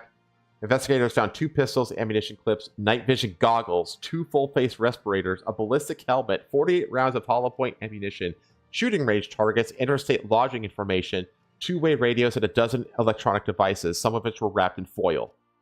Holy fuck, what the hell were they planning? It's wild, that's a lot. I know, it's a lot to take in, this whole story. Like, it's dense. It's a lot of information. So, yeah, basically, they've lived on box trucks, windowless panel vans, essentially. Airbnb rentals and stuff like that don't necessarily have, like, the highest profile. They don't necessarily do the best of, like, paper tracking and stuff like that. And they were just going around just killing people, I guess. So, yeah. Vegan trans cult. I don't really have much else to say out of this because the story kind of speaks for itself on this. Yeah, there's not much to really add. And I do have it's wild. It's just really wild to see this. But it's also interesting that they've also started like knocking each other off, like to avoid prison. So I don't know. I'll keep tabs on this one. I don't think anything's going to go for it in the immediate future, but if I see anything about it, I'll let you all know. I guess it's just weird thinking of like a Charlie Manson like cult emerging in 2020. Well, I guess it's 2022 when this cult first started. Just like, yeah. I wonder if like the COVID lockdowns had anything to do with it. remember like a lot of people like lost their houses and stuff like that, or their whole like there's like a lot of weird communal living situations that were happening during that time. I wonder if this is a part of that. I don't know. Welcome for the rabbit hole. Yeah. You're archiving this one? Yeah, thank you. How much ammunition? It was a lot. Let me read that list again. It was 2 pistols, ammunition clips, night vision goggles, 2 full face respirators, a ballistic helmet, 48 rounds of hollow point ammunition, shooting range targets, interstate lodging information, 2-way radios, and a dozen electronic devices. Now, 48 rounds, that's 4 ammunition. It's magazine, not clip, you idiots. I don't know, depending on the kind of pistol, but 48 rounds, that's going to fill out 3 to 4 magazines. So that's actually not a lot. I'm more impressed by the night vision goggles, ballistic helmet, interstate lodging information, 2-way radios, and a dozen electronic devices. So that'd be like cell phones and stuff like that. So yeah, who knows? Who knows what these people were planning? It's kind of wild. Yeah, a lot of people lost. Yeah, a lot of people lost their jobs, and they end up in these weird communal living situations. I remember the stories during COVID of like these communist like communes where they had like 8 people living in a single apartment that were just separated by like curtains and shit like that, and they were like fucking nightmares. So anyway, I'll keep tabs on this one, because this one was just like, I started reading this and I was like, okay, I'm just gonna read the rest of this live on air, because it was just too like, what the fuck. I have a couple of other things here too, but I think I can wait and push them to next week, because we need to wrap up. Yeah. So yeah, it's starting to get late. Yeah, it's starting to get late. So with that, we're done with the news. So why don't you tell us what you got planned next week? You're back in action next week. Yeah, finally. Kind of. So tomorrow we're gonna do another like little planning stream, just to basically get all the planning done for the week. Mm-hmm. Along with obviously teaching you and Pay how to do redeems. Redeems, right? Yep. How to use Mix It Up. Monday, I'm just not gonna stream on Monday, unfortunately. Normally it would be my D&D work stream day, but I just can't. I have so much shit I still have to do. We got all the furniture in the house. That doesn't mean we put it where it needs to go, whether we've organized, whether we've cleaned anything. So that's what we were doing Monday. But then Monday is also Mexican Monday. We already told our parents we were gonna go, so we're gonna be going to that after we're done with everything we need to do. So realistically speaking, this week starts on Tuesday. Tuesday, I'm going to be playing some Witcher. And that evening, I'm going to be returning to OCP for an episode, on which we will have Jamez as the host. So I hope you guys will look forward to that. Wednesday, doing some King of the Castle, because I owe you guys 2 of them. So we're going to do one in the middle of the week, one at the end of the week. So we'll do some King of the Castle Wednesday, followed by some Conan with Patho. Tuesday, we've got... Thursday, we've got some more Witcher. And I just scheduled this today. Why is my brain failing? Memory, please. Thursday, we've got Witcher, and Monster Hunter Wilds beta. Duh. Since that's coming back around. Yeah, I want to play some more of the beta on that. I need to talk to Jazz about doing a collab with him on that one. You should collab with me on that. I can collab with you. Hell yeah. Yeah, fuck Jazz. Yeah, and then Jazz will be busy Thursday night. Him and Patho are actually doing Share the Stage. Oh, nice, very nice. Plus, he's doing a bunch of like Monster Hunter streaming when the moment that comes out anyway. Like he's gonna get you and Asta and a bunch of other people. So. Yep. Then Friday, some more Witcher 3, and then obviously the next session of the Great Jungle of Harakir's D&D side story, the members only. Except it's not really Jungle of Harakir anymore. They're no longer in Harakir. They're back in Barovia. Yeah, they're back in Barovia now. Which I should change it to Back to Barovia side story. And then Saturday, doing again the last King of the Castle that I owe you. From here on out, whenever we hit the weekly goal, it's going to be Cards Against Humanity. on Saturdays. So I hope you guys will look forward to that. Community Cards Against Humanity. And obviously the next episode of Welcome to Foxhole. So nice. Yeah, and then Sunday again, probably I might actually do a stream on Sunday. Sunday's gonna be a D&D work stream. I was gonna do it in the Discord, but I might just do it on stream since I'm not gonna do it on stream this Monday. So cool. I like those streams. I like having those on while I'm doing my own work on Sunday. Is that Sunday I do is when I scrub this show and I get timestamps to the editor and I update the chapters and do all that. So it's like a work together stream. I like it. Yeah. Oh yeah. But cool. Yeah, that's me. I'm pretty simple. I am gonna be continuing the Ninja Gaiden 2 Black playthrough on Tuesday. I'm gonna start uploading shorts too. I'm hoping the first one can get uploaded on Monday, but we'll see. Should be Monday. And then I've got regular video releases coming out next week as well, Tuesday through Friday. Again, fingers crossed.